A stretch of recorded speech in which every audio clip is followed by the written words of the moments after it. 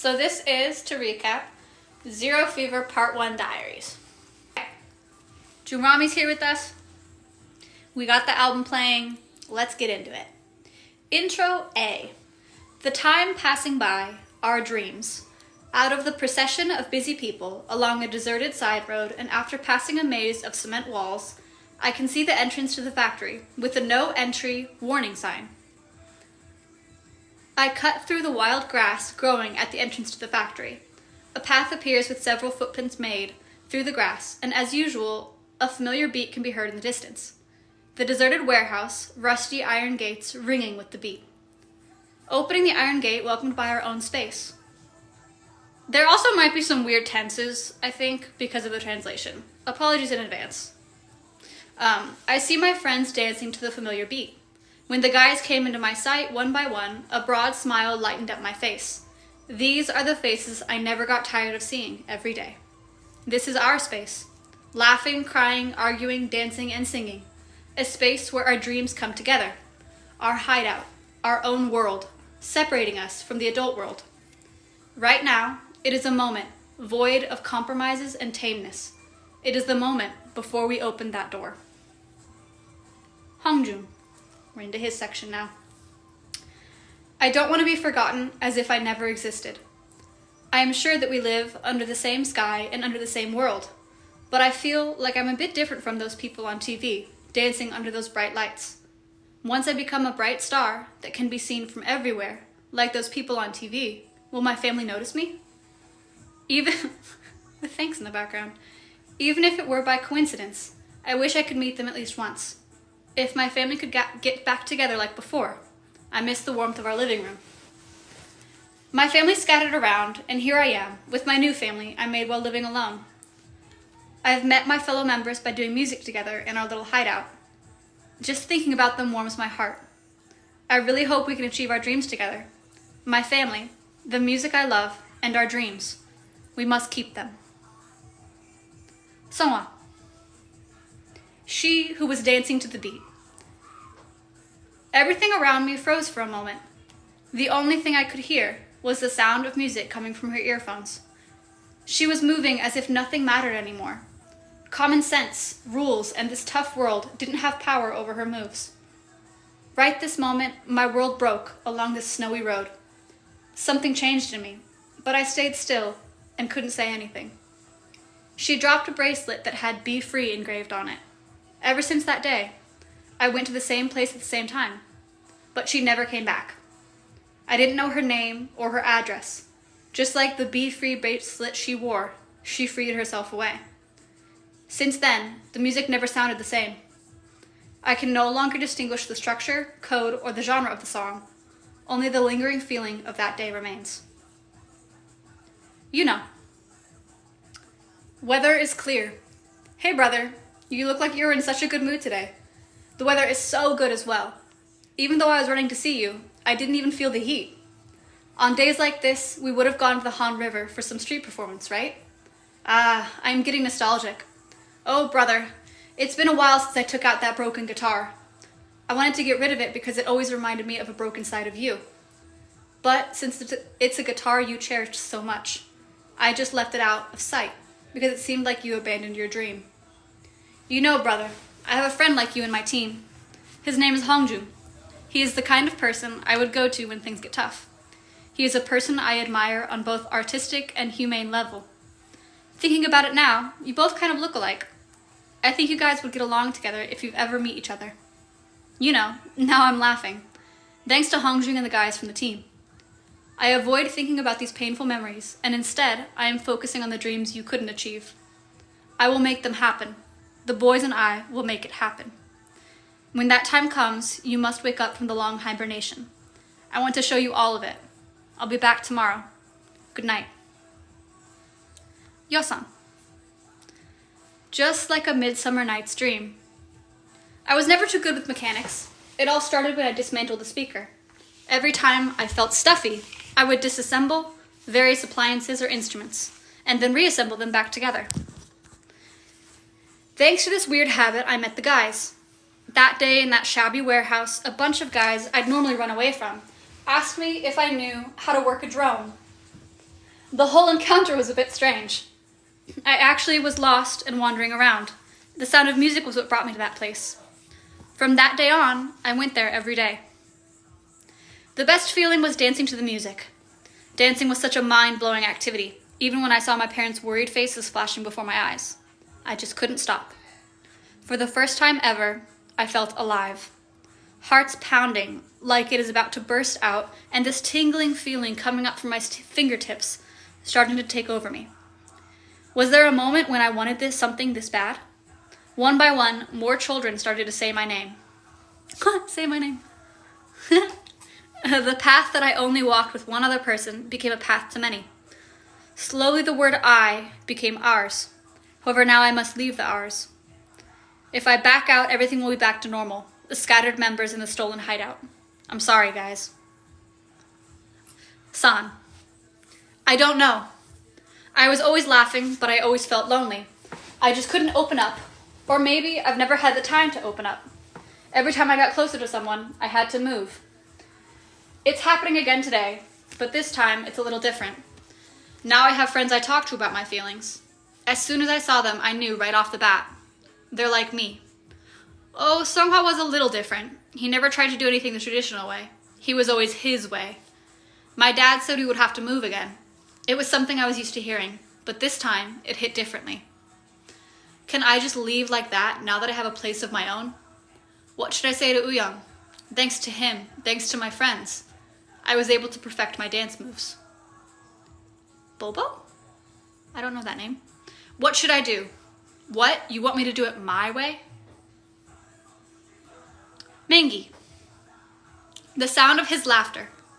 Music was my haven, my escape, my one and only relief. When I felt like dying, I would listen to music. I wasn't afraid of death. People around me looked at me as if I were an alien from another planet, laughing at an immature high school student wanting to die. I guess it is uncommon for someone my age to feel that way. Only a few friends' names you remember throughout middle, elementary, and high school. Most of them were in elementary school. No one talked to me, but that is mainly because I didn't remember it even when they tried talking to me. But Uyang was different. Not that I remember, he was with me all throughout elementary, middle, and high school. Uyang would always come next to me during every break. Whether I answer or not, he would go on with his stories about our classmates, his favorite songs, some respected American dancers, and that music team he works with outside of school. He always tops it with that signature laugh of his, which naturally made me laugh. Out of shyness, I started calling him that unique laugh of his. He was the first friend I've ever opened up to. At some point, I started eating and spending most of my time with Uyang. It was around that time too, when I followed him to the hideout for the first time, the place where I could dream. They were friends who took me as I am. We cried, laughed, and made music together. They accepted me as who I am, regardless of where I live, of who my parents are. I felt exuberant for the first time in my life. But now, I'm getting scared. Could I really have a dream? Will it not be taken away from me? Uyang. It's different this time.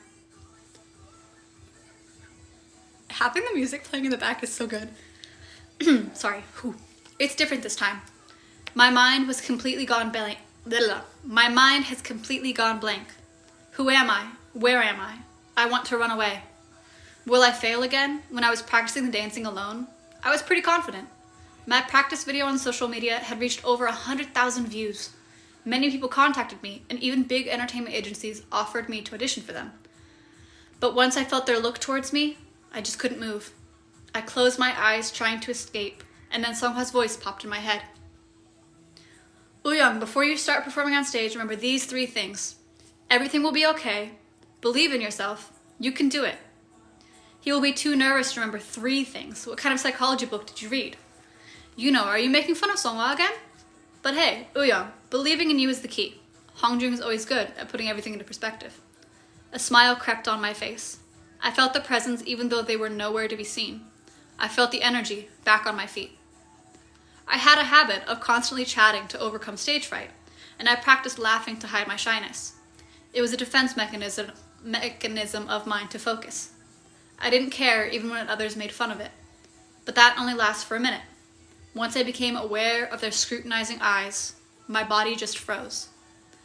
For the first time, I met Hongjung, Songhwa, and Yuno were at the street performance. I could see that they had something I didn't have. Hi, Hornet. Expressiveness beyond dance technique, and showmanship that captivated the audience. When I danced with them, I wasn't self-conscious and was able to deliver my best performances. My legs are tense.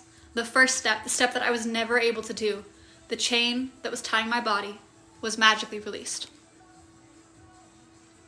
Literate queen, thanks. Jongho. I had it all planned.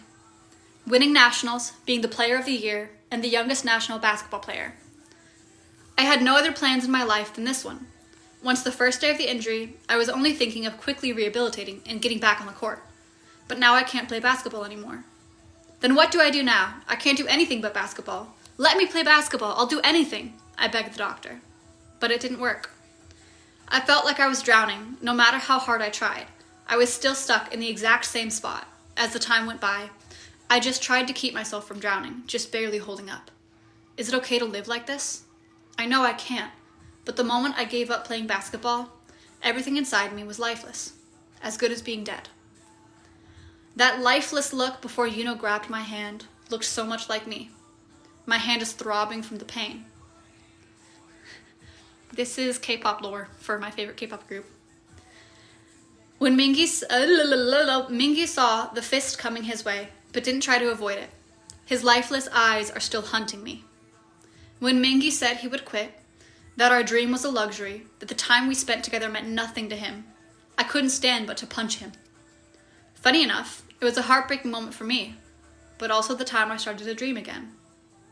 At that time, I didn't know how to reach out to a lost Mingi. Where are we now? Where should we go? Where do I go? Okay, outro. Into the new world. Even though I lost my dream and family again, there was nothing I could do. Everyone left, and here I am, alone again. On a summer day, when the hot, humid weather continued without a single drop of rain, we decided to go our separate ways. All that because our dreams of being together have become like shackles that hold us down. The scorching sun melted away even our dream of youth and made it disappear at the end of our feet. Problems were piling up like laundry that had been put off, even if, not often, the promises we made were pushed back day by day and we forgot about each other. It was around that time that I began seeing him in my dreams. The man in the black fedora, whose eyes could only see through his mask, somehow familiar, but tired eyes. You lost your dream not because of the tough reality, but because you guys decided to. Get rid of the idea that the world you see is everything. There are many dimensions and many realities in this world. The world I am in now, the world you are in, are all real. I want to tell you everything, but I don't have much time now. What is this? The chromer, the key to connecting the world. He had a shining hourglass in his hand. This little hourglass was the key to connecting the world. I carefully picked up the chromer. At that moment, the man went back a few steps and spat out his last words. Follow your heart, the map is there. When I looked back up from the chromer, the man was already gone. I then opened my eyes. It was all a dream. I fell asleep alone in the hideout where no one was looking for me. While I tried to hide my lonely heart and turn around, I saw something shiny on the desk, right in front of the couch where I was laying. It's the chromer I saw in my dream. Wasn't it a dream? While looking at the chromer, I inadvertently turned it around. The sand in the hourglass began to flow back from the bottom to the top. The iron door then opened. I could hear the footsteps coming closer one by one. The guys then gathered around me with the same puzzled face. And that's the first entry! What are your thoughts? What do you think? Jongho punched Mingi. Wild. So they all met up and did their little dancey dance thing. They were all together, and then they weren't together. And then Hongju had his little dream. And then suddenly, black man in fedora. Nope, wrong sentence. Man in black fedora. The man in the black fedora was like, hey yo, I got this chromer, there's multiple dimensions. And then Hongjun was like, the fuck? And then he's like, I'm gonna wake up from my dream now. You just gotta follow your heart. And then he woke up and the chroma was there. He flipped it and then it went backwards and then suddenly all the guys were there. That's where we, boom. And one word synopsis, Hongjun wants family. Songha saw this girl dancing with the word be free on a bracelet. Fuck off. I hate it when somebody tries to invite me to be a co-host. I'm busy. Then Yuno misses his brother. And Hongjun reminds him of his brother. Yosang had a very interesting life. Very academic, very mechanic dude. Be free. So basically we start in Zero Fever 1. Yes. Based off of this website, which is ateezstoryline.com, the first entry was Zero Fever Part 1. And yeah, Yosang, very smart. Hi, Ali! San was lonely. He moved a lot, so he had a hard time keeping friends. And then he made these friends, and he stuck with them, but then he had to move again, and he was sad. Hi, Baba. Mingi was a sad boy who used music as his escape.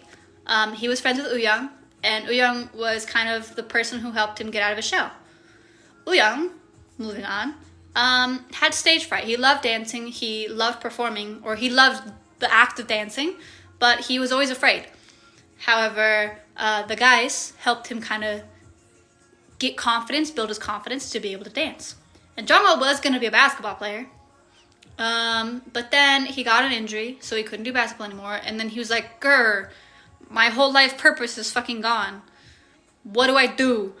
Then he got together with the boys, and they were kind of all friends, but then Mingi was like, fuck this shit, I'm out. And then Jongho was like, what the fuck do you mean? And then they all separated. Please do, Ali. We're in the lore mindset now. And then we had the dream, Hongjun having the dream, flipped the chroma, suddenly boom. Are we good to move on, y'all? Alright. A. Intro. The chroma in my hand flashed, but I was still in the hide. We're gonna restart that. Sometimes you just gotta spit the words out and get them back in there. Okay. The chroma in my hand flashed, but I was still in the hideout. Members who are looking at me were the same too. It was like an unbelievable dream to hear about the various dimensions from the man wearing a black fedora and to see the chroma in my hand. Right then, an unknown voice came from outside. As the sound neared, giants dressed in white suddenly appeared, breaking the hideout door. They were wearing masks that covered their entire face and did not feel like people. They were looking at the chroma. Hongjun. The pillow I got from a shop that doesn't exist anymore. I'm sorry. They sent me shit and they closed down. I don't know why. Hongjun. It did not matter where this place was, or whether this place was really located in a different dimension. What matters now is that those dangerous white-clad giants are out for the chroma in our hands, and that we cannot go back home if we lose the chroma. I had to protect the chroma, and the members at the same time, but that was more like a gamble. Right at that moment, a broken piece of glass under my foot caught my eye. I received the chroma from Yuno and started to provoke the giants.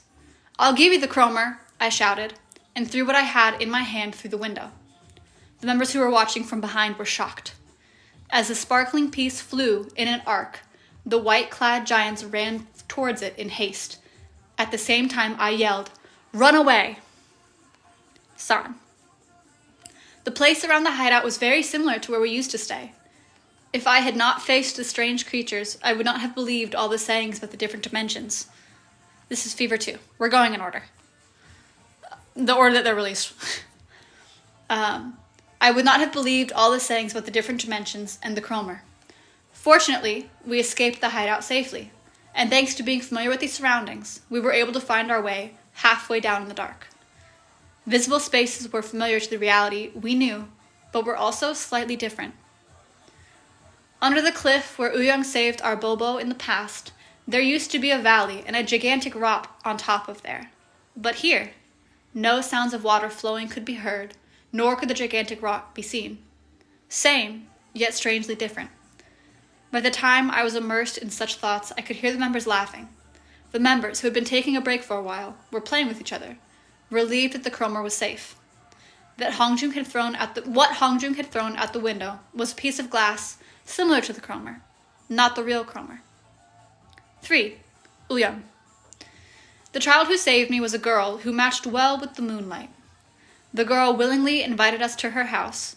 Tired of being chased and running away, we fell asleep immediately, and in the meantime, the girl healed my injured ankle. The white-clad giants, who had been fooled by the glass fragments, attacked us again while we were resting in the middle of the forest. As the giants dragged me away by my ankle, all the members rushed to save me, and so we ended up losing the chromer. After they took the chromer away and turned their eyes away, stones rolled over from the cave in the forest. When we ran towards it, a girl in the cave gestured between the rocks. The girl had a brother. The boy said she could not speak because the white-clad giants took away the girl's voice. They introduced themselves as the Grimes siblings. 4. Songhua. One day they suddenly disappeared. The Grimes siblings looked at us with sad eyes. According to the Grimes siblings, the central government here established a stable future policy for the entire human race by running AI stimulations. Not stimulations, simulations. They put the blame on human emotions for causing crimes and terrorism that threatened humanity, and so the key to their policy was to control the variables called human emotions. A bill to lower human emotions below the thresholds by using advanced technology, and a bill to ban the arts, which greatly affects human emotions, had been passed. Consequently, the central government had achieved high growth under a strong control policy, and people enjoyed material affluence. However, laughter disappeared from their faces, and only efficiency and logic became their priority in this society. As those days continued, men wearing black fedora began to appear one day. They sung and performed here and there, and that was said to have the power to attract people. Being stimulated by these men, people who escaped the control began to appear.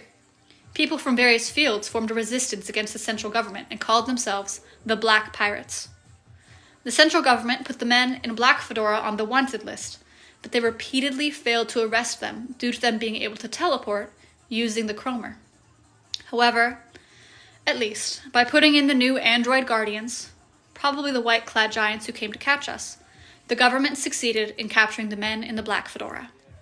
The black pirates and the resistance, all that does not matter. What is important is that we need the chromer to return home, and that we lost our chromer to the android guardians. 5. Yosang. To my beloved father. Father, I am walking towards the Strickland, where I may not be able to come back. Now that I am walking on a bumpy road after always having walked on a beautiful and straight road, my feet keep on throbbing. My feet are sore, but I still feel good. That is because I'm with my friends, and I'm walking towards a place that I've decided on my own. Everyone says this is a new world, but somehow I'm familiar with the scenery here. The city I faced after coming down from the woods, I could only see people who were running without taking a single look at the sky, as if they were being chased. People who took the escalators like products being placed on machines, people who removed unnecessary smiles and only talked about their needs, and people who only are looking at small machines, having forgotten how to see each other face to face. It is Ateez, good eye. The black fedora, black pirates, Ateez. I thought that maybe this place is not a new world, but that I'm just taking a microscopic look at the world I was living in. Father, I know you were shocked to see me singing and dancing with these friends, but I really wanted to escape the world I've lived in, the world I've been trapped in. I love my parents so much, but I've never been happy in your world. When we were kicked out of the garage that we have been using as our hideout and had to be separated, what was more painful to me was that my father was the one who drove us out. I became the person who took happiness away from the friends who have willingly invited me to their world. I regretted that if they hadn't met me from the beginning, this situation wouldn't have happened. I resented you, Father. Father, thus I will not return to the world you have created. It's not that I don't love you, but that I don't want to blame you anymore. Your son, Yosung. 6. Mingi. To find the chromer, we must go to the android guardian's bunker, but the only person who knows the bunker is Left Eye, the manager of the Strickland dump. So we had no choice but to come to this place. As if they were continuously burning trash, the yellow smoke, which is said to cause hallucinations, was constantly soaring. Perhaps because of that, the man named Left Eye was mumbling to himself in the air. Woo! How do we locate the android bunker from that person? Thanks to Nosy Ouyang, we decided to find out the location of the android bunker, as well as regain the voice of the Grimes girl. That dude is always so unnecessary nosy like that. By what we have heard from Hongjung and the Grimes siblings, that Left Eye Man seems to have his own story too. Whatever, there's no one without a story. Anyway, we split into teams. Members who will go into a pile of trash that looks like a cave to find the voice, and the members who will convince Left Eye to find out the location of the android bunker. I was in the latter. Jongo. Boing, boing. I heard a basketball bounce. I thought I misheard. To find the girl's abandoned voice, I slowly entered the cave with a thin string tied around my body and a gas mask on my face. I don't even know how someone can abandon a voice and find it back, but they say it's possible because of the new energy extraction thing. I've never seen the shape of a voice before. When I asked the Grimes boy if it was a shape or color, he said that it looks like a bead and a blue condensed energy inside. The bead the boy had told us was shining deep inside the yellow smoke. Then I heard the basketball bounce again. When I stopped walking, a basketball rolled in front of my feet. Victory is mine, JH. It was my ball. When I looked up, I was standing in a stadium. What are you doing? Pass it! My teammate shouted at me. Is it déjà vu? I blanked out. The whistle rang in the stadium. I think I had a strange dream for a bit. I was looking for something, but I couldn't remember what it was. The game started again. I ran into the court. You know, Left Eye, who ran a small but unique brand shop after studying fashion design, was often disqualified from interviews at the fashion house due to his unfriendly appearance. However, he had great skills and was a warm person with passion, until he lost his daughter. His daughter was hit by a speeding car while she was reaching out her hand to save a flower that had bloomed on the road. People thought moving forward quickly was more important than looking around. Even after seeing the child on the street, after getting hit by the car, people were passing by, pretending not to have seen anything. Oh, fuck. During that time, the child died slowly. Left Eye is said to have become furious and fallen into despair when he had belatedly learned of this truth, and has become a completely different person ever since. After losing his daughter, he met the illusion of his daughter while being intoxicated by the smoke that creates delusions at Strickland's dump. And while he was wandering around in the dump, he was selected by the android guardians to become the manager of the dump. It reminded me of my brother the whole time I heard his story. I empathized with Left Eye's feelings a little bit. Left Eye reminded me of me when I lost my brother. Despite my original intentions to find out about the android bunker, I personally wanted to help him as well. To do so, we had to lure him to a place where the smoke was not severe. We had to make him realize that the daughter he was looking at was not real, but an illusion. Whew! Shit. Outro. The safety strap tied to Hongjun... Nope. Rewind. Wrong name. The safety strap tied to Jongho's body stopped and no longer moved. Worried, Yosung went into the trash cave wearing the last remaining gas mask to find out the situation. The game that caused Jongho's ankle injury was going on in front of his eyes. Jongho dismissed all the things that was happening as mere illusion and déjà vu, and ran more fiercely to erase the disgrace of that past. Left Eye started to attack the members. Running away from Left Eye, who was chasing them, they secretly lured him into a smoke-free space. When his daughter's illusion disappeared, he became even more furious. Everyone was unsure what to do, but then Yuno shouted amid the silence, "Your daughter is dead." Everyone looked at Yuno in surprise. "You're denying it because you don't want to believe it, but aren't you already aware of the truth?" Yuno accused him once again. "I'll kill you." Left Eye let out a shriek and swung a big bat at Yuno. Jongho, when Yosung had arrived, Jongo was intoxicated with illusion and was running furiously towards the cliff.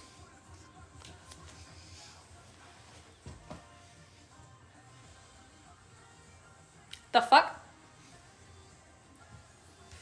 So, to recap, that is the end of the diaries for Zero Fever Part 2. Let's look back. So they're in World Z. We had started to learn a little bit more about what World Z was through this one. The big giants dressed in white were the android guardians. We know that the society that they're in now in World Z is Strickland, where human emotion has been banned. They basically use AI bougie fancy stuff, but they established a stable future policy for the entire human race by running AI simulations. So that's where they are. They met the Grimes siblings. The Grimes sister lost her voice. The brother did not. They helped heal Uyong's little ankle.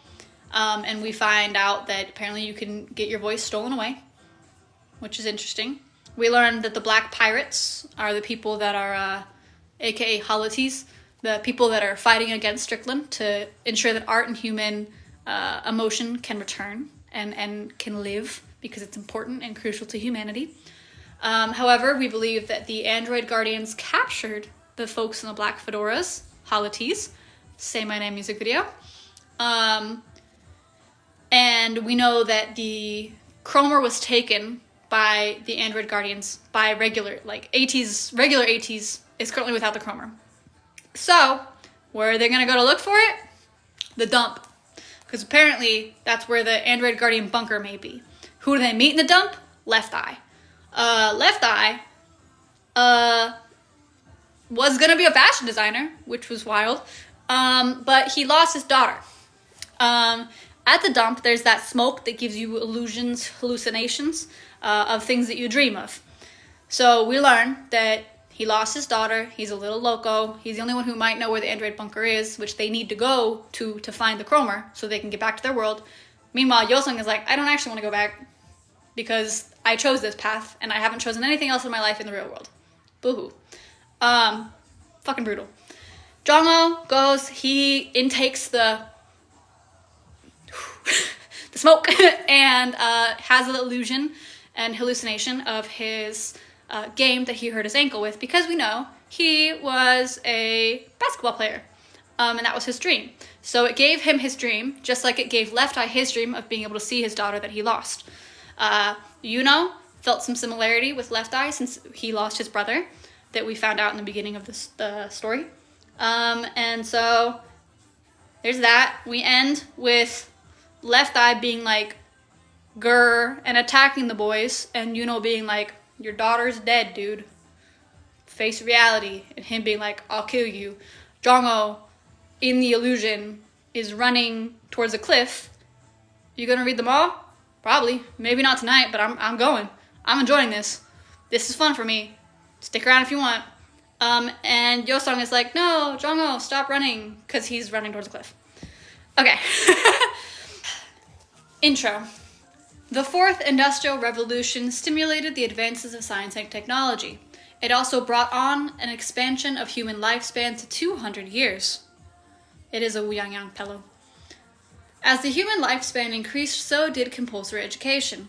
40 years of education was required to learn basic knowledge and the simple principles for living in this world. The central government desired to construct their own utopian society by using an AI system, thereby making it possible to remove and take control of every unpredictable variable. It succeeded in predicting all the possible outcomes, allowing the government to completely take over. But of course, there was one problem they could not solve: human emotions. By applying deep learning technology, the AI that identified the new variable as a bug cultivated a new market platform for estimating individual energy, which was known as something unpredictable, and trading it. As the government prohibited all kinds of art and exercised control over the new energy trading platform, sensitivity, emotion, and free will gradually faded away, and humanity fell to components for maintaining the world. There were a lot of really big words in that. Proud of me for reading that. Jongo. 1. Jongo. A referee announced the restart of the game. My teammate intercepted the ball and passed it to me. With my great dribbling skill, I went across the court. I attempted a layup from my rival's blocking. The ball hung on the rim and then fell in. Yes! I've turned the game around. Hold on, I have to verify that I'm still a person. Okay. With excitement, I landed on my feet with my successful shot when all of a sudden, the floor lay in front of my eyes. Have I sprained my ankle? My head dimmed out. Just before I crashed to the floor, someone grabbed my arm. Jong-oh, a familiar voice. One I have definitely heard before. Who could it be? As my eyes started to regain focus, the figure of the person holding my arm started to form. A doctor. The doctor seemed to think deeply before telling me about my ankle. It was somewhere along the lines that I had no problem living a normal life, but basketball would not be an option anymore. What all my colleagues could do was leaving me with pitiful eyes. I freed myself from the doctor's strong hold of my arm and yelled at my colleagues as they were distancing. Please take me with you. Please don't leave me here. I screamed at the top of my lungs, desperately. Then again, I hear it. Jong-oh! Che Jong-oh! I could see, faintly, Yosung's face behind the doctor's shoulders. He reached out his arm to hold me, which stopped me frantically moving. He raised my body up and put the gas mask from his face to mine. After inhaling in and out a few times, I began to see my surroundings more clearly. We were sitting at the end of a cliff. Speechless, I looked up at Yosung with complete confusion. He held my hand and told me the Grimes girl found her voice back. Then with a warm smile, let's get out of here. 2. The bat that Left Eye hit dodged me by an inch and smashed into an abandoned window. The broken pieces scattered into the air. I looked at him, without a blink. He would only swing the bat even more recklessly. Everything that hit the bat shattered to nothing. I slowly walked towards him. I hear the members' voices trying to stop me. But a strange form of pity inside of me, an unexplainable emotion on top of that, led me fearlessly to stand in front of him. Left Eye was still holding tight to his bat, but his pupils were shaking. That's what happens when I try and look away. But his pupils were shaking. It looked as if the hallucination was fading. It's not your fault. With the drop of his bat, Left Eye fell to the floor, like a lifeless toy. You had no thoughts of harming anyone in the first place.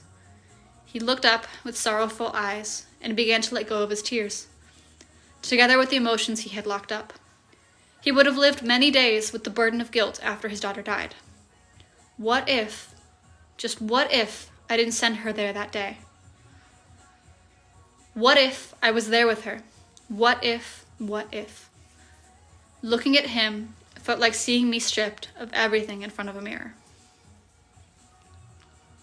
3. Mingi. Those boys will be able to save the Black Pirates. Sailing towards the Android Guardian's bunker, I came out to the deck as the members fell asleep. I hear Grimes' boy's voice full of conviction from a distance. Not wanting to join in their conversation, I quietly hid. They were watching a video of Left Eye's daughter dancing, and were missing the times when they could sing and dance as much as they wanted. They comforted themselves by saying they would soon save the Black Pirates, and all will return to normal. Look at the sea, shouted Grimes' girl with her return voice. The sea, absorbing a bright orange color from the sunset, swayed beneath. It was beautiful. I was missing this in my life, said Left Eye, adding that he was blind by the past wandering relentlessly.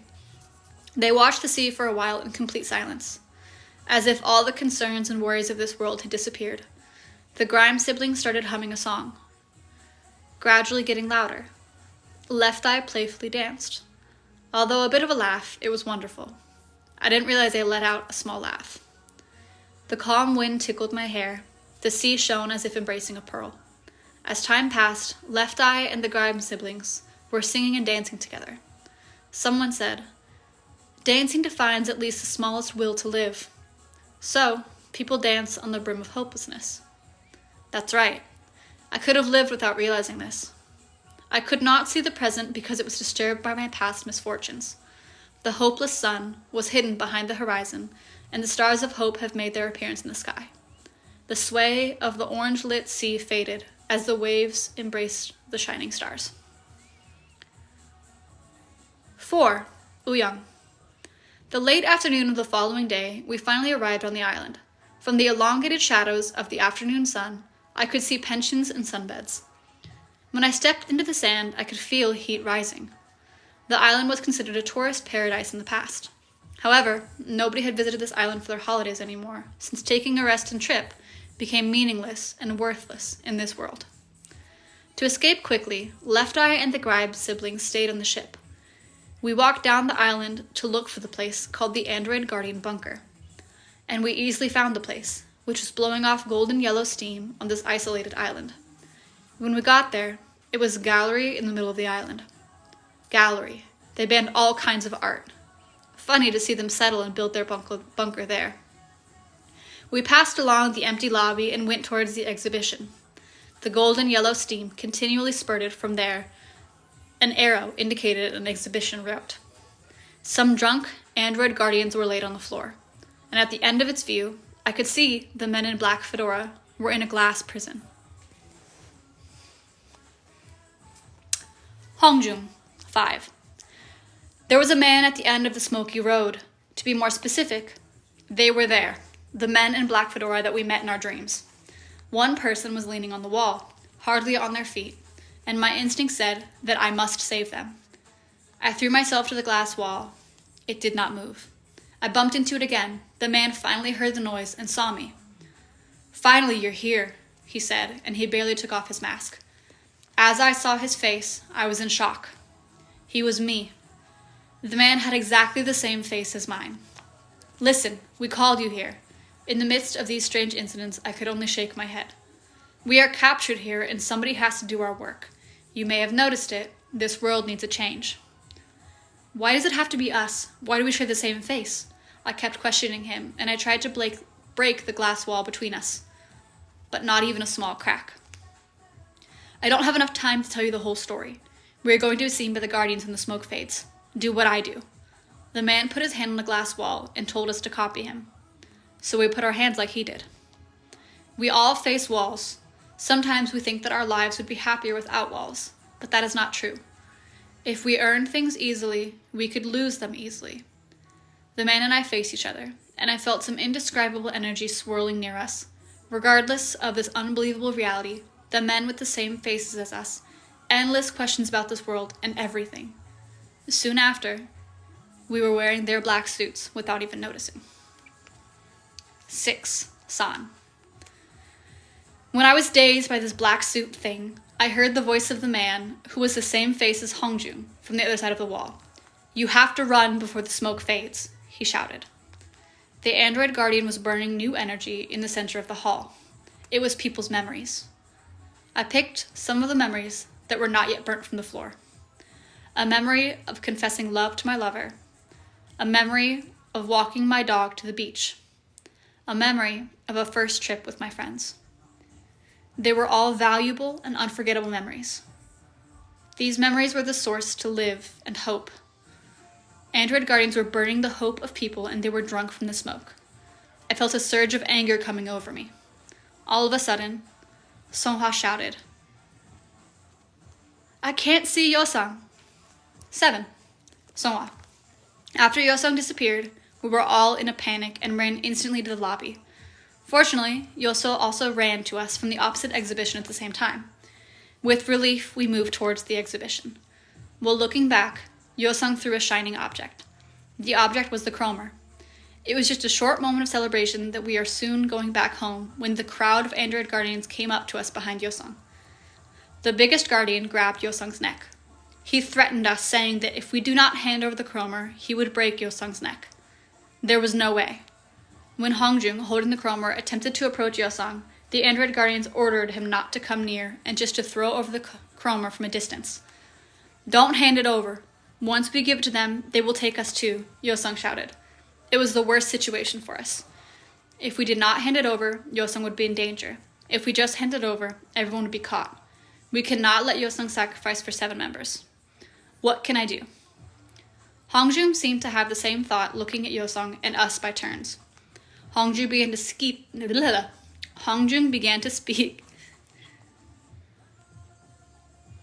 about his decision. He said that he would throw the chromer over to them if they would let Yosung between us and them. 8. Yosung. This android guardian could not get us whenever he wanted us in his gallery. I don't doubt that. Is there any way to save myself and get the chromer? No. These guys are everywhere. It was my fault. I should have been more careful. My friends would not have been all scattered if I had not met them at first. Then we would not have been left in this weird and dangerous place. While regretting my careless behavior, I arrived in the middle of the Guardians and my members. The android Guardians shouted to Hongjung to pass the chromer. I saw the chromer in the hands of Hongjung. What do we know about that sand glass? I asked myself, and an answer popped in my head. It may be a gamble, but there was no other way. Hongjung threw the chromer to the Guardian. The chromer darted through the air, and I quickly snatched and turned it. The android Guardians seemed confused, and they immediately started to chase after me. So I smashed the chromer. The glass broke down and the sand splashed everywhere. I was being dragged away, and Hongjung tried to grab my hand. The light flashed. Outro. 1, 2, 3, 4, 5, 6, 7. San's quivering voice echoed in the heavy air of dawn. When we woke up, we were in the warehouse where our journey began, and everything was remaining the same. San could not believe that there were only 7 of them. He wiped his tears and tried to get himself together. Everyone was silent, and they were only staring into each other's eyes. Jongho, Wooyoung, Mingi, Songhwa, Hongjung, and I. San repeatedly shook his head. He mumbled to count again and again with a crying voice, then he moaned. A shadow of despair fell on their faces. What would happen to Yosung? Like the black pirate, what if he's been... Wooyoung couldn't finish his sentence. A heavy silence filled the space, and no one would answer the question. Hongjung stood up from the couch. He opened and showed his hands full of blood and fragments of glass and dirty sand to the members. He dusted his hands off. Broken pieces fell down and down. We shouldn't have been there, then nothing would have happened. Knock, knock. There was a knocking sound from an old door. Hard-faced, Hongjung opened the door. Nobody was there. Something bumped into the door and fell onto the floor. This is Yosung's drone. Who drove this here? Hongjung swept dirt from the drone and placed it on top of a drawer. He stared at the lights coming from the slightly open door. We all surely felt it. Yosung is alive. Woo! Okay. All right, let's recap. So, beginning, we find out people live for 200 fucking years. Which is crazy. 40 years of education to make sure that there's no emotion and efficient society and all that bullshit. Jongho was saved. He, in his dream, kind of relived his whole injury again, and Yosung was like, my bro, I got you. And he pulled him out, gave him the mask. He was fine. Then, also dodged and weaved the bat that Left Eye was attacking him with, and had a breakthrough moment with Left Eye and basically told him, it's not your fault. Let go of the grief. And in comforting Left Eye over the loss of his daughter, he also kind of had that realization moment about his own brother, and his own grief, feeling like he was looking into a mirror. Mingi had a happy time. Mingi got to kind of see the Grimes siblings, the sister who got her voice back, and Left Eye being happy, existing happily, listening to music as they're riding the ship over all the waves to the bunker. Wooyoung is the one, in his perspective, we see the entry to the bunker, which is at an old art gallery, and they find, as they're walking through, there's like smoke being burnt, which we later find out in San's chapter, is due to the burning of people's emotions, and the android guardians are high off of people's emotions. And then we see the black pirates, the folks in the black fedora, and they're trapped in glass boxes. And we're like, hey, yo, the fuck? Get out of here. They can't break the glass. They have a moment. Basically, it looks as though they like... hold on. Let me verify. Oh, dramatic moment. We all face walls. Sometimes we think our lives would be happier without walls, but that is not true. If we learn things easily, we could lose them easily. Dramatic moment. They basically like switch And they escape, and they're running, and they're like, oh my god, where's Yosung? Yosung's like, hey, I got the chromer. And then right behind Yosung, the android guardians are like, ha, no. But then Yosung had thrown it, or something, I think. And Hongjung had the chromer. But then the android guardians had Yosung. And they're like, the android guardians are like, hey, yo, give us the chromer. Hand it to us. And then Hongjung's like, nah, bro, if we do that, you're gonna take all of us. Yosung's also like, yeah, bro, don't do that, because if you do that, they're gonna take all of you guys. And they're like, okay, let's meet in the middle. Here, bonk. Like, put Yosung in the middle, and then we'll hand it over so you don't steal us and capture us. And as that whole thing's happening, and as they're fighting and everything, Yosung is like, bro, I got an idea. The chromer works by flipping it upside down. What if I flip it upside down when they throw it? So then Hongjung throws it. Yosung's like, yoink, I got it, bonk, and flips it over. And the android guards are like, the fuck is he doing? Everybody else is like, yo, what's going on? But it doesn't work, and he breaks it. You throw the chromer over them, the chromer darted through the air, and I quickly snatched it and turned it. They seemed confused. They immediately started to chase after him. So then he crushed it. Because he crushed it after it flipped, then everybody else gets to go back. However, Yosung captured. We end with the boys, Sans, Yosung, back in World A. Back in the normal world. No longer with the Black Pirates. But there's only 7 of them. They do not have Yosung with them. But it ends with them realizing that Yosung is in fact alive because his drone flies and bonks into the door. Whew! Alright. Intro. Saving humanity from the doom that's about to strike. A trio caught stealing a Mayan relic was revealed as Science Salver, a new religious organization. The security arrested the trio red-handed. The trio were attempting to steal a Mayan relic from the Mayan civilization exhibit. Wow! That was hard to read. From the Mayan civilization exhibition at the National Museum of Korea. So Yongseong Police Station is investigating suspects A, 31, B, 28, and C, 21 for the crime attempt at the special larceny. The trio are suspected of stealing the exhibited relic from The Time, Destiny, and the Prophecy of the Mayan Civilization at 10:05 a.m. on the 10th. The reporter behind the case interviewed Suspect A's crime motive. Suspect A stated that, I had to steal the relic to save the humanity before they face the world's end.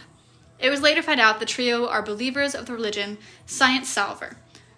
It is suspected that the trio committed the crime under the influence of Henry Zhou, the religious leader. Science Salver is a new religion and was established in 1999 by a scientist named Henry Zhou. This religion believes that humans are the collection of energy and human concerns from an uncertain future can be resolved by science. Henry Zhou frequently mentioned the Mayan relic, shaped in an hourglass, in official statements. Henry Zhou also mentioned that the energy condensed inside of it will be the key to saving humanity. The Mayan relic Henry Zhou mentioned is an hourglass artifact that imitates the moon's movement. There are many speculations for the exact purpose of the artifact among experts.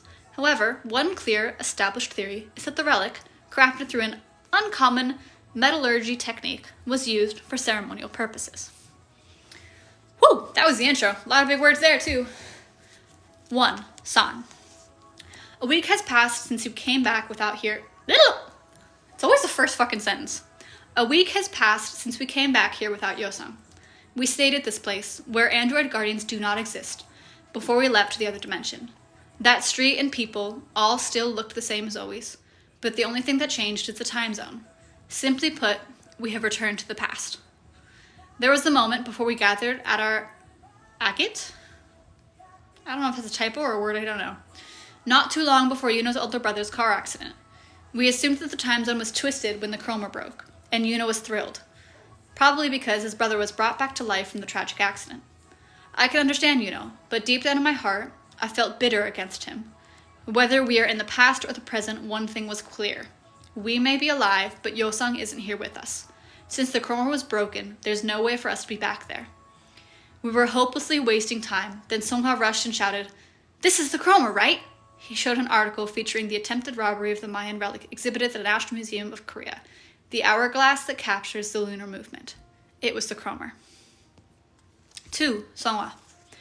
If we think back, the broken chromer I got in my dream was from the man with the black fedora.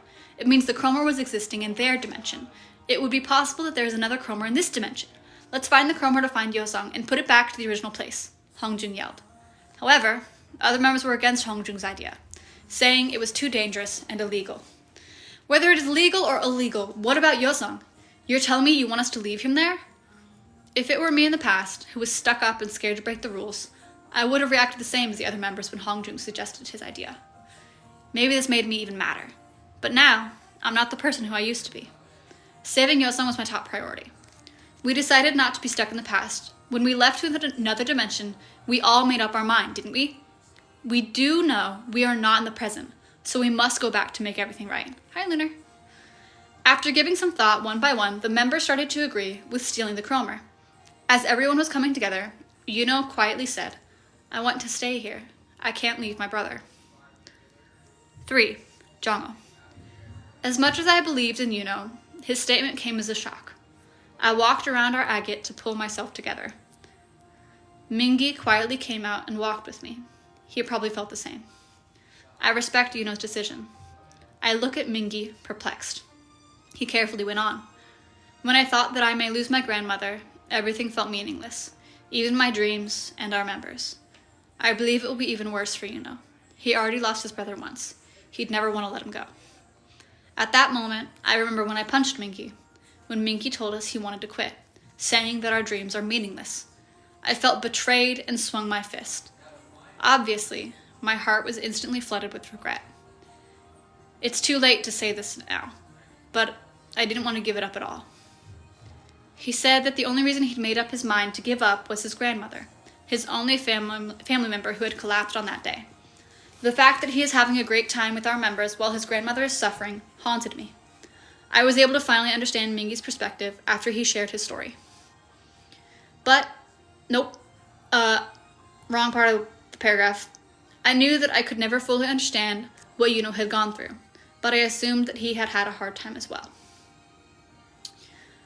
He should be conflicted between finding his brother and saving Yosung. I am sure he is suffering from it. After having a long discussion, we chose to respect Yuno's decision. No one can be forced to decide.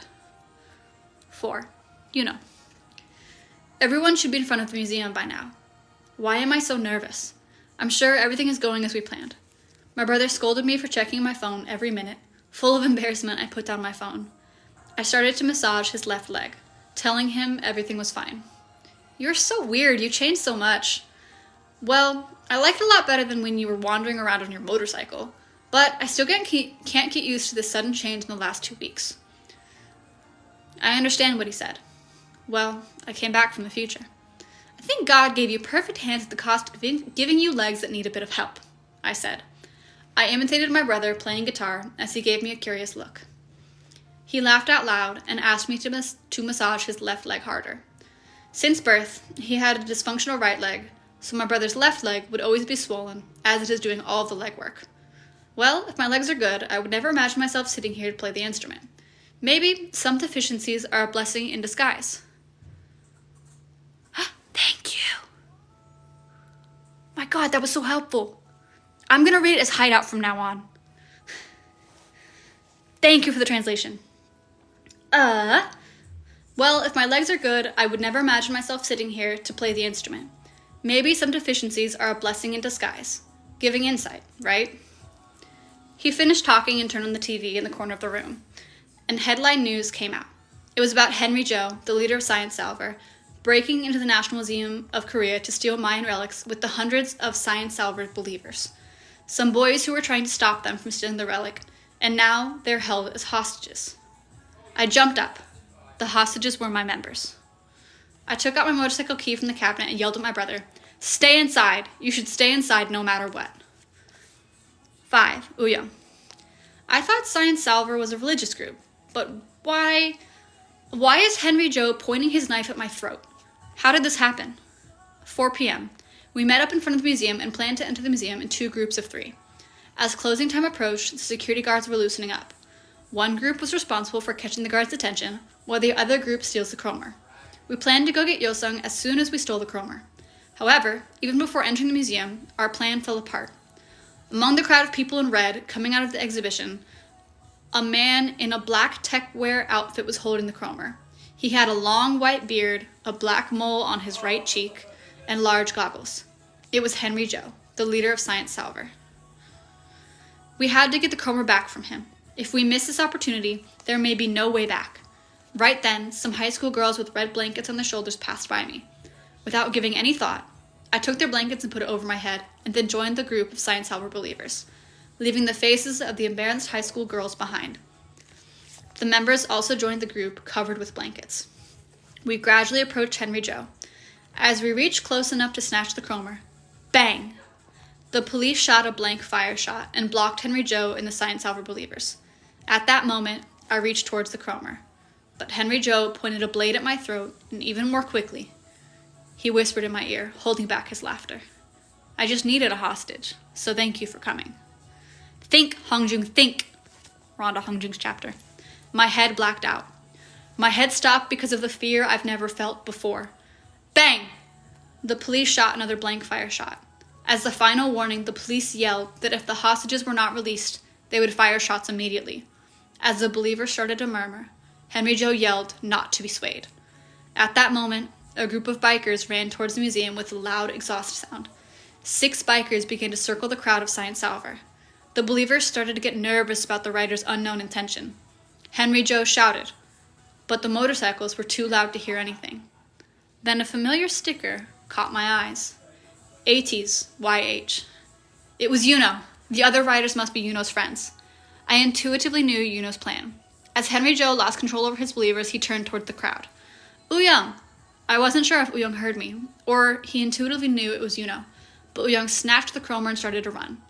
As soon as we ran out of the group of believers, Yuno and the writers seated us on their motorcycles and ramped up. We could see Henry Joe running away along while the police were trying to control the believers. 7. Mingi. I knew you'd come back, I shouted with excitement behind Yuno. As I was shouting with joy, I heard Hongjung saying, There's a car behind you! The 6 motorcycles suddenly turned their directions, and everyone fell to the ground. The car, coming to crush us, was overpowered by its own momentum and flipped to the pedestrian sidewalk, hitting the pedestrians. Yuno's eyes trembled as he saw the pedestrians lying on the ground. Oh, fuck! No! Ah! Brother! Yuno screamed as he ran to the pedestrian. It was Yuno's brother on the ground. He seemed like he was heading towards the museum after seeing Yuno's motorcycle on the news. Yuno's brother slowly opened his eyes and asked, Is it 5:07 right now? I checked my phone. It was 5:07.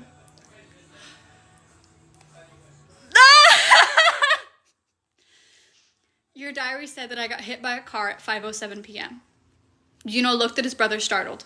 His brother went on saying, Sorry, I read your journal on the desk.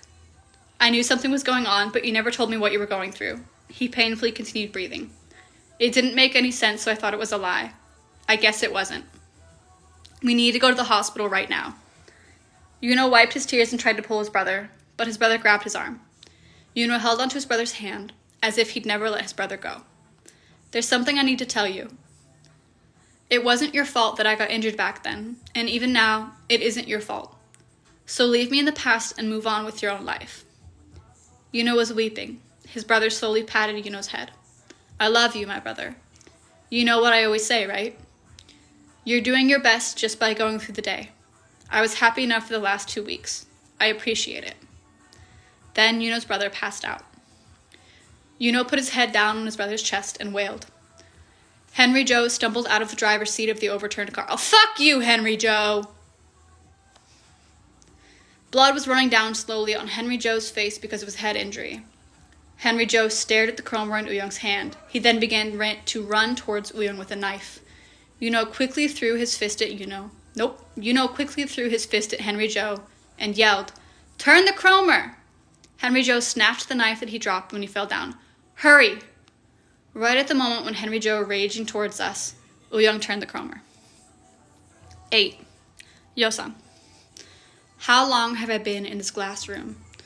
It felt like an eternity being in this tube without any light.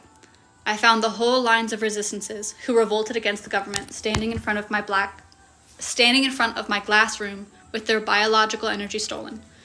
Android guardians covered them with black fabric. Maybe they did not want to see the undead resistances. The worst part was the Grimes siblings were among the covered resistances. The Grimes siblings and Left Eye ran to the art museum after seeing the light that the chromer emitted when it shattered. Left Eye was able to escape the bunker, but he lost his right arm. The Grimes siblings got caught and lost their biological energy. I don't know how much time has passed. The pain was so great that I desired to lose my emotions instead. I wished that guardians would kill me. When my train of thoughts went that far, I heard a trumpet sound somewhere. The guardians, surveying me, busted out. I heard beating and moaning outside. I started beating at the glass tube without even knowing. Somebody, please get me out of here. Please. The light that I hadn't seen for ages slid in when the door opened. Men in black fedoras were fighting the android guardians behind the open door. Hey, Yosan, I heard a warm voice calling my name. A guy came near my glass room and pulled down his black mask. Tears of relief burst out of my eyes. It was Songhwa. Outro. The underground hideout of the resistance organization, Black Pirate. A signal game from an old small machine. A one-armed man rushed in and sat down in front of the old machine. The one-armed man held up a pen to write down the codes. It was Left Eye. After suffering from another loss, he looked rather fragile. There's Morse code written here. I don't know how to read Morse code, but I think it translates it at the bottom. Left Eye interpreted the Morse code he wrote down. The light of hope spread on his face, gradually. Left Eye turned to the people and shouted, "They're back! They came back!" The cheers of Black Pirate echoed on the underground hideout. The messy handwriting of Left Eye on the paper reads, "Say my name, Ateez." Whew, okay. All right, recap.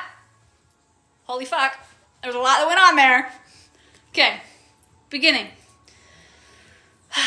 Basically, religious leader Henry Joe convinces these people to be like, hey, yo, the future is fucked. We need to use science to combat the future.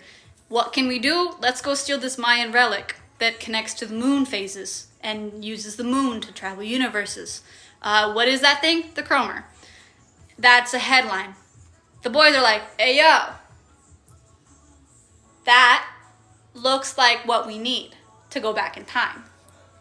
But, when they returned to World A, they were 2 weeks in the past. They were in the past, so far in the past that it was before Yuno's brother died. So everybody else is like, let's go rob this place. Come on. We gotta go get the chromer and rob a museum. And the members are like, that's fucking insane. Why would we do that? And someone was like, actually, I think that's the only way we can get Yosung back. Let's go. All the members are like, all right, I guess. Yuno was like, I'd rather not. I want to spend the time that I have with my brother since I haven't had him in a long time. I finally have him back. I don't want to lose him. Members are like, what the fuck? What do you mean? Mingi, Jongho goes and has like emotions. Mingi also has the emotions. We find out that way back when, first diary, when Mingi was like, I'm done, guys. I'm leaving y'all. We can't do this anymore. The reason we found out that he was like that is because his grandmother, his only living relative, collapsed that day, and he felt guilt over playing and having fun with his friends while his grandmother was suffering. So he was going through all those emotions. And then Jongho consulted him, and then they're like, okay, fine, we understand Yuno's point of view. So then, the members go, Yuno stays. Yosung, still in World Z, trapped. Yuno, with his brother, is like, oh, emotional moment. Love you, mwah, mwah. Then they're watching TV. On the news, holy shit, Henry Joe, with all his religious nuts, are storming out with the chromer. And the boys were like, oh shit, what are we gonna do? Let's go steal it. Then Henry Joe is just the good old classic villain, has a knife to Uyung's throat, and it's like, perfect, I needed a hostage. The police are like, bang, bang, drop the hostages. The members are like, shit, we're hostages. Yuno had seen that on the news and told his brother, stay the fuck here. And then they went, yoink. And Yuno grabbed his biker buddies and they stormed that and like distracted everybody. So all that distraction was happening. Ouyang was able to grab the chromer and run away from the knife guy, Henry Joe, with the knife to his neck. And they get on the backs of all of the guys on the motorcycle. And they're like, yippee, we did it, let's go. We have the chromer. Not yet. As they're biking away, there's a car coming. And they're like, oh shit, there's a car. So then they all brake. They fall off the bikes. The bikes are there. The car that was driving, that made them fall, fell over onto the pedestrian sidewalk and hit some pedestrian. The pedestrian was Yuno's brother. Yuno was like, shit, that's my brother. Then he ran over. They had a dramatic, wonderful moment. Apparently, Yuno had written down in his diary the exact time that his brother died, which was 5:07 p.m. He read that. His brother read that and was like, that's a lie.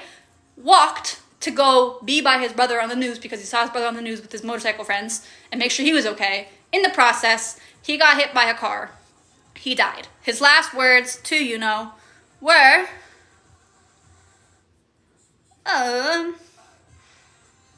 basically, there's something I need to tell you. It wasn't your fault that I got injured back then. Even now, it wasn't your fault. So leave me in the past and move on with your own life. You know, I love you, my brother. You know what I always say, right? You're doing your best just by going through the day. I was happy enough for the last 2 weeks. I appreciate it. Then he died.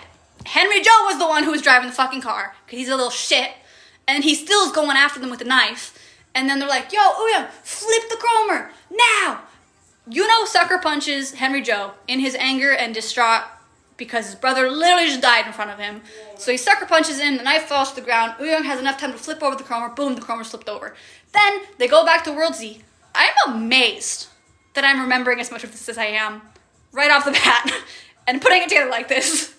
Reading comprehension, media literacy. Anyways, so then they go back to World Z, flashback to World Z. Yosung is sat there like, I'm alone. We're seeing the dead bodies of the resistance, or not dead bodies, they're not dead, they're just emotionless. They pulled the emotion and extracted it from all of them. Amongst those bodies of those who were in the resistance, the Grimes siblings are there. Left Eye, however, was able to yeet. He was able to be like, fuck this shit, but he did lose an arm. So Left Eye ran away, Grimes siblings, emotionless, laying on the floor. Guardians still being little bitches. Yosung's stuck in the glass box that we see and Say My Name. So he's there. He's like, this fucking sucks. I hate this. Then he starts to hear some commotion. He's like, oh my god, what's going on? Let me out! And he's banging on the door. And then suddenly, man in fedora mask comes up. He says, hey, it's Songhwa. Then they got him out. And they're all reunited. So all the members are reunited. The Black Pirates are back, aka Ateez is back in World Z. They all are together. Chromer. Where's Chromer? Did Chromer get destroyed again? Turn the Chromer. Nope, Chromer's not destroyed. It doesn't look like. Chromer's there. But they did Morse code. And Left Eye heard the Morse code and was with all the people that were part of the resistance and was like, yo, I got the message from the Black Pirates. They're back. And the message was, say my name. Ateez. Intro. Wing! A loud alarm sound echoed in the plazas, streets, buildings, and schools. The Guardians monitoring people from everywhere were the first to respond to the sound. People walking on the street, office workers doing their business, and students studying all stopped what they were doing and got up and turned to the highest monitor. Looking down from the sky, the whole world looked like a well-made set. People with blank faces, well-organized roads, and buildings. Pretty and neat world. But there was no life in it. In the middle of the cold, dull buildings, surrounded by still mannequin-like people, a mellifluous voice echoed. Z. A perfect world. Being perfect, our world is safe. A small error is a crack, and a crack leads to pain. Pain is an unnecessary emotion and a negative element in life. We want to protect you all. From the streets, companies, schools, and plazas, Z's roaring voice came out of the speaker. A yellow light lit up next to the ears of people listening, with dry faces and blinking their eyes. Looking closely, it was the light from a small chip stuck under their ear. Z. A world without cracks is always beautiful. You living your life and your position are the world itself. Do not doubt yourself. You are always right. We are right because you are right. Smiles spread on people's faces, but no one's eyes were smiling. It was just the facial muscles that moved like a machine that obeyed commands. Z, keep that in mind. The government works for you. The government is committed to you. All of this is for you. At the end of Z's world, the crowd clapped their hands all together and cheered. Z, Z, Z, Z. At that point, when the voices of people shouting for Z overflowed the world, music began to play out of nowhere, with a crackly noise from the speaker. Soon after, along with the sound from the megaphone, Z's voice was swallowed up by the gradually increasing sound of music, and the yellow light that flashed next to people's ears faded away. The guardians who stood among the crowd began to look around as if they were looking for someone. For the first time, the feeling of confusion crossed the faces of those who were puzzled by the sound of the song. When the man standing in the plaza, feeling somebody's presence, looked to the left, Hongjun, wearing a black fedora, smiled at him. The man didn't know Hongjun, but unknowingly spit his name out of his mouth. Ateez? Chapter 1. We don't have members' names attached to the chapters anymore. This is just one. Look, once you see us, you can never forget us, said Mingi, who appeared to the man's right. The man's eyes lit up with life. Then, Mingi threw something from his hand to the man. The man, who reflectively received the object, flying in an arc, opened his hand. It was a small, square-shaped machine. Inside the machine was written in small letters. There is a chip under your ear. Let the breaker touch the chip. In the middle of the street appeared Uyang and Yosang. On the top of the building, Songhwa and San. And in the school, Yuno and Jongho. To the music, Ateez started singing and dancing. People who first looked blankly at it began to shake their bodies unconsciously in response to the music. The black pirates began spreading flyers in the sky and handing out breakers on the ground. People picked up flyers and read them. You are valuable by yourself. No one can define you and no one can control you. Being alive is imperfect, and it's beautiful to be imperfect. Read poetry, draw pictures, listen to music, dance, and sing. Therein lies your own answer. The Black Pirates. Signed, the Black Pirates. 2. The people who listen to Ateez's music. I'm reading it on ateezstoryline.com. The people who listened to Ateez's music, watched their performance, and read the message in the flyers instinctively touched the chips with an unfamiliar feeling under their ears. For the first time, they realized the chips were implanted into their bodies. The Guardians were eager to control people and capture Ateez, but as Ateez used the chromer, moving space to space instantly, it was difficult to catch them. Meanwhile, people put the breaker on chips under their ears. With a crackling, small spark, small particles popped out of the machine and entered into the chip. The Guardians began to drive the Ateez members to one side. From school to street, from street to plaza, Ateez danced their final dance to the end of the music and disappeared in an instant, right at the moment when they were about to be caught by the Guardians, who were reaching out to them. The faces of those who had put the machine on the chip were filled with chaos and fear. The people running away and the Guardians chasing them. The people returning to the work with the same dry face, even in the mess, and among them, one hand picked up a breaker that had fallen on the ground and put it into the pocket. 3. Cheers overflowed in the underground bunker of the Black Pirates, because this plan also succeeded. Ateez and the Black Pirates were celebrating themselves, eating food with a background of upbeat music. I was worried about how to block the control system developed with new energy. Awesome, Left Eye. Hey, Maya. Then Left Eye said shyly, scratching his head at San's praise. There were a lot of failed chips at the government and the waste rolled into the Strickland dump, so we were lucky. If we put this machine on the chip, does it lead to the black link we use? Yes, but not right away, because each person's will is important. All we do is get them out of the government-controlled link. After that, it is left to their own will.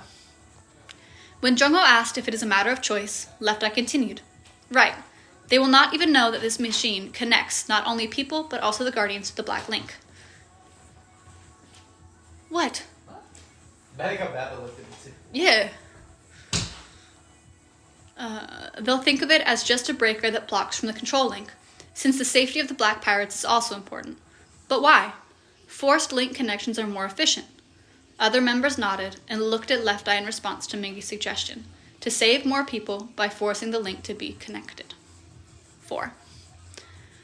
I've lived in this world for a long time, so I know. At first, I felt fear when I met you and remembered the memories and feelings of love and other emotions of the past that I had forgotten. Just like when you guys first came to the world, as unknown is always feared. That's why you give them time. Giving themselves time to overcome the chaos and to decide, until the Guardians find out that the control link has been blocked. Then Left Eye nodded quietly, drinking a glass of wine. When people become self-reliant, a signal goes to the black link we use. Then, the black pirates scattered all over the place contact them. Hi. I'm busy. Where was I? What if someone chooses to stand on the side of the government even after getting their feelings back? We can't force them because the fear is big. No one knows what will happen if I'm the only one against it. We can't dangerously force someone who wants to follow the flow. That's not different from the central government that says only themselves are right. 5. You haven't figured out the location of Z yet, have you? When Hongjung looked back at the black pirates, everyone stared at them with questioning eyes. The black pirates shook their heads with awkward faces. It was not easy to find out where Z was located because it was information that even the Guardians did not know, unless they were high-ranking members of the government. Undoubtedly, Z is the ruler of this world. At the same time, the symbol of the Z world. Therefore, his safety was the top priority to prevent terrorism. For now, that's the last step. Let's start with what we can do now. Everyone nodded at Songhwa's words. To install mirrors and remove the coverings blocking the windows, Ateez decided to infiltrate the symbolic place that is establishing this world. 6. A mirror is a window through which one can perceive oneself. In the early days, the government did not know the importance of mirrors, so they just tried only to control the emotions with new energy. However, as people looking at the mirror and recognizing themselves kept getting out of control, they removed all reflective objects, including mirrors. So were the windows. To look out the windows of the landscape is to open the possibility of freedom, and is a door that recognizes oneself and others and sees the world. So, old buildings were blocked with curtains, coverings, and sheets, or in buildings but afterwards, there were no windows at all. Furthermore, a large dome was placed on each zone to block out the solar heat, and then intake of vitamins and nutrients made by being exposed to light was controlled through medicine.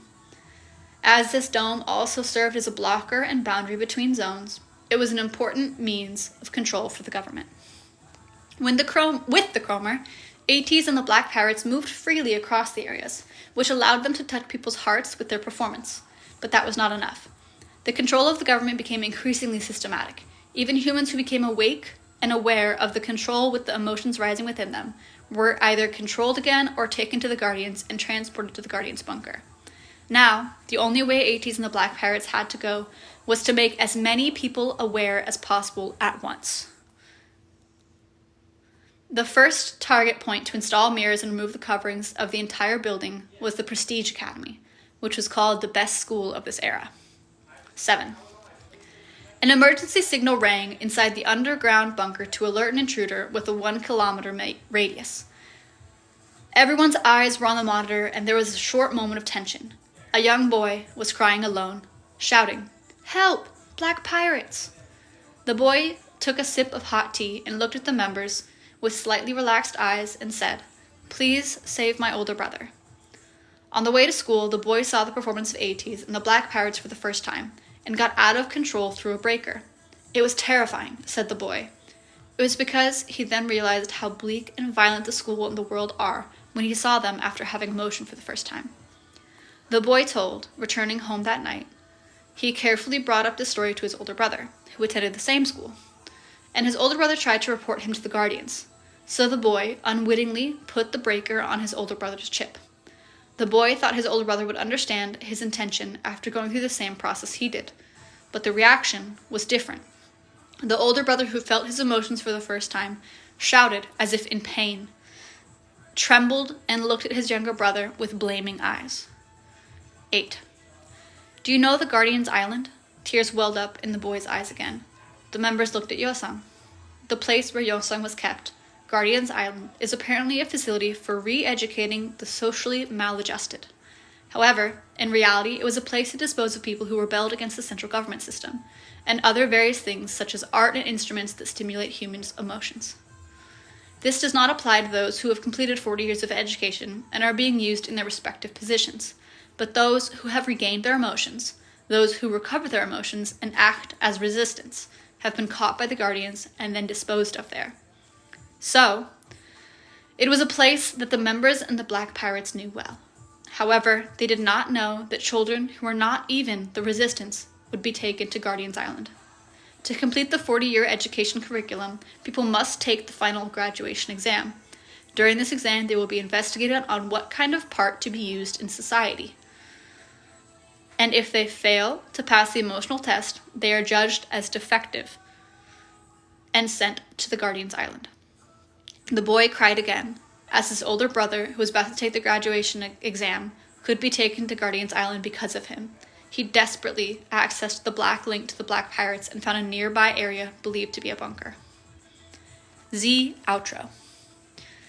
The exam is not the problem. We have to save him right away, even tomorrow. That's how school is like. Easy to be targeted when one seems different from the crowd. Mingy, who had a hard time at school, intuitively caught the danger. The boy nodded. There is a student organization in school. Since the guardians and teachers cannot monitor all of the students, they selected the best students and built this organization to monitor others. But as our school organization is certified by Mr. Z, no, by Z directly, to head the organization, they might notice it before even taking the exam. The members became conflicted. There was a high possibility that it would not end with just saving his older brother, as it must be something really turning the whole school upside down. If they decided to go to another school, not the Prestige Academy, where they have thoroughly researched for installation of mirrors and removal of coverings, the Prestige Academy infiltration plan thereafter could be dangerous or impossible. What school do you go to? The boy who grasped the atmosphere said with a worried face, Prestige Academy. There were no words, but they spoke with their eyes. That's perfect. We were planning to go there too. Woo! Aight, so they're in World Z. They basically locked in. Did I order my album? Not yet. I will though. Oh. Ugh. Snack, crackle, pop. Alright, so starts out with Z. Z is now introduced and he is the big bad head honcho of World Z. He's the one who's like, we need to be perfect. If you're not perfect, blah, blah, blah. And he uses good old-fashioned government manipulation tactics and says, we're doing this for you so you can be safe because perfect is safe. Cracks and imperfections are dangerous. Emotions lead to cracks and imperfection and pain. We're doing this for you. The good old-fashioned government tactics, like we mentioned. So we found out who Z is, and then we continue to learn just how powerful the Black Pirates and Ateez are now. So basically they've developed technology to like in the ear to deactivate the chip and get people to feel emotions and become not a part of the control. And so they do that by distracting them with the fancy dancy and singing of songs, and basically releases their inhibitions. Release your inhibitions. And convinces them like, hey, if you want to feel emotions, put the little thing to your ear. It's cool. Some of those people get terrified and they run away, and they might get captured by the android guardians and taken to the android guardian bunker, where they are de-emotionized and rehabilitated and captured. Or they join the Black Pirates and they're aware and they're cognizant and they have emotions and the word is spread. Ateez and the Black Pirates are able to do this because they have the chromer, so they can bloop, bloop, bloop, bloop, bloop, around the different places. And then they have their little bunker, and basically that technology for the zzz in the ear was developed by Left Eye, because in the dump there was a bunch of those and he was studied them because he's a smart dude, and he figured out how to use them. So all this is happening. They kind of do that for a little bit, and then they'd been planning how are we gonna make this more impactful? How can we affect more people? How do we get to the root of the problem? How do we do this? Well, how do they do it? They go to the Prestige Academy, which is where all of the young folks for 40 fucking years go to learn and no longer feel emotion. So that's where they put the kids. So they had already been planning to do that. They were planning to implement mirrors and remove coverings of windows, because mirrors allow you to have self-actualization and realization, which can cause emotions. Windows give you the opportunity to understand freedom, because you can see more things. And the government was like, not allowed. So they covered up all the windows, built buildings without windows, and took away mirrors, because that is a form of self-expression and desire that they will not allow. So Ateez were like, we gotta put some of that shit in there. So they had done a lot of research on Prestige Academy, and so they're doing all that stuff. Then they hear bling, bling, bling, bling, knock, knock, knock, and there's this little kid. The little kid had seen their performance earlier, and the little kid was like, hey, yo, I need your help with my brother. And they're like, what the fuck do you mean? He had been moved by other things, and he was like, hey, yo, bro, let me tell you about this. So he told this little boy told his older brother about what he saw and what he was feeling. And he's like, the older brother's like, not cool. Emotions, bad. We learned that. Wrong. You're wrong, kiddo. And the older brother was not happy. Little boy was like, hey, hold on. And so he put the little chip against his ear. Older brother felt all the emotions, but like in a bad way. He felt pain. He did not feel happy. Little bro was like, oh shit. Older brother was like, how dare you? You betrayed me. And the little brother's like, I didn't mean to do that, but I also didn't mean to hurt you. Shit, who can I go to help? He accessed the little black link, which is basically a way that they communicate, I guess, between resistance. And he used that to track down where Ateez was and the Black Pirates were. So he went knock, knock, knock on their door. Ateez was like, what's up, kid? And the kid's like, help my brother. And they're like, what? Because when you are in school, you have this exam after the 40 years where they basically evaluate your mental state. They evaluate where you can fit in society and if you are emotionless enough to function in the society. If you're not, you go to the bunker, jail, incarcerated, stupid. If you are, you can function in society. And because the older brother had been awakened and was feeling emotions, the little brother was concerned that he was going to be taken away and put in the jail. Even more so because there's this group of elite kids at the Prestige Academy who patrol and assess each other's emotions, hand selected by Z, the evil guy, Mr. Z. And the kiddo's like, help my brother, we gotta infiltrate the school. Ateez and Black Pirates were like, what school? Because they'd done all this research on the Prestige Academy, and the little bro was like, Prestige Academy. So, they're gonna infiltrate Prestige Academy. Now we are in the world EP2. Apparently there's a lot more in this one, so bear with me. Intro. Prestige Academy. With his anxious face hoping that the members might help, the boy said, Prestige Academy. Yuno smirked. That's perfect, we were planning to go there. Prestige Academy. Boasting smooth, slippery walls like that of a spaceship, its curved buildings form an enormous circle enclosing a large quad in its center. When looking at it from the sky, it appears as a fortress with buildings built tightly together like walls blocking outsiders from entering.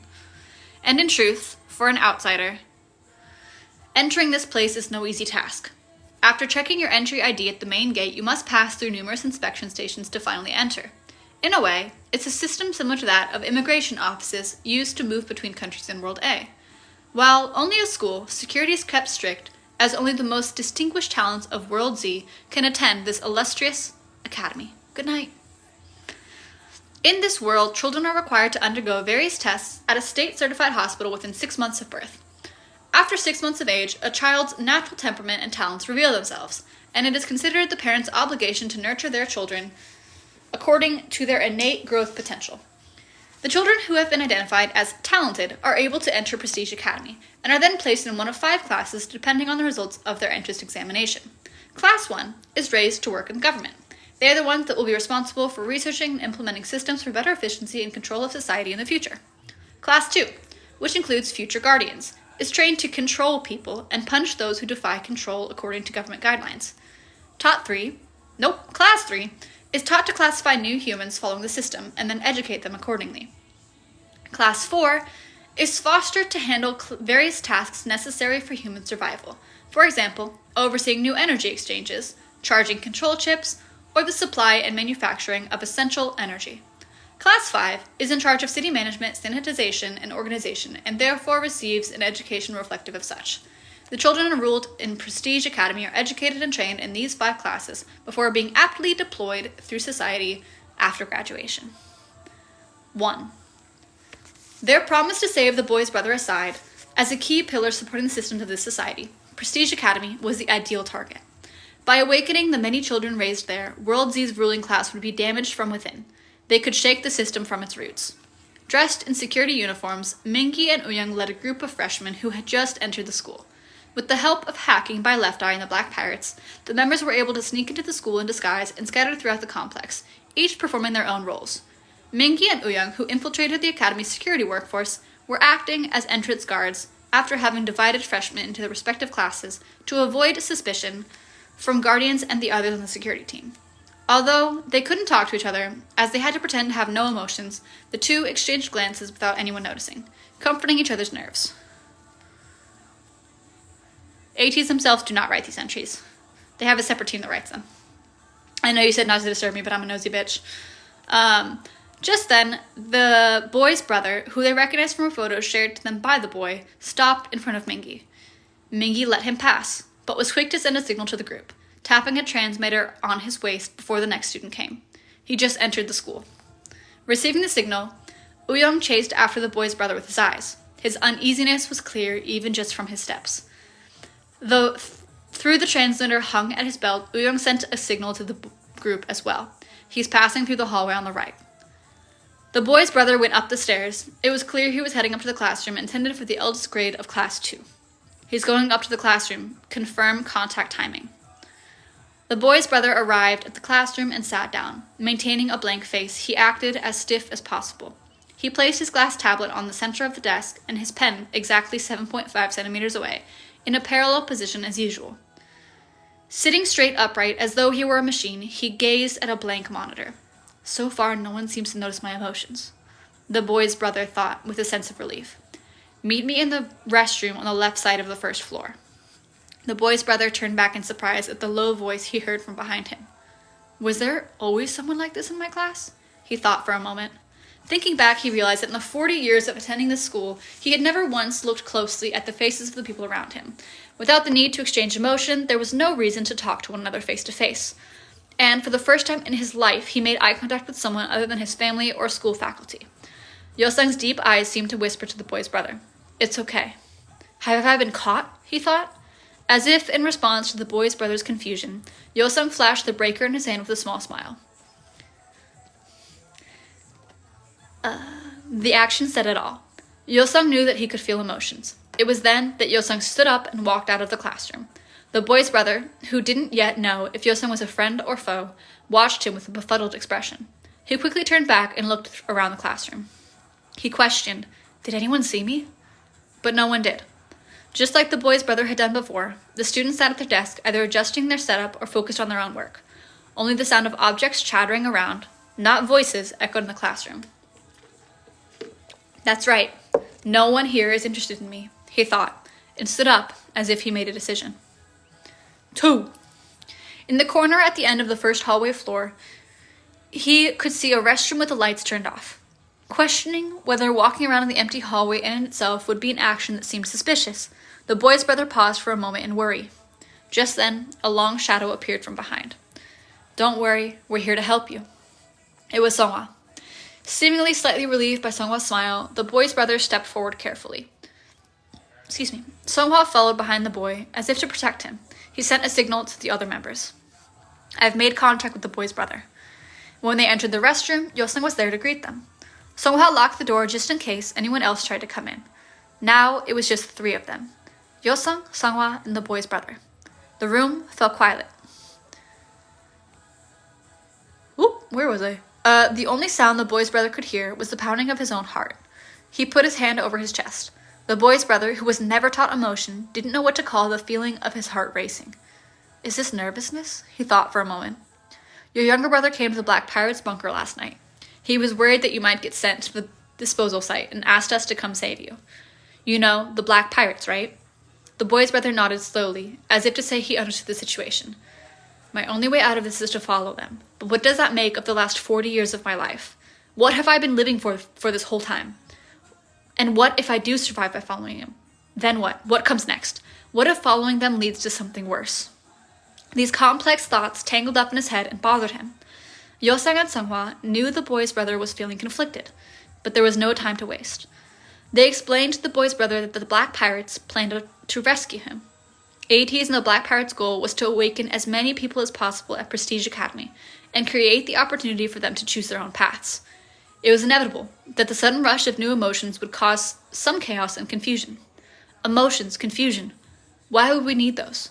All it means is that a lot of people will have to go through the same thing I am right now. Chaos, pain, they're not necessarily bad things. You need to feel them to move forward. It's something all people go through. That's what growth is. What's clear is that the feeling of growing through pain is a new and precious experience of yours. It was the same for all of us.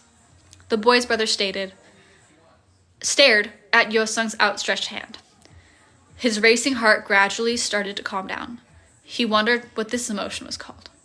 The boy's brother didn't know what it was, but he could feel the warmth flowing through his blood. He cautiously reached out and grabbed Yosung's hand. Class will start soon. Let's go back to the classroom for now. Suddenly, the bathroom door shook. The three looked at the door anxiously. Someone outside beat hard on the door. Open the door right now. Otherwise, I will refer you to the disciplinary committee immediately. The boy's brother, who was still holding Yosung's hand, quickly pulled away and moved back. Then, with a painful sigh, he recited, "Thunder. Thunder." Thunder. His eyes shook as Songhwa repeated the name back to him. As the door began to shake again, the boy's brother sprang up, as if by reflex, and unlocked the door. Outside stood a group of students in neat uniforms. On each of their chests was a symbol, inscribed with the word thunder. Why are the three of you all gathered here, with the door locked at that?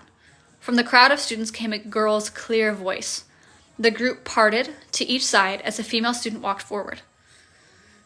Is this the student group the younger brother had mentioned? And she must be their leader, Yosung thought, as he recalled the frightened boy from the day before. The female student, who did in fact appear to be in charge of the group, stood in front of Yosung, Songhwa, and the boy's brother. The female student, who looked as though she was the personification of cold, stared at Yosung with a fierce gaze. You don't look familiar. Yosung handed over his ID card he had prepared in advance. When a male student nodded, confirming his name was on the student list, the female student then turned to Songhwa. For a while now, Songhwa had been staring at the girl with a look of disbelief. In other words, with a face revealing clear emotion. Panicked, Yosung moved to block the girl's door. I think the door needs repairing. Move to block the girl's view, not the girl's door. I think the door needs repairing. I never intentionally locked it, but it wouldn't open and it took me a while to grasp the situation. The female student pushed aside Yosung's shoulder and looked at Songhwa again, as if she no longer cared for an explanation of the situation. Songhwa was still staring at the girl, and the boy's brother had his head down, his hands shaking. Emotions. These were clearly displays of emotions. The girl slowly approached the boy's brother. He swiftly tried to grab his trembling hand behind his back, but the female student grabbed them first. The girl looked down at his very slightly trembling hands with cold eyes. More and more, the boy's brother was losing the ability to hide his emotions. His breath shuddered and his face was frightened, as if he was on the verge of bursting into tears. At this very moment, when it seemed like it was all over, even before the operation had really begun, Songhwa snatched the girl's wrists. Why are you here? In Songhwa's question was a hint of nostalgia. The girl looked back at him with an unchanged expression. Oh shit, it's the Be Free girl! Isn't it? Sorry. Yosung was the same. He couldn't understand what Songhwa was thinking. However, Yosung did know that they needed to get out of this situation as soon as possible, and he quickly thought up an excuse using the logic system of World Z. It's inefficient for us to use our time without a good reason like this. Class will start soon, so would you please let us leave? At Yosung's words, the Thunder group turned to their leader. The girl raised her free hand, signaling permission for them to go, and the group moved out of the way as Yosung took the boy's brother out into the hallway. Pulling her wrist out from Songhwa's grasp, the girl asked, What exactly do you mean? Do you not know what kind of group Thunder is? Songhwa snapped out of his confusion and looked at the girl. Oh shit, I was right! In this world, it was dangerous to harbor emotions. He touched the bracelet on his wrist, trying to calm himself down. The bracelet was engaged with the words, Be Free. 4. Hiding his turbulent emotions, Songhwa asked the girl again, "Is there a problem with us using the restroom? I don't think the other students and I did anything wrong, so why did Thunder come all the way to this remote restroom?" Looking at Songhwa speaking with a steady expression, it seemed as if the female student shook very slightly. Is she feeling some kind of emotion? Avoiding Songhwa's eyes, the girl said, "It's Thunder's duty to patrol the school. We need to keep an eye on anyone who might be emotional. This is just one of the places in school we're required to check." Songhwa examined the girl's face without answering. He wanted to find confirmation of the slip in expression he saw before, but her face had returned to its original coldness. "Class starts soon. Return to the classroom for now. I'll let you off with a warning this time, but if you get caught again, I'll have to refer you to the disciplinary committee for an emotion test."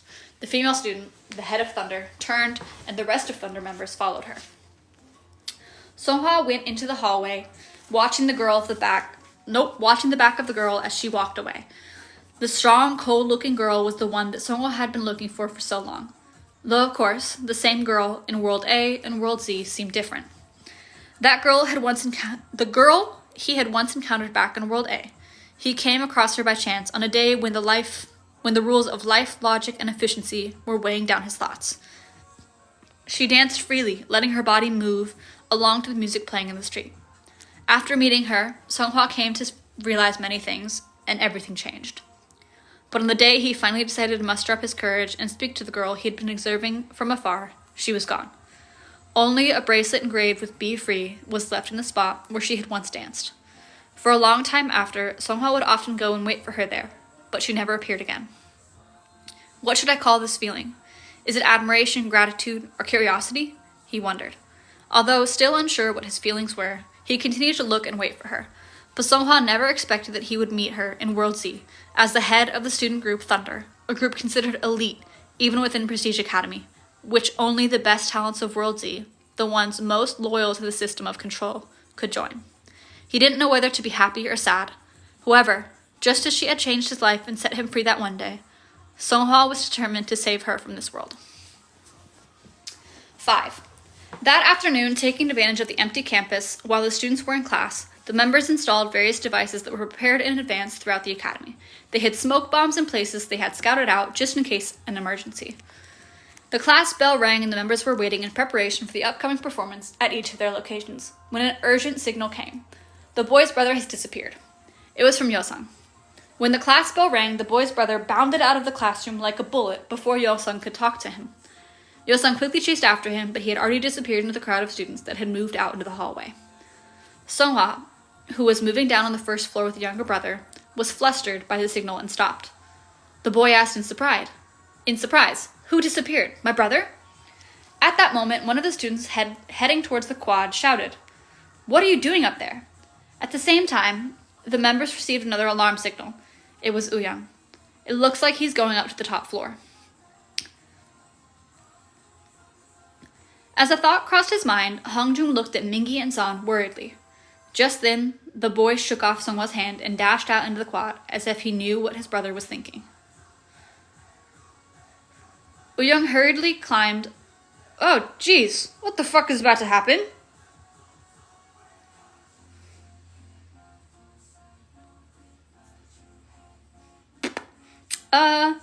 Anyways, back to this.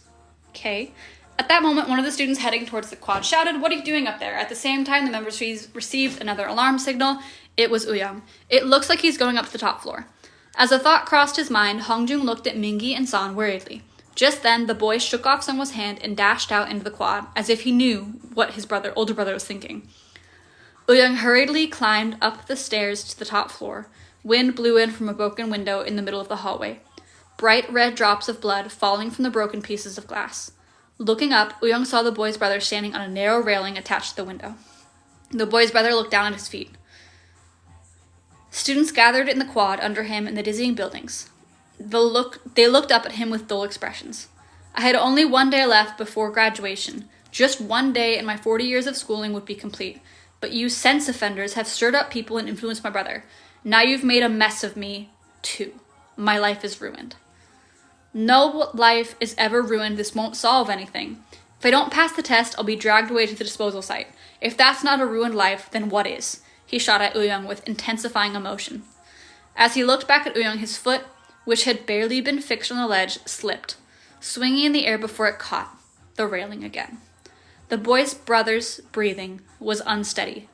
At the very least, I was confirmed for class 2. I could have been a guardian, but now everything's all wrong. Until now, you've lived within the guidelines set by the government, believing that's your limit. Listen to me, you're just confused, because this is your first time feeling emotion. That confusion is something that everyone goes through as a part of their lives. By going through it, you're choosing your path for yourself. You've been a puppet so far, but from now on you can live your own life. I guarantee it, and we'll be there to help you. Yeah, maybe you guys are right, but even if you are, I don't want to live a life that's different from everyone else. Tears streamed down his face. With one of his hands that had been gripping the window's frame, he wiped the running water he felt on his cheek. Water is coming out of my eyes? What is this? I knew something was wrong with my mind, but I guess my body is broken now too, he thought. Brother! A familiar voice came from below. The boy's brother looked down at the quad, and among the dull faces, there was only one that showed emotion. It was his younger brother. He could tell it was him even from a distance. The same water was flowing down his brother's face. In the midst of all those same achromatic faces, his younger brother's face, which was full of emotion, seemed to shine. It was as if his brother's feelings were being projected on him. He closed his eyes tightly. I think they are kids. Maybe they just age different. Like the 40 years they age different. I don't know. Hold on, I need to... This one's significantly longer, so I'm gonna restart the album. Okay. Chapter 6. Is this really what you want? Yuno, who had appeared without him knowing, stood next to Uyung and called out the boy's brother. Yuno was panting as if he'd run up in a hurry. How should I know? I'd never felt want for anything before. I'm just trying to finish everything before I'm dragged off to the disposal site. What about your brother? Do you think your brother wants you to die? Uyung grabbed Yuno, shaking his shoulder. He knew very well just what a brother's death meant to Yuno. The boy's brother's eyes shook at Yuno's words. He looked down again. His younger brother looked up at him with a saddened face and shouted, Brother, no, please, I just wanted to help you.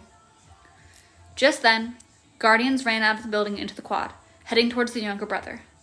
No, the boy's brother called out quietly. The guardians will take my brother away. Save him. Hurriedly turning back towards Yuno and Uyung, the boys...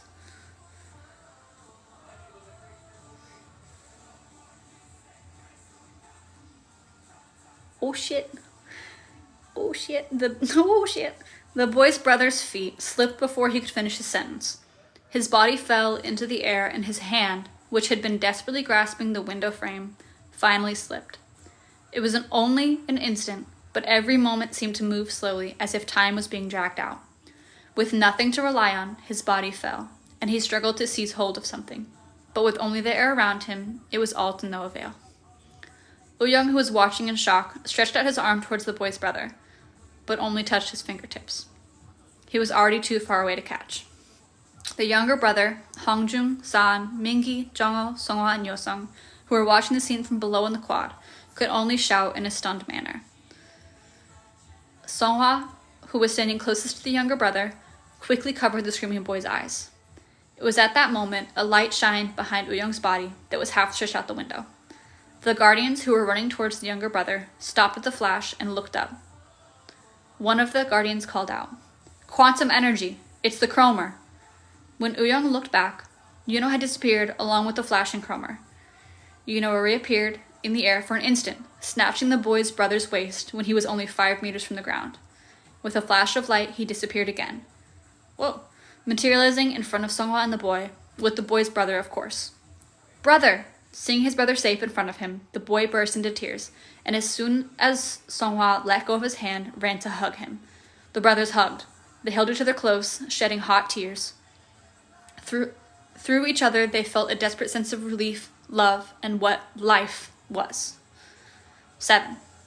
What a relief! Or maybe not, Jongho said as he approached the other members who were watching the two brothers warmly.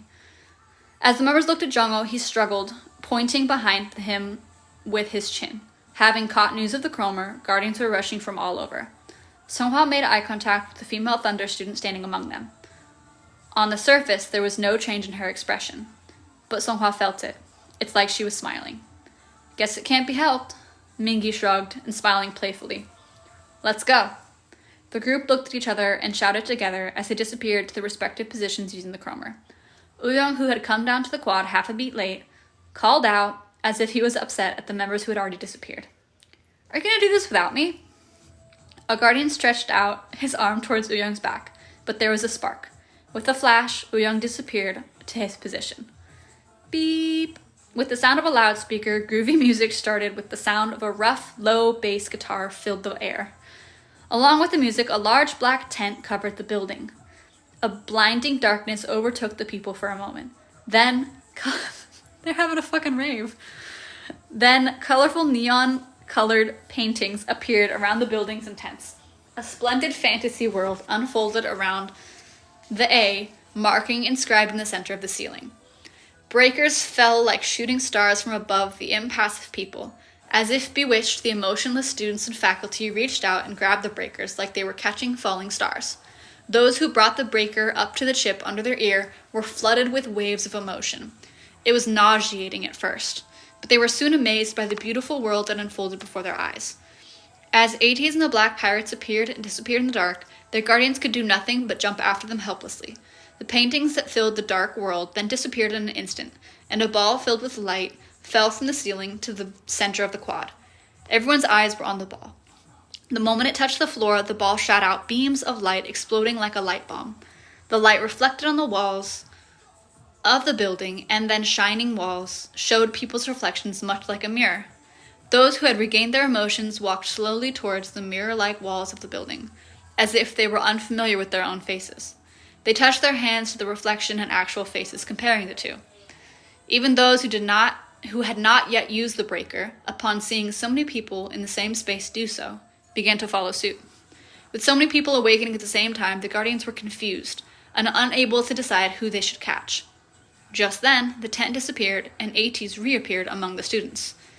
The music changed and the members danced and sang joyfully. People gathered around then, cheering, singing, and dancing along with the group. It was almost like a concert hall that could only be seen in World A. In World Z, where music, dance, and art had disappeared long ago, this type of scene was something from centuries past. The boy and his brother, standing at the front of the crowd, looked up and smiled brightly at the members. For the first time, their smiles were so bright, like flower petals in the air.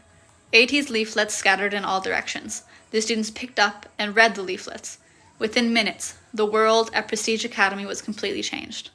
The guardians, trying to get a hold of the situation, rushed towards the members. The leader called over the radio, "Catch anyone who's awakened. We need hostages." The guardians caught the awakened in front of them at random. The awakened caught now will be immediately disposed of without replacing their chip. If you want to save them, put down the chromer and come here slowly. 8. Caught in the arms of the guardians, the awakened struggled to get away. The members stopped dancing and looked at each other, troubled.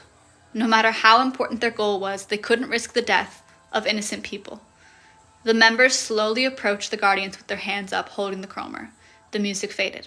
Just then, when the boy, his brother, and the newly awakened thought that it was all over after seeing the members surrounded, boom. Smoke bombs detonated throughout the campus with an explosive beat. Red, orange, yellow, green, blue, purple, a rainbow of smoke bombs burst and spread out in beautiful harmony with music, obstructing people's views. The members who had used the chaos to rescue the students caught by the guardians opened the escape route they had secured in advance and ushered people outside. Everything was as planned. The members gave each other high fives and smiled. Then, a scream came from behind. Songhwa looked back reflexively, and through the thinning smoke he saw the younger boy caught in the grasps of one of the guardians. "Where's the boy's brother?" The members who were already stepping outside turned back in confusion at Songhwa's question, shouting through the thin smoke. "He's outside, he's with me, let's get out of here." When Songhwa didn't answer, worried, San and Yosung returned to the quad. They could see Songhwa's back walking into the smoke. Past them they saw a guardian half hidden by the haze, carrying the boy. San and Yosung went to help, but they were held back by people who couldn't escape and were grasping aimlessly at the chaos. They needed help too. Songhwa, who had been running toward the boy, stopped abruptly. Yosung and San, while working to get the remaining people out, looked at Songhwa, bewildered. Songhwa, staring at someone who had grabbed his arm. It was her, the female leader of the Thunder. Songhwa followed the girl as she pulled him along. The two of them disappeared in the different colored smoke. All too late, San and Yosung went into the smoke that the Guardian and the boy had disappeared into, but no one was there. No Songhwa, no boy, no female student. There was only Yosung's voice, anxiously calling out to Songhwa. Outro. The secretary stepped out of Z's office and opened the door. The principal of Prestige Academy and the Guardian leader, who had been waiting outside, walked into the office. Z sat back in a large throne-like chair. There's not much to say. The principal should take responsibility for the situation, said Z. The principal, whose security protocols for the school were breached during the attack by Ateez and the Black Pirates, had no excuse. He was prepared to be demoted and waited for his sentence without a word. Z, has a replacement been found? Yes, a replacement was found and is on standby to start working right away. Z nodded at the secretary's words. Z, originally I was going to send you off to a sanitarium, but as an individual in an important position such as principal, I've decided to dispose of you quietly so as to not create another excuse for the sense offenders. Thank you, the principal repeated the greeting to Z without knowing what it really meant to be grateful. Z, take care of it. The Z-only guardians deployed to protect Z immediately took out their guns and shot the principal's head and heart. The principal died instantly on the spot. All right. This will be a pretty quick recap. I feel like, hold on. So they invaded. They were like, let's go. We did top secret mission. They got the boy. The boy, Songhwa, Yosung, were in the bathroom. They were like, bro, you're gonna be fine. We're here to help you. Emotions are not bad. And then bong, bong, bong came the Thunder people.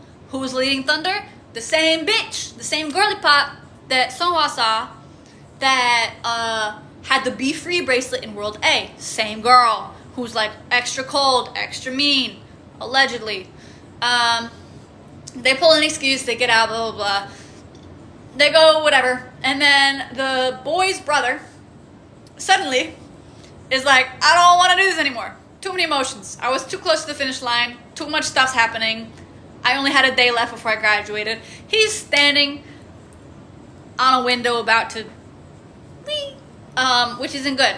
The boy's brother is down below, sees it happening. Literally about to see his brother jump out of a fucking building. And everybody else is like, no, bro, you got so much to live for now. Like, don't worry. We'll help you. And he's like, no. I don't know what's going on.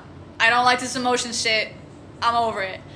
And the younger boys listen to shit. Older boys like, is like, bro, you don't want your brother to see the consequence of a brother dying.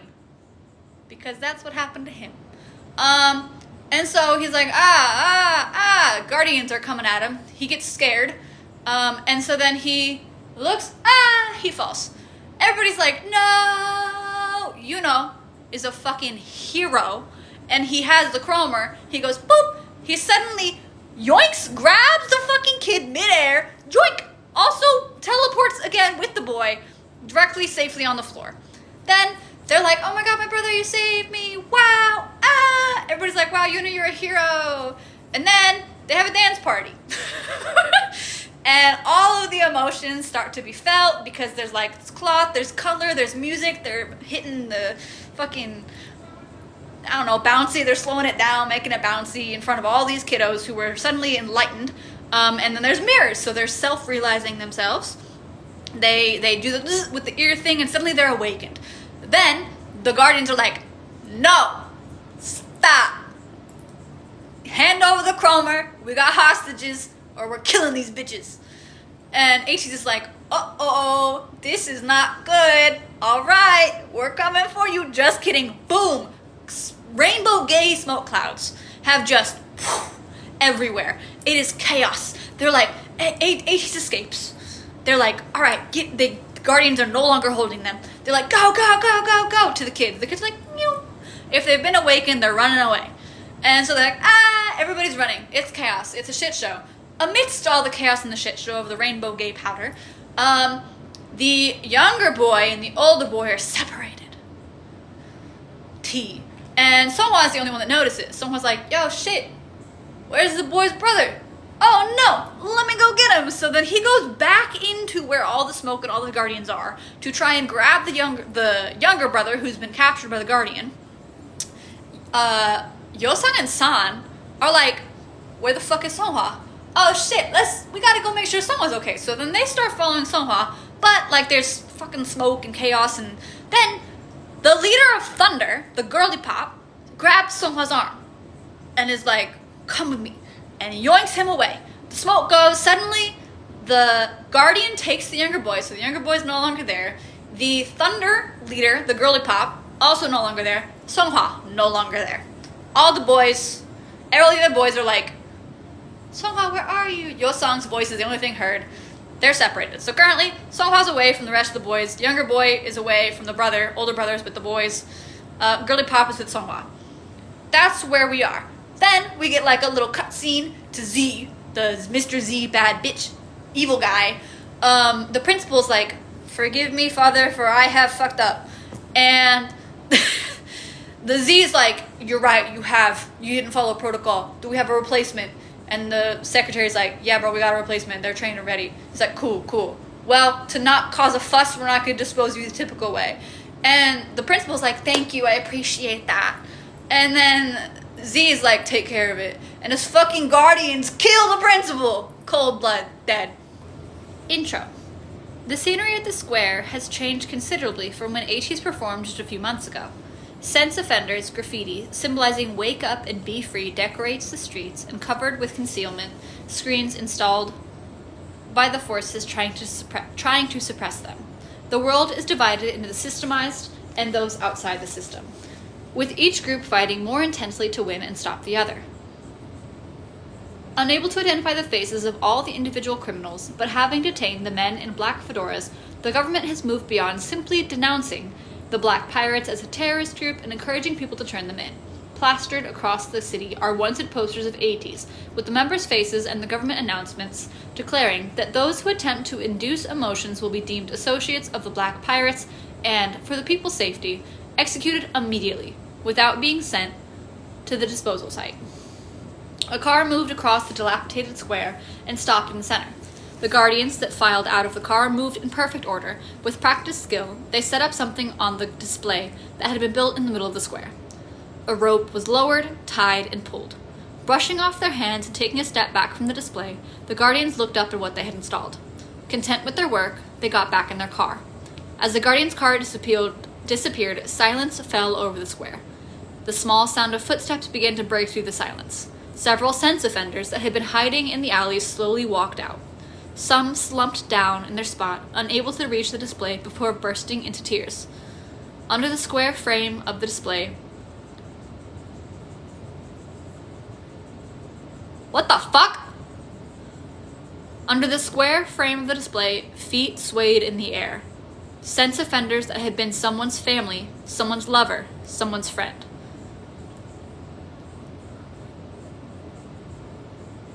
Bro!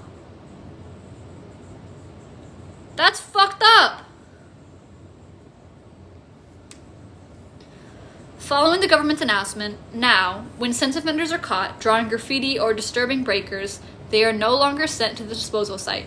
Instead, they are swiftly executed, then hung up in the square for everyone to see. It is an exemplary caution and declaration aimed at the ever-growing sense offenders who tirelessly try to change the world. If you continue to resist, this could be you. Rather than fall into silence, the square filled with sobs of sadness and anger, clinging to those people who had once shone so brightly. All they can do is pledge that they will not let those sacrifices go to waste. We can no longer live in a world like this. We've already lost our loved ones. We cannot lose anymore. No longer can we let our children live in a world like this, with the same heart and mind the people cried, determination burning through their red eyes. We must let the Black Pirates and Ateez know, we are here. The raid on Prestige Academy has created a small but significant fissure in this world. That one performance, while strictly censored and kept under tight control, spread by word of mouth and through the sense offenders. It gradually split the world into two. and the story returned back to right after the Prestige Academy raid when the Black Pirates returned to the bunker. Fuck. 1. Despite the mission being a success, the members gathered in the Black Pirates bunker with an air of desolation. The boy's brother was asleep in the corner, tired from crying. Songha wasn't taken away by force. I'm sure I saw it. He walked away on his own. But why? Yosung answered, sans mumbling, as if he was wondering himself. Songha looked surprised the moment he first saw her in the school's restroom. His expression was almost taken aback, and his face when he grabbed her hand and walked off in the quad. It was like he found someone he missed. That look was so odd, I kept thinking about it. It's the same look Songha gets when he talks about the girl with the Be-Free bracelet when he was looking for back in our dimension. Dumbfounded, the member shouted at Yosung that he didn't make any sense. Yosung stared as if he was about to say something, before suddenly looking at the CCTV bunker outside and pointing. Oh, it's Songha. What happened? Did you follow her of your own accord just because she looks like that girl? Tell me that's not it. Only then did Songha realize the members had misunderstood him. The members looked at Songha, their eyes all filled with disappointment. It's not like that. They avoided his gaze as if they didn't want to hear what he had to say next. Time out. I'm gonna move this and lift it up because my back is starting to hurt because my posture is like a fucking shrimp. So now I can sit up and read it to you guys. Ooh, me back. Okay. Where was I? Okay, it's not like that. They avoided his gaze as if they didn't want to hear what he had to say next. Songhwa paused and saw the boy's brother lying in the corner behind the members. Seeing him fast asleep with such a tired face, Songhwa understood the member's agitation. Calmly steadying his breath, Songhwa continued in a serious tone. I'll cut to the chase. We can save the boy. 2. One by one, they began to look at Songhwa with half belief, half doubt. Songhwa took a paper out of his inner coat pocket and spread it on the table. It was an unfamiliar map. Thunder is a group made up of elite candidates poised to lead this world one day, and an organization like us. A resistance. The girl put a GPS in the boy's pocket before he was taken by the Guardians. We think he was taken to the disposal site, and this is a map of it. They all studied the map on the table. It was far too detailed and specific to be fake. The Black Pirates have been around since long ago, so why not just join them? Why go to the trouble of setting up a separate organization called Thunder and secretly working behind the Black Pirates' back? And what makes you believe that Thunder, an elite group among elites, is actually resistance? Hongjun asked, unable to clear his doubt about the girl. Songhwa replied with a confident voice, to find the location of Z, something only the upper class knows. There were short sighs, followed by a moment of silence. Not only Hongjun, who had just aggressively pressed Songhwa with interrogating questions, but all the members' expressions changed visibly. Z's location was something that for so long had eluded the Black Pirates despite all their efforts. Z only ever contacted the citizens of World Z online through controlled broadcasts of video and audio. Government assistants and lower-ranked officials were stationed widely, and sometimes even among ordinary citizens. And while the Black Pirates managed to secure some suspects and coax them through emotional-inducing breakers in an attempt to find Z's hideout, the only information they were able to obtain was that Z resides in the center of the city, where this world's top class works and never leaves the building. Those who work in Z's hideout are selected from only the most elite, and their access to the outside world is restricted after selection. Since the android guardians known as the Imperial Watch are not humans with emotions, emotion-inducting devices are useless on them, and thus the group has presumed finding Z's hideouts nearly impossible. As Prestige Academy is made up of only the most elite, there was a higher possibility that more people there than in any other class would be able to awaken emotion on their own and hide these emotions successfully. Thunder's purpose had evolved into this. Disguised as a government-approved school organization, the group could gather internal information on their world in plain sight, increasing their current safety and probability of success, and above all, to secure information on Z's hideout, information necessary for a revolution. The control over everything that triggers emotion in this world began with Z, the leader of the pseudo-religious scientific organization called Science Salver, and the organization's AI simulation for the best solution. They created a political party under the catchphrase, the pursuit of a peaceful world without religious conflict and terror through emotional control. The party grew in size, passed the Emotional Regulation Act, and as a result, Z effectively took over this world. Under his control, the world's class system solidified and they began disposing of humans deemed defective. Z's hideout, where all political subordinates are gathered, acts as a control tower and is a fundamental place to this world. For this reason, it is a place the Black Pirates needed to eliminate. A place even more symbolically important than the Prestige Academy. While they still weren't sure how much they could trust Thunder, the members were determined in their next goal, going to the disposal site and saving the boy. The most urgent issue, I think Z is Henry. He's the Henry of this world because he was a leader of the science salvage, whatever. Science Slav. I can't say that fucking word. Anyways, back to the reading. A place even more symbolically important than Prestige Academy. While they still weren't sure how they could trust Thunder, the members were determined in their next goal, going to the disposal site and saving the boy, the most urgent issue of the moment. 3. The head guardian of the Z Imperial Watch traced the path of blood that flowed to his feet back to the cold face of the principal of Prestige Academy with his eyes. The thought crossed his mind that he too might end up like this one day. But he gazed at the scene without much emotion. Z. Now that we've set the bait, the Black Pirates will go to the disposal site to save the child. Take care that no mistakes like this are repeated at the disposal site, or you'll be the one replaced this time. Understood. I'll handle it without problem, replied the head guardian in a voice void of emotion. The head guardian brought with him over 100 android guardians to the disposal site. As the entrance closed, a kaleidoscope of blue butterflies fluttered in through the closing door and flew among the path of the guardians. As the guardians passed by, red humans working at the disposal site lowered their heads to greet them. In rag-like clothes, with skin reddened by the furnace, the appearance of red humans is so hideous they now resemble goblins more than people. At a crossroads, the guardians walk to the left and the butterflies scatter. One of them flutters into a hallway on the right. At the end of that hallway is a row of small rooms blocked by bars. Each room is packed with people, making the space look even tinier than it is. These are people soon to be disposed of, and an air of desperation fills the room. They've been marked as defective for harboring feelings of having physically impaired bodies. Damn, Strickland is fucked up. World Z is fucked up. Ooh. When the small butterfly suddenly appeared before them, the people sitting there helplessly were unable to take their eyes off of it. A few stood up, grasping the bars of the cage to gaze at it fluttering down the hallway. Was it some hallucination brought by hope? The butterfly exited the end of the hallway, in a boiling furnace shooting out hot air. Remains of disposed human bodies float to the surface before sinking down again, melting into the incinerator. Red humans stand on a bridge above and use an unmelting stick to stir. The butterfly looks down on the scene, rising above to an execution platform that connects to yet another hallway. It gently sits on the execution platform as though it were a diving board. The body of the butterfly, fluttering its wings a few times, looks odd. Upon closer inspection, it becomes apparent that it is not a living creature, but an animatronic. And at the end of said animatronic's body was a camera.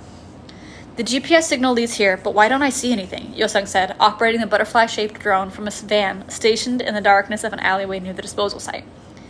The fucking butterflies in Deja Vu. This is so wild!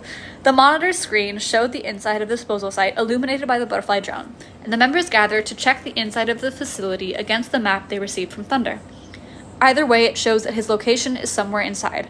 I'm sure we'll find him when we get in. Guardians who aren't a part of Z's Imperial Watch don't carry individual weapons. As long as we move swiftly, we have a good chance of winning. But it's imperative we get there before he's disposed of, so let's move as planned. The members, nodding at Hongchung's words, sat down and fastened their seatbelts with determined faces. With the sound of a powerful engine starting, the headlights flashed on, illuminating the darkness. Grabbing the steering wheel, Mingy violently stomped down the gas pedal and left the alley, racing through the parking lot near the disposal site, speeding forward without hesitation. God, him driving the fucking car in, was it bouncy or crazy for him when he was zooming around? Look at that. Where were we? Speeding forward without hesitation. The van crashed through the parking lot fence, sending it flying into some other cars parked in a row. Beep, beep, beep. Car alarms burst sporadically from each car, and the silent area around the disposal site filled with noises in an instant. At the disturbance, the Guardians inside the disposal site whipped around, panicked by the sudden disturbance now, of all times, just when the Guardians were visiting.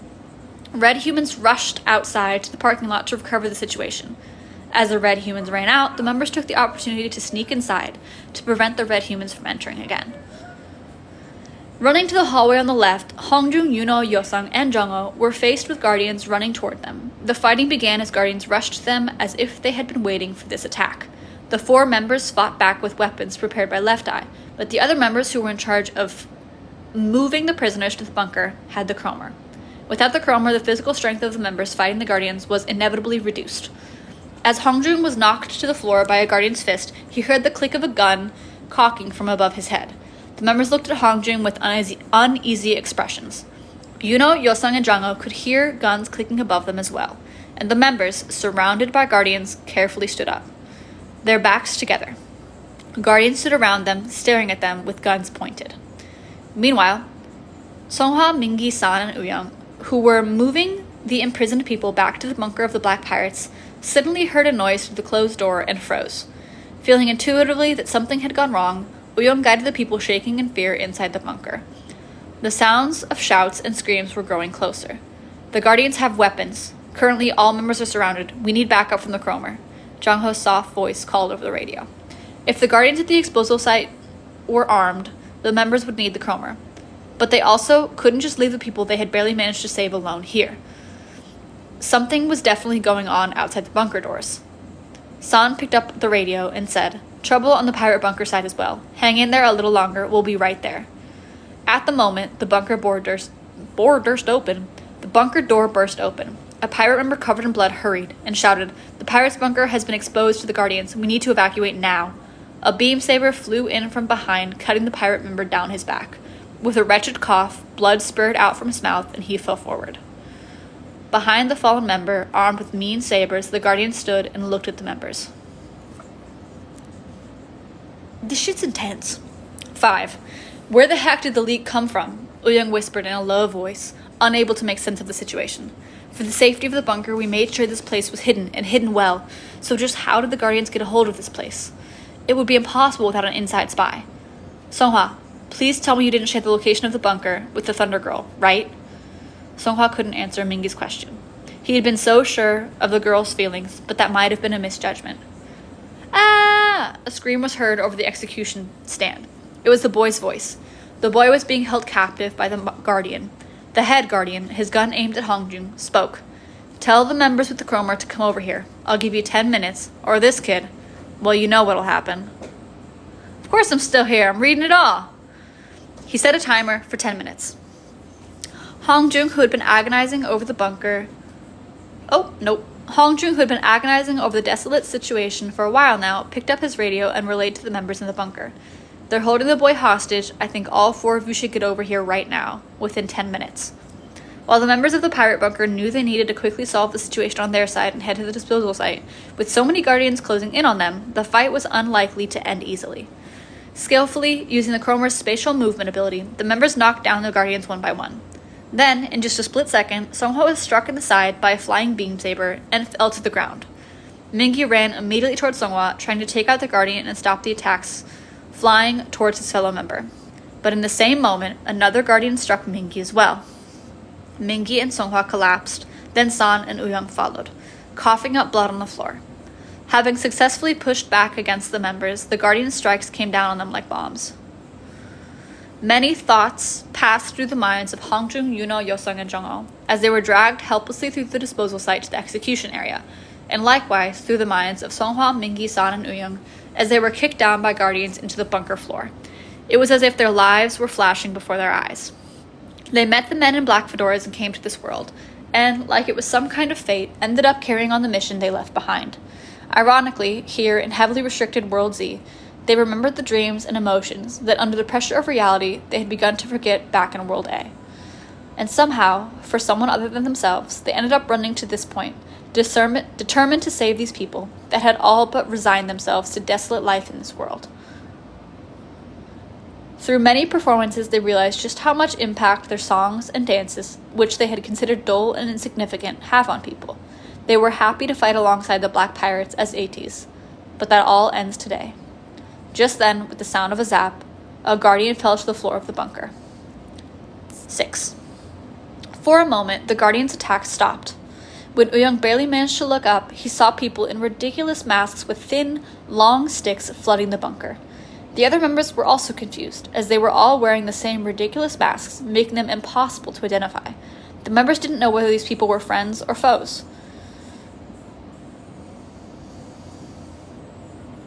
When the masked figure standing at the front raised their stick and pulled the handle, a zap of electricity was released.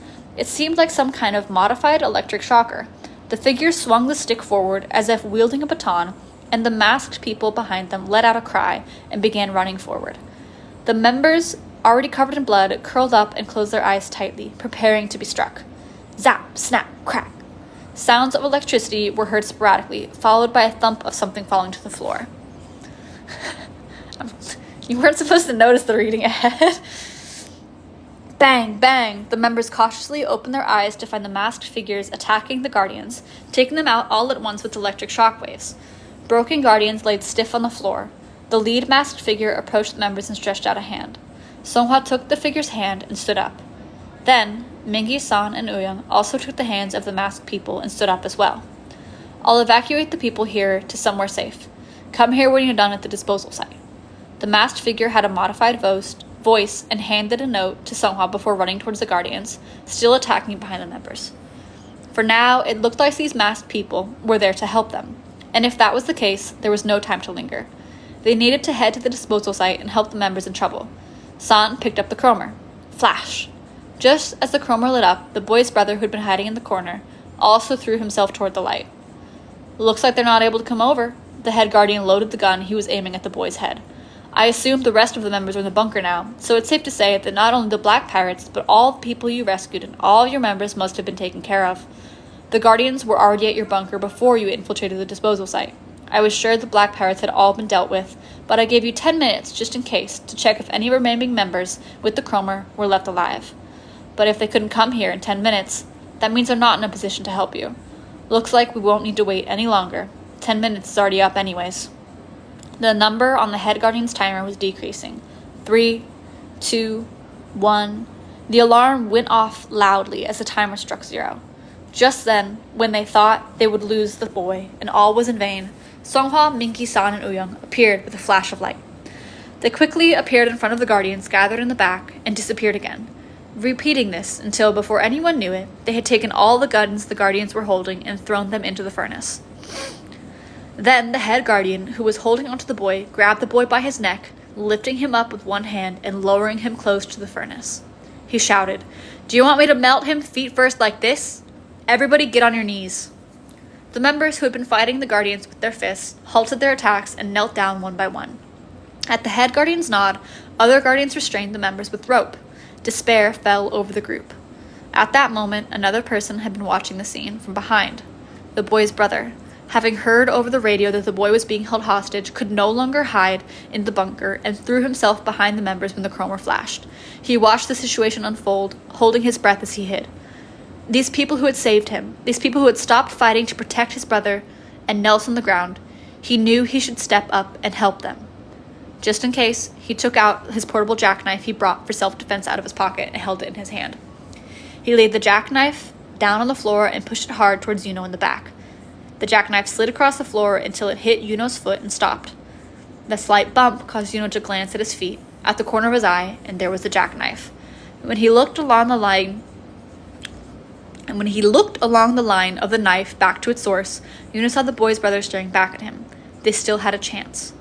Slightly relieved, Yuno grabbed the jackknife, avoiding the Guardian's surveillance, careful not to make a sound. He began sawing through the rope tied around him, and when he handed the jackknife to Songhwa at his side.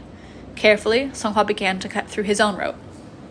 Having captured all the members and obtained the chromer, the head guardian dropped the boy to the execution stand floor unharmed. The members were relieved that the boy was safe, at least for now.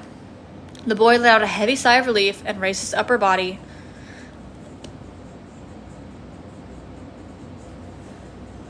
What the fuck? The boy let out a heavy sigh of relief and raised his upper body to look at the head guardian. It's just like a little knife, I think. Am I done with my role now? As expected of an elite student, your acting was excellent.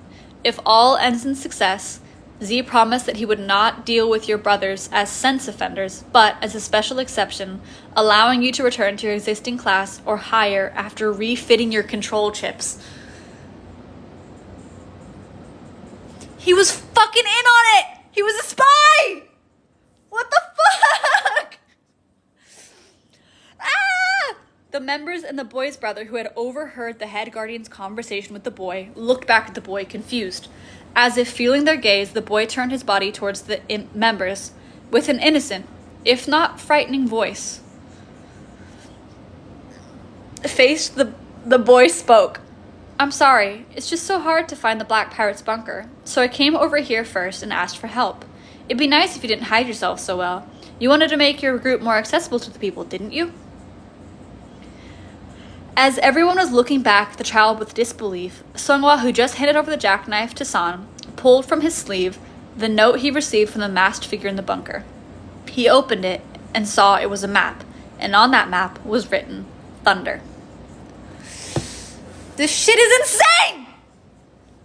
Ah! Okay. 7. The prisoners rescued from the disposal site. Not you sending a sword. The prisoners rescued from the disposal site shuffled into the luggage compartment of a large bus. The masked figure pleaded with the curled-up, hidden people to be patient and close the door. Then, after looking around to make sure no one was watching, they removed their mask. It was the girl, the leader of Thunder. She took off her work clothes to reveal a school uniform underneath, a uniform that only the most elite students of World Z were allowed to wear. The other masked people took off their masks and clothes as well. They revealed the same faces the members saw back in the Prestige Academy restroom. The girl fixed her hair and got on the bus. The bus ran along the road before stopping in front of a checkpoint at the city center. Guardians stopped the bus for a short while. From the exterior of the bus, they saw the faces of people through the bus window. They were faces and clothing that guaranteed themselves and needed no inspection. The Guardians tapped the rear of the bus and the vehicle started again. Thanks to their status, the group passed the checkpoint with ease. When his older brother, who had just woken to emotion, panicked in fear at the thought of being disposed of, the boy first tried contacting the Black Pirates through the Black Link, hoping he could find their bunker and ask them for help. But when he was unable to find it, he gave up, leaving only a message on the Black Link and resorting to hiding in the disposal site. When my brother's dragged here, I'll save him somehow. The boy hid all night, but around the time the sun rose, he received a message from none other than his older brother asking why he didn't come back last night, and went home, relieved. Without much thought, the boy turned on his computer to find a message. It had come in via the Black Link. The Black Pirates had seen his message and responded with a rough location of their bunker, along with the assurance that if the boy were to call for help from the Black Pirates while in the area, and the monitoring staff determined the situation was all clear, they would help him. It was then that the boy changed his mind. The fear he felt staying overnight at the disposal site and seeing the facility for himself had changed his mind. He ran to the head guardian and asked him to make an exception for himself and his older brother, both who had found emotion, if he promised to uncover the location of the Black Pirates' bunker. Yuno and the members, who had believed the boy's desperate plea to save his brother, felt deeply betrayed. When I said I didn't need emotions to live in this world, you said something to me. You said that when the fear passed, I'd see a different world. You were right. The faces of people with different facial expressions, and the world seen through the window, now that the screens have been removed, and the feeling of seeing myself in the mirror for the first time. You must know it all even better than me. You woke to emotion first. Brother. Seeing his brother criticize his choice, the boy was shaken. When I thought I had to die, when I almost died, these people were the ones who saved me. How could you do this to them after seeing all that with your own eyes? If I didn't have a choice, if I wanted to live and save you too, it must have been different if I had never known. But now that I know emotion, I can't go back to how I was before. It's okay to make a wrong choice. It's okay to make mistakes. You can turn it around. You just have to make the right choice next time. Come here. That side's not right. For a moment, the boy looked down at the head guardian's foot beside him and turned to look at his brother, whose hand was stretched out to him. When the boy didn't budge, the older brother moved slowly toward him. The boy looked at the members with a sad face. Yes, everyone lives by making mistakes. Depending on whether you choose to turn it all around at the next opportunity or cover up your mistakes with more wrong choices can make all the difference in one's life. The members knew it better than anyone else. They looked at the boy, hoping in earnest that he would make the right choice, that would erase their feelings of betrayal. The boy, whose eyes were shaking violently, moved to approach his brother as if he had made a decision. The head guardian moved his head, and the guardian standing behind him sprung to catch the boy's brother. All the while, Yosang, who had freed his legs from the ropes, secretly positioned himself to trip the guardians. The guardians fell forward, tangled among themselves, and the boy's brother quickly ran to the boy, avoiding them. Just before their hands could reach with a snap, the head guardian grabbed the boy by the back of his collar. Whoa! The head guardian grabbed the boy by the back of his collar. Before the members could do anything, the head guardian kicked the boy's brother, sending him falling below the execution platform. No, brother! The boy bit down on the head guardian's arm and jumped under the execution platform to where his brother fell. At the same time, the members, moving their free limbs, pushed the guardians into the furnace. Mingi started the chromer. Mingi, appearing in the air above the furnace, below the execution platform, had to make a lot of judgments in that short moment. Could he save both the boy and his brother? And if he could save only one, who? Just as Mingi reached out to the boy's brother below him, the boy's brother's lower body slipped into the furnace. The boy's brother closed his eyes, as if telling Mingi to go save his younger brother. With a sorrowful heart, Mingi turned his head and snatched the boy falling from above. The boy looked at his brother, who was sucked into the furnace, and screamed. Mingi put the boy down in a safe space, and using the chromer ran to the members who were in the midst of a fight with the guardians. The members, full of anguish from having watched the boy's brother fall into the furnace, threw the few remaining guardians into the incinerator. The boy looked at the furnace, stunned. At the very furnace that had devoured his brother in only an instant. His choice has made a mess of everything. Tears poured from his eyes. The boy's tears fell and evaporated on the surface. Now, only the head guardian was left. Just as the head guardian chased after Hongjung, who was holding the chromer. Die! The boy ran toward the head guardian from behind it, full speed. Using the momentum, he grabbed the head guardian, carrying the two of them off of the execution platform. Hongjung tried with one arm to hold onto the boy, but it was not enough. For an instant, Hongjung's gaze met the boy's eyes, stained with tears. The boy mouthed to Hongjung quietly, "I'm sorry." Dragged down by the boy, the head guardian fell into the furnace. Hongjung had no choice but to sit back and look down at the surface of the furnace in despair. Then the building shook with a distant bang. Songhua checked the time. "I know how you feel, but we need to get out of here first. The bomb's about to go off." "We should go too." San picked up the chromer. As the flash of the chromer spread inside the disposal site, a series of bombs went off. A blue butterfly, sitting still on the side of the execution stand, emitted a red light and burst apart. Blue butterflies that had been located throughout the building burst, and in an instant the disposal site collapsed. Remains of the building fell in the burning furnace as the disposal site sank to the floor. 8. There was a garden in front of Thunder's main base. In it, 2 similar-looking trees were planted. We're reading Ateez's lore. The Ateez members dressed in black suits, the Black Pirates and Thunder members bowed silently in front of the 2 trees.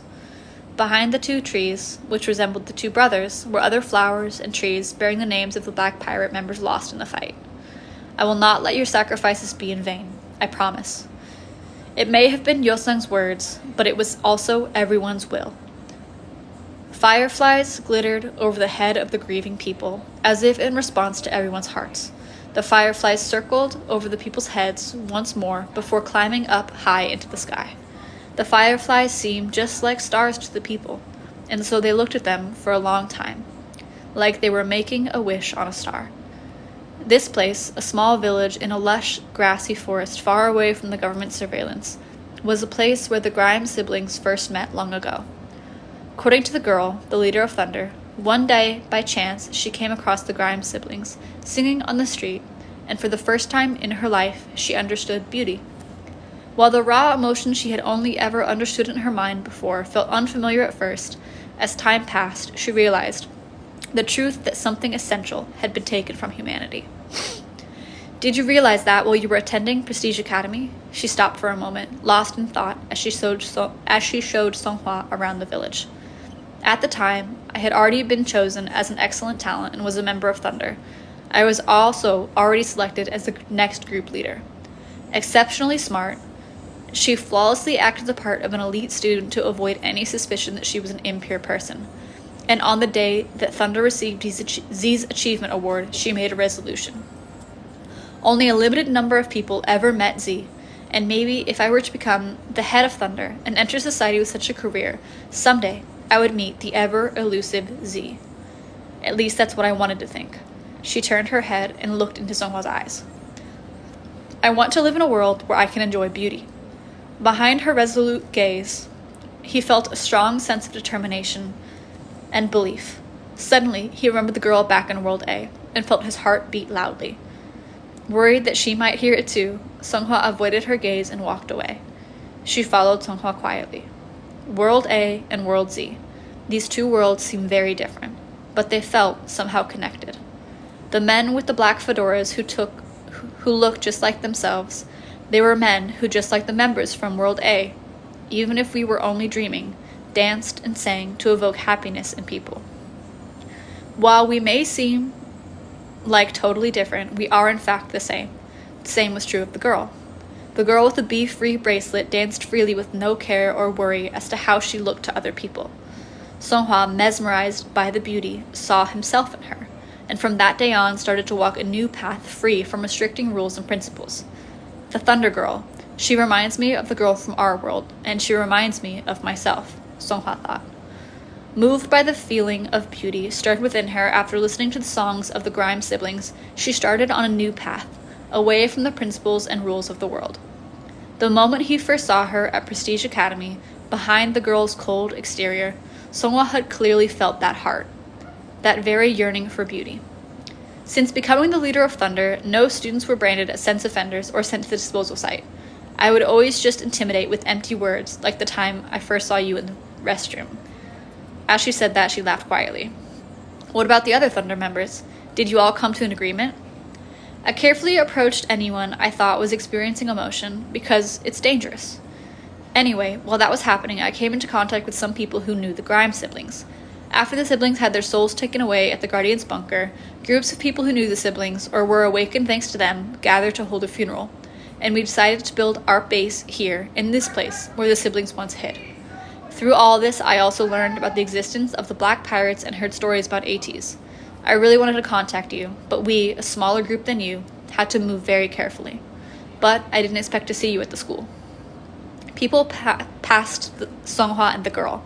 Thunder and a group of black pirates were pitching in, carrying food to the people they had rescued from the disposal site. I thought the black pirates were fighting alone, but I'm glad Thunder's here too. Just like how we didn't know about Thunder, maybe there are a lot of people in the world who think the same of us. They could be fighting alongside us right now. Songhwa's reflection on Thunder's existence giving him strength resonated with the girl's heart. Did I make the wrong choice? A small whisper of doubt had always existed deep in her heart, but Songhwa's words changed that worry into conviction, a conviction that she had made the right choice. Okay, outro. After Ateez and the Black Pirates' surprise performance labeled terrorism by the government at Prestige Academy, the institute was temporarily closed down as the ruined curtains were discarded and mirrors removed. The building was remodeled as a panopticon structure with a surveillance tower in the center to help strengthen overall control. The students were transferred to nearby schools according to their grades, and Thunder's leader was moved to a distinguished school of similar level with Prestige Academy. Having passed the emotion detection test and with the help of a present from Left Eye, a device that keeps one's heart rate steady, and completing the remainder of her exams with top marks, the girl successfully graduated without a problem. As she was by far the most superior candidate, she was picked up by the government and appointed as Z's protocol manager. On her first day of work, the girl who had, until that point, maintained her composure so well, began to tremble at the thought of finally reaching her goal. This was a place sensitive to outside intrusion. If her cover was blown here, she would be shot on the spot. Looking in the mirror, she cleared her head and took a deep breath. "It's okay, you've done fine so far," she said, looking at herself in the mirror. The Guardians came to pick her up in front of her house, and the girl followed them out and into their car. Just where is his hiding place? It must be a difficult place to find, she thought to herself as she chased the scenery outside the car window with her eyes. She memorized the way, looking at the surrounding buildings and signs, knowing she would have to describe it accurately and in detail. Why are we going here? The car along a familiar road headed to the city square. She didn't expect Z's office to be this close. They headed into the underground parking lot of this tall central bank building in the middle of the city square and entered a private space marked "Authorized personnel only. All others prohibited from entering." They stopped between the walls and they hid the surrounding space. The girl got out of the car and entered a hidden corridor following the guardians. They took an elevator in the middle of the hallway. The guardian pressed the button to the penthouse and the elevator rushed up at a high speed. Ding! With a clear bell, the elevator door opened and the girl walked along the long corridor, feeling as if she had come to another world. The sound... Hold on, I was real close. We're on the final song, and we're in the outro, but I gotta go back a little bit. After passing through the hallway, through a checkpoint searching for dangerous items such as guns and knives, they walked along a long hallway again. Through the window on both sides, she saw people working in each room. They looked like fish trapped in an aquarium. After passing through the corridor and reaching the end, she was met with a large door, as if it had been watching her. The large door opened as soon as she stepped before it. The refined office on the other side felt suffocating in contrast to its enormous size. All the walls of the room were glass. Charged energy molecules lined the room. Upon first hiring an office worker to his team, Z always inspected the people with his own eyes. That was the real final test. Only after passing the test were they able to receive their ID card that served as a pass. The pass, which is required to be worn by everyone in their office, also functions as a monitor, complete with camera and audio. Z, which of these many molecules is yours? He questioned her, sitting across a high-backed chair. This must be Z. She swallowed, careful not to make a sound. I don't quite understand what you mean. Energy molecules shone beyond the glass wall. They were particles of emotional energy linked to the chip in one's ear. At one point, the light emitted by them was even more intense, but as the sex offenders' protests intensified, the energy of those who had turned against the government disappeared, making the light weaker. Z turned his chair and looked at her. She gazed at him with resolute eyes, slowly raising from his chair. Z walked toward her with a dim smile on his face, as if the final test had already begun. Z, you were looking around outside the car, and then in the hallway, and now at the molecules that are beyond this glass wall. You were looking at them with curiosity. Curiosity is also an emotion. Curiosity is dangerous, you know? Z grabbed her chin with one hand. He studied her expression, moving her face in his hand. Would your molecule be here? Or is it already gone? Oh, the road here was already the test. Don't tell me that our plans have failed. Is this how I die? She felt her blood run cold with fear. But it was still too early to judge. The fact that Z asked a question means that the results are still inconclusive. I have to keep my composure. I must not be caught. What is curiosity? In response to the girl's answer, Z took his hand off her chin as if he was amused by her retort. He waited, looking at her mouth to see if she would keep talking. That was not an emotion, but a thought. I was looking at the structure to figure out where I'm going to work. My molecule is here, of course. Feel free to check it for now, if you must. Z ordered the guardian with his eyes. The guardian checked the chip next to the girl's ear to see if it worked. There was no reason for her to be shaken. A long time ago, when her chip lost its light due to emotional awakening, she discovered her own way to avoid being caught at school. She manipulated the chip to turn on and control her emotions right at the moment she wanted, and turn off, releasing her emotions at the moment when she didn't. The chip responded to the guardian's hand and emitted the yellowish glow. Only then did Z smile with satisfaction. Z, so what do you think of the sense offenders? She answered with a cold face. They are unnecessary impurities. Finn. They're killing bitches. They hung up people that were hung. The sense offenders, the people who were part of resistance, who were like offending sense by having emotion, were hung in front of everybody to make a statement of, if you do this shit, this is you. Guardians, bad people. They killed people, made a show of it, and tried to intimidate and scare the sense offenders. And said, basically, if you're caught doing this shit, you're dead on the spot. No being put to the disposal site, no chance of rehabilitation, you're gone. And all the sense offenders were like, oh shit. Emotion, crying because they feel emotion. And they're like, actually, you know what? We're gonna make sure that those deaths don't happen in vain. We're gonna keep fighting the fight that we need to fight. So that was that. And then the boys were like, let's go. Oh wait, just kidding. They found out that the girly pop, the Thunder girly pop, was in on it. She's just so fucking good. She's also the same girl from Be Free in World A. We know that. We've been new.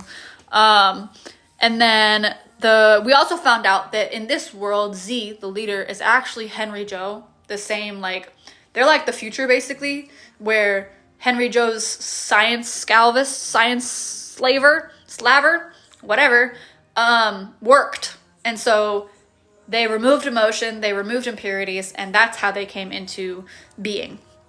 So we found out that link happened. And then it was like they were baited. So half the members were like, we gotta go to the disposal site to save the little boy, the younger boy, because we gotta save him. That's where he is. Let's go. The other half were helping get all of the people that were kept imprisoned in the disposal site to be disposed of, rescuing them. So they were split. And then, surprise, it was a trap. The members that were at the disposal site were threatened and banged and lasered or whatever. Oh no, the lasers were at the other thing. Sabers happened at the bunker, the pirate bunker, which had been compromised by the Guardians. They were there. They attacked the members. Then in the disposal site, the members were like, yo, shit, this isn't good. And then the head Guardian was like, I got the little boy, and is dangling him over the furnace to be disposed of. And they're like, get here in 10 minutes with the chromer, and I won't kill this guy, this little boy. And the member's like, oh shit, we need you with the chromer, come on. And meanwhile, the rest of the members that were at the bunker were like, yeah, we're kind of dealing with something over here, guys. We're kind of dealing with something. Like, we're getting slaughtered a little bit. So they're fighting the good fight over there, trying to fight them off. It don't work. It does not work. And then basically all hope was lost. Then suddenly this group of fucking weirdos with the masks show up, like the weird wonky mask and the voice like deluders were there, and they're like, ayo, we got electric zaps. So they started zapping and poking the Guardians and basically saving the members that were at the pirate bunker that had since been compromised. And we're like, here's a map, here's a piece of paper, go. So flash forward to the place, the disposal site where the rest of the members were and the boys being dangled. He's like, all right, the timer for 10 minutes is almost up. Might as well just kill him anyway. And he's like lingering, and it's like down to the wire. It's 3, 2, 1, 0. Suddenly the other members show up, but it's still a trap. We know that. And so they get all bound up and tied, and they're like, and they're stuck, and the little boy's there. And so boom. Meanwhile, at the bunker, the masked mysterious folks rescue all the other people. They put them in a bus. Surprise! Not really a surprise to anybody. That was Thunder. It was the Prestige Academy hoity-toity bitches. They used their Prestige Academy uniforms and like established presence to rescue all the people that need to be rescued. They get them out there on the bus. Now we're still in the disposal site. Guess who joined them with the chromer? The older brother. The older brother was there, and he was like, oh my god, my brother. Oh my god, that's crazy. And he's still being dangled. Then they're like, all right, just kidding. Here, plop, puts the head Guardian, drops the younger brother next to him, and the younger brother's like, all right, can I stop acting now? And everybody's like, fucking traitor. Little brother, we find out he basically, little brother had gone to the people and was like, help save my brother and I. We're experiencing emotions. I'll help you track down the black pirates if you guarantee that you will not kill my brother and I. And the head Guardian's like, bet. But he probably was gonna kill him anyway. So it was all a ploy. Fun fact. The older brother was like, what the fuck do you mean? Like, he's like distraught in the corner, but he also has a little knife. So he slides the little knife over to Yuno, catches it, and he's like, oh shit, not all hope is lost. So he uses the knife to undo the rope, and they start passing it along all the other members, and they're slowly undoing their stuff while all this shit's going on. And they're still in shock over the fact that shit hit the fan and the little boy's a industry plant. So there's all that, and then the boys, like, dramatic moment where the brother's like, how dare you? And then they're like, oh, but I was trying to save us, and then all the emotion, and then death. Younger boy, they both get thrown over. Mingy uses the chromeric, saves one of them. Older brother, dead. He got thrown in the incinerator, but his last look towards Mingy was save my younger brother. And so Mingy saved the younger brother, boop, got him there. But then, younger brother's like, oh my god, I did this. What? So the other members, freed now, are starting to push the Guardians into the incinerator. Younger brother takes that as his moment, and he grabs the head Guardian, and they both fall into the incinerator, so they're dead. Then the boys are like, yo, remember those little butterfly drones that we had? Yeah, they're bombs. They're about to go off. We're feeling all the feelings. We got to get the fuck out of here. So they use the chromer. They leave. And then the disposal site blows up because of the little butterflies that were spy things that they'd sent out earlier and that I forgot to mention. Boom. So they're there. They're back at the site. There's a cute little moment where the Thunder Girl and Songhwa are like, wow, we all feel the things. This is how. They basically have a burial for the Grimes siblings and all of the folks that were dead, including the two brothers. And then we learn a little bit more about how the Thunder people came to be, which is basically they're smart as fuck. They felt emotions, but they were smart enough to cover the emotions, and they knew what they needed to do. So we hear that from the girl.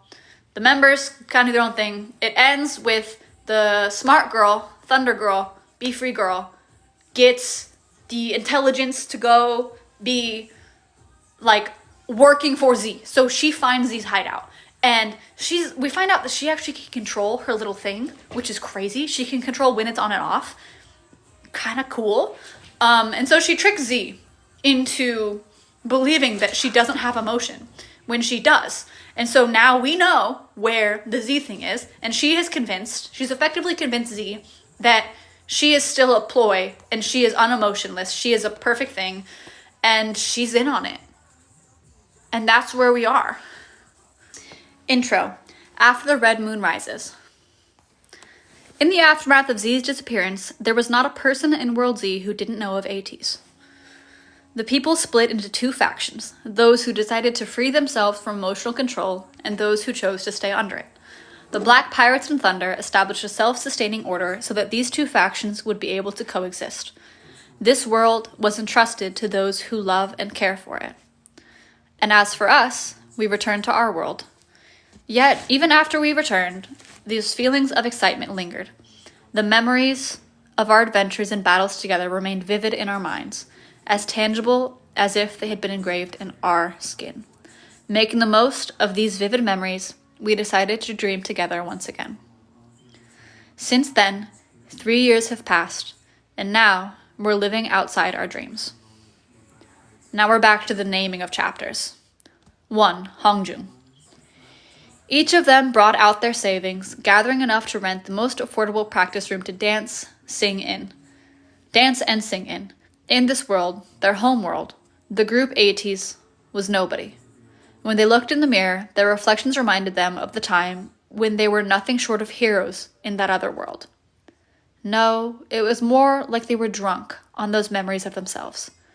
And just like the high of a good time drinking always fades when the morning comes, they were left to confront reality with a bad hangover. What if this ties into the alcohol that people keep saying the new comeback is going to be?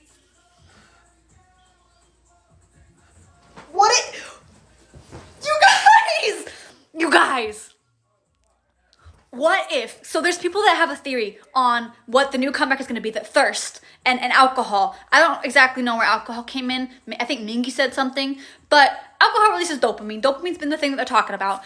The dreams, so the little Sopro, the little red thing that we're going to get into at the end that I made a video about, the little red cube, has the ability to link people's emotions. They're seeking happiness. They want to all be linked together.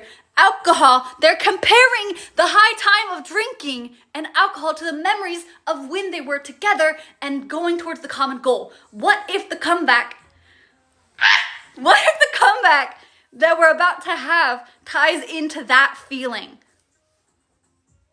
Okay, anyways. That was really fun. Okay, back to seriousness. And just like the high and just like the high of a good time drinking always fades when the morning comes, they were left to confront reality with a bad hangover. It takes money to dream, and with the need to work to make a living. Their days spent gathered in the practice room became less and less, and even then they did gather. It was rare for all the members to be present. Fuck, ain't that reality, bro? And it's not as though Hongjun could blame them for being busy with work. All he could do to ease his disappointment was to greet them with a bittersweet, "That's too bad. Let's do that. Let's do what we have to do now and try again next time." Everyone knew it's impossible to live on dreams alone. Acknowledging this hard truth is what it means to become an adult. Book. All Hongjun wanted was to maintain his relationship with the members, yet while he did his best to invite them out to eat for a quick get-together, even that wasn't easy. Soon, even meeting once or twice a year began to feel like an accomplishment. During his free time, Hongjun worked part-time, practiced on his own, and kept the diary. While writing his diary, he suddenly realized that his memories from World Z were beginning to fade. And so, he decided to record his and the other members' experiences on his personal blog. Inspired by comments like, "Is this a new novel? I'm dying to read what comes next." What began as Hongjun's travel diary evolved into a detailed story akin to an epic science fiction tale. His blog readers increased exponentially as the story progressed, and it wasn't long before he was approached by a publisher. Hongjun's story was published as a book, which went on to become a bestseller, and soon his days were filled with reader meet and greets, special lectures, and appearances on various TV programs. As Hongjun gained recognition as a popular writer among young readers through TV and social media, his backstory of how he originally dreamed of becoming an idol to use his fame and find his long-lost family became well known too. And it just so happened Hongjun's newfound fame did reunite him with not one, but two long-lost family members. His father, who contacted him after seeing him by chance on a TV show, and his mother, who looked up videos of the author after reading his book. At long last, his dreams of reuniting with his family came true. Good fortune and a reunited family, a career that he would be proud of, and fame. Hongjun had clearly achieved all that he had ever dreamed of, and he was blessed. Only when he left the room, sure that the door was completely shut behind him, did his smile slip and a deep sigh unintentionally swept out of him. The sigh was so loud that it shocked even Hongjun himself. Is this what I truly wanted? 2. Songhwa. My daughter's crazy about that book, so I gave it a read too. But who in their right mind would put up with 40 years of school just to be a guardian? The whole thing sounds a bit absurd, don't you think? The fire chief said, glancing at the copy of Hongjun's novel on Songhwa's desk.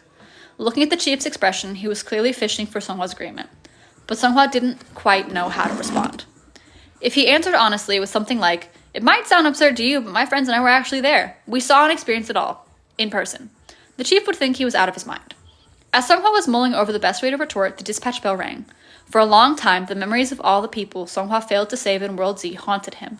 Even if the boy and the boy's brother willingly joined Ateez's cause, their deaths, along with those of the Black Pirates and the Thunder members who lost their lives through the Guardian's attack, as well as the corpses of the sense offenders that hung as a warning in the square, remained burned as an image in his eyes. Each time he saw a familiar face or silhouette walking down the street, his heart would break again.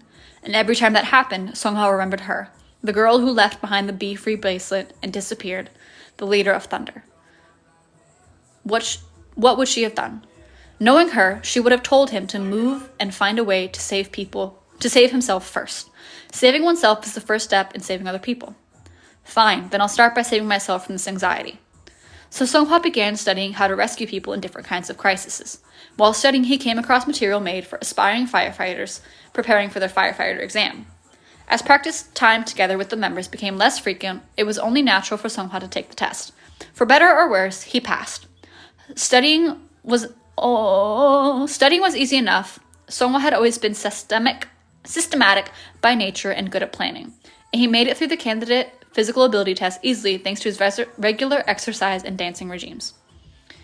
That's how Songhwa became a firefighter. The hobby he began to calm his anxiety became his job. Sure, it wasn't his dream, But that also wasn't a good enough reason for him to give it up. The impact of his job was clear and real compared to the vague dreams he shared with his members, and he just couldn't find any justification to quit. Fighting flames and rescuing people in crises was more rewarding than he had expected. It didn't come with cheers and applause like performing on stage, but in their place, he was rewarded with the simple, heartfelt gratitude and praise of those he saved, and their families. And thanks to his welcoming face and striking physique, Soha was selected as the Fire and Disaster Headquarters yearly calendar model. Posing for the camera, he felt both nervous and oddly empty. For so long, he had wanted nothing more than to be photographed and seen, and could never make that dream come true. How ironic that he could do so now, but only as a firefighter. That day, Soha returned to his desk at the fire department and read Hongju's novel that had been sitting on his desk. 3. Yuno. People gathered around the campfire, listening to Yuno singing and the sound of his guitar. With their eyes closed, they savored the melody. The lyrics of Yuno's song reminds me of a novel I read recently, remarked one of the students. Behind the professors and the students settled near the fire, a sandstorm raged. Yuno was currently in Egypt.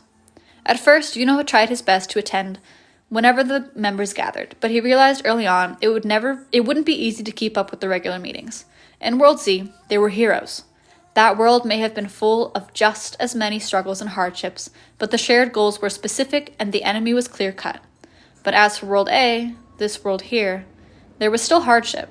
But the source of that hardship was elusive and unclear. Uncertain who the real enemy was, at times it felt like the whole world was against them. Yet other times it did not. Yuno practiced hard, auditioned and busked, but as the days went on, he began to see this world as even colder than World Z. People stared at the phones in their hands with apathetic expressions, quickly moving from video to video, always on the hunt for some new and fast stimuli. The human sounds of laughter and cry could only be heard from the other side of those screens. They danced intensely to their music loudly blasting from a speaker, and the people passing by barely spared them a glance before turning back to their phones. The members were taken aback. Had the passerby stared at them without emotion, like the people of World Z, it would have further ignited their passion. But they didn't know how to react to those people who would stop and watch for only a second or take a short video without listening to their song through to the end. No, to be honest, it hurt. It's usually like that, though. The higher you've climbed, the more painful the fall. Never having experienced such pain before, none of the members were able to recognize it as such, leaving them to bear their scars alone. Over time, Yuno found that he enjoyed singing and dancing with the members less and less. Perhaps the other members felt this way too, but there was no way for him to know. As the number of times they talked about their dreams began to decrease and the period between gatherings in the practice room gradually grew longer, Yuno's interests naturally began to change. By chance, he came across the chromer, something he had thought only existed in World Z, at an exhibition on the Mayan civilization in World A. He was at once fascinated by those mysterious relics and remains. Seeing them, Yuno was sure that there were even more relics and secrets somewhere out there, still waiting to be discovered. As you know... Oh, what? It put Yuno, not his name, but the Yuno. Like, As Yuno stepped into the ancient pyramid, his thoughts ran wild. Maybe, just maybe, if he could find more otherworldly artifacts, he would be able to travel to another world and go on an adventure with the members once again. 4. Yosang. His members call him young and rich, tall and handsome. Yosang, who built his fortune investing stock, was finally able to start a business of his own without his father's help. Though he didn't want to admit it, his natural ability to read the flow of money reminded him of his father. The small startup he generously invested in grew into a unicorn, and through his careful investment skills, he was able to transform the small one-man business into a large-scale operation in just 3 years. So you majored in classical music, and that's what eventually sparked your interest in pop music. But I'm curious as to what led down this path. Was there any specific event that inspired you? A Business Globe reporter asked Yosang. I realize that while blindness is both enchanting and noble, there are times it becomes a trap. Yosang answered vaguely before falling into thought. After returning to this world, Yosang could feel that the members had subtly, but definitely changed. It was almost like finally realizing it was time to let go after blindly clinging to a one-sided love for so long. Before meeting the men in black fedoras, before leaving for World Z, they were boys. Now they've come out the other side of the tunnel as adults. Only when he was able to see how the members had changed did Yosang realize he too had grown. Until now, their hard work and efforts towards their dream felt noble because they blindly accepted those dreams as if they were divine missions entrusted to them alone. It felt like those dreams were the only right path. Therefore, living for anything other than those dreams seemed cowardly and shameful, like accepting defeat. And that is exactly how the members felt before leaving for World Z. They were caught in the trap of blindness. However, while in World Z, they came to learn just how precious emotions, art, dreams, and hopes all are, and at the same time, just how terrible blind belief can be. Upon returning to this world, the members agreed to continue pursuing the dreams as they always had, each of them holding the seed of new and diverse possibilities in their hearts. Yosung knew this, and they believed that the members, consciously or not, must have felt the same. While money might seem contrary to art, art would not exist without money. Historically, art was created for the enjoyment of nobles and aristocrats, and in the process of this truth, even more forms of art were born. Money was the group's biggest obstacle in achieving their shared dream. This is their diary entries from their albums. And Yosung decided to tackle it head-on. In only a short time, he reinvented himself as a leader of the investment world. While he focused on sure profits for the most part, occasionally he would invest in the arts, even if he risked losing money. One of those investments was Hongjung's novel. San. Growing up, moving from place to place, I always dreamed of picking a spot and settling down roots for myself somewhere. But thinking back on it now, I think drifting may have been written in my life fortune right from the start, San said to himself amid the salty winds of Jeju. The fixtures in the food truck rattled as if they were clapping back at San's words. His tanned skin showed just how long he'd wandered about. As he watched the members go their separate ways one by one, San could neither hold them back nor storm out and leave them. He had nowhere else to go. One day, after a lackluster practice, with more than half the members absent as they were too busy with their own lives, San found himself strolling down the alleyway, guided by his empty heart. He sat down on the small bench in front of a discreet old mom-and-pop corner store and cracked open a can of beer. What do you call that feeling when you're not quite sad but not quite happy? When you're sad but you feel like your misery is almost laughable? As he muttered to himself out of habit, he heard a voice from beside him. "What's a youngster like yourself doing out here? It's not even night yet." It was the old man from the snack stall across the street. Instinctively, San asked him, "Hey, mister, was it always your dream to run a shack stall?" "Nope, run a snack stall." The cold man, "Nope. Golly, hold on." The old man seemed to get mad, retorting, "Dreams? Gah, you do what you can to put food on the table." San asked again, "Do you think I can get by living without making my dreams come true?" The old man's eyes met with San's. "Dreams ain't bad, but there are lots of other more important things in life. Sharing love, eating together, and cleaning up your own messes. Make sure you throw everything away right when you're done." At this, San noticed the black bag the old man had thrown at him earlier. Inside the bag were a steamy fresh sundae and a roll of kimbap. The sight of a young man drinking beer on an empty stomach must have worried him. Taking a bite of sundae, San began talking to himself again. He decided that he wanted to know more about those other things in life. Sharing love, eating together, cleaning up your own messes. So, San started a food truck. As he wandered around and saw people eat together and share delicious food with those they loved, and sometimes San even ate and talked with them too. He met a wide variety of people, dreamers, dream seekers, those whose dreams had changed or come true, those living outside their dreams, and people with no dreams at all. They did just say that in a recent, the Epic High variety show. This is how he came to learn the truth that most people live their lives without ever achieving their dreams. So, why didn't anyone ever teach us how to live outside of our dreams? San thought, and he came to an answer of his own.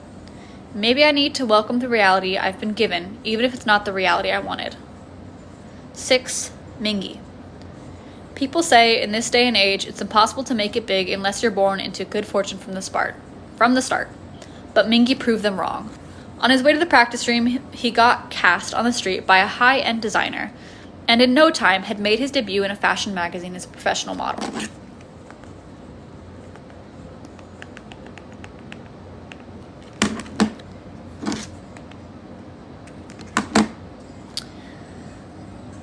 Mingi, who was in a tough spot at the time, thought of it only as a lucrative part-time job, but that very magazine spread quickly caught the attention of famous brands and turned him into an in-demand model. He learned to walk the runway as easily as if it were a new dance. Soon, he was walking for top fashion brand shows, decorating the cover of one of the world's 4 major fashion magazines, and working as an official ambassador for the global brand that called him their muse. The streets were filled with ads and videos featuring Mingi as their model. As his van ran down the road decorated with his pictures, Mingi holding a hamburger, Mingi modeling cosmetics, Mingi in the trendiest new clothes, Mingi was once again preoccupied with his social media accounts. He was uploading the photo he had just taken in a street in Korea as he moved on to his next schedule. By the time the fashion world had started to pay attention to Mingi, his outfit of the day looks were already popular on social media. His photos and unique styling had made inexpensive outfits look like luxury goods, were popular among men as date outfit inspiration, and among women as candid, cool boyfriend shots. Mingi had built a reputation for himself as an influencer. With each social media update came thousands, millions of likes and silly comments such as, "You're so cool. Do you guys know that Mingi's MBTI is ICON?" Just then, another notification popped up among the rest. He'd just been paid the advertisement fee for the last month's shoot. Even at a glance, he could tell it was a huge amount of money. Mingi was now so rich that his past struggles with poverty seemed like another lifetime ago. Above all, Mingi was glad that he didn't have to worry about his grandmother's hospital bills anymore. He might not be an idol, but being an icon like this was good enough for him. Mingi realized just how narrow-minded and limited his view of the world had been. "Yeah, things are good now," he muttered to himself, gazing out the window. His gaze was drawn to a group of boys busking on the street outside. The boys who danced and sang clumsily but passionately met each other's eyes and laughed with each changing movement. Mingi was hypnotized by the group and stared at them blankly. As the red light turned green and the car started again, the boys faded away into the distance. At that time, Mingi was overcome with the sense that he had crossed a river he could never cross again. On the far side of that river, where those times he had spent running recklessly, passionately towards his dreams, those times when it didn't matter if anyone acknowledged him, and it was enough to simply have fun. Where Mingi stood now was a place where results and achievements trumped passion and spirit, a place where value could be bought and sold. While Mingi wondered, this is what it must be like to become an adult, he couldn't erase that vague feeling of longing. Just as he opened up his social media to distract himself, a video of Hongjung's reunion with his family appeared on his feed. 7. Uyong. If you were to ask him why he chose to be a flight attendant of all things, Uyong would answer this. "A friend from my hometown once drunkenly said, 'Is the stage really that special?' A teacher's classroom could be their stage. The old man announcing sales at the supermarket is on stage. So are the flight attendants giving presentations on emergency life vests. Idols and actors aren't the only ones giving performances on a stage." Those words stuck with me, and before I knew it, I had signed up for flight attendant training. And if you want to call him insane, he would retort, "So what if I am?" In many ways, Uyun wasn't in his right mind at the time. All he knew was that he wanted a stage of his own at that very moment. It didn't matter where. Maybe it was some kind of post-travel side effect, using the chromer to fight Z and the Guardians, constantly moving around and performing. Those days that were filled with a rush of dopamine! Dopamine! The word dopamine! Wow! And adrenaline. Of course, those performances came with a hardship that were part of a greater revolution. But a performance is a performance, no matter what the cause. Uyung's jitters were always followed by a wave of excitement that shot energy through his nerves. So much so that he often found himself wondering, was that really stage fright? But returning to World A, that excitement disappeared and a looming feeling of anxiety began to take its place. It was as if he had finished an immersive game and now, turning the console off, had to return to reality. Though Uyung and the members tried to do what they could, they would never be able to perform as they had as Ateez in World Z. Making a stage for themselves wasn't so easy here. Just when Uyung felt as though he'd never stand on stage again, his drunk friend offered him words of comfort. As someone who hates conflict and prefers to maintain Peace. Woo-young was well suited to his job as a flight attendant. His calming, pleasant face matched his uniform perfectly, and he set passengers at ease as he welcomed them with an air of sophistication. This is Ateez's lore. Literally the diary entries in their albums. This is the story of Ateez in their lore. That is what I'm reading and have been reading for the past 3.5 hours. Anyways, while the plane, his calming, pleasant face matched his uniform perfectly, and he set passengers at ease as he welcomed them with an air of sophistication. While the plane prepares for takeoffs, the flight attendants move to their assigned positions and demonstrate how to wear seatbelts, respirators, and life jackets according to the announcement, but passengers rarely ever pay attention. To remedy this, Woo-young's airline was planning a new style of announcement, more like an event, and Woo-young volunteered to lead. In place of the usual announcement, an exciting melody played over the cabin speakers. Passengers who had been sleeping or flipping through movies turned and looked with interest as Woo-young and the crew standing in the aisleway. With practiced ease, Woo-young delivered the announcements, including the destination and flight time through song, rap, and dance. When the announcement was finished, the passengers broke out in applause. Exactly, this is what I was made for, Woo-young thought with a bright smile. Woo-young's eyes were drawn to a few people in the crowd who cheered and clapped louder than the rest. It just so happened that Yuno and Mingi were on the exact same plane. 8. Jongho. While recording vocal guides as a part-time job, Jongho began studying songwriting and musical composition on his own, and spent his days creating original songs. At first, he wrote songs that the members could record and practice together, but as everyone got busy, it became harder and harder to work together as a group. For his convenience, Jongho began writing solo songs, and becoming an idol with the members no longer seemed feasible. He turned to the path of a singer-songwriter. Jongho had already given up one dream due to injury, his dream of being a basketball player. He couldn't stand to lose another. He had posted the songs he created on MusicCloud when a major music label reached out, impressed with Jongho's songs. Will I finally be able to debut as a singer? Jongho was excited, but as it turned out, the label was interested in an old group song he had uploaded long ago, a song he had recorded with the members, and wanted him to write a track for their upcoming idol group. While it was a bittersweet win, Jongho had no reason to refuse their offer. He would finally be able to make music, his career would be recognized for his hard work. While Jongho started as a songwriter, it wasn't long before he was entrusted with the roles of an idol vocal coach and producer as well. He was neither an idol nor a singer-songwriter, but he was satisfied. He was working alongside idols and singer-songwriters, and that was enough for him.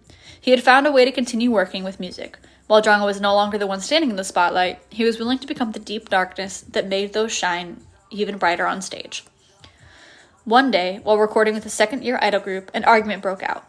What started with one member complaining, "I'm tired, I can't do this anymore," soon escalated into a full-fledged fight, despite Jongho's best efforts to de-escalate the situation.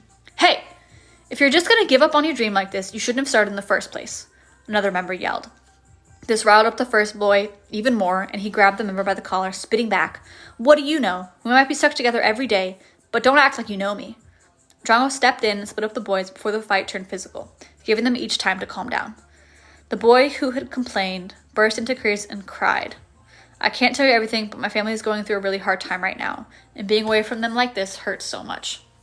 Jongho did his best to comfort and sympathize with the distressed boy. He was reminded of a long time ago when Mingi had threatened to quit.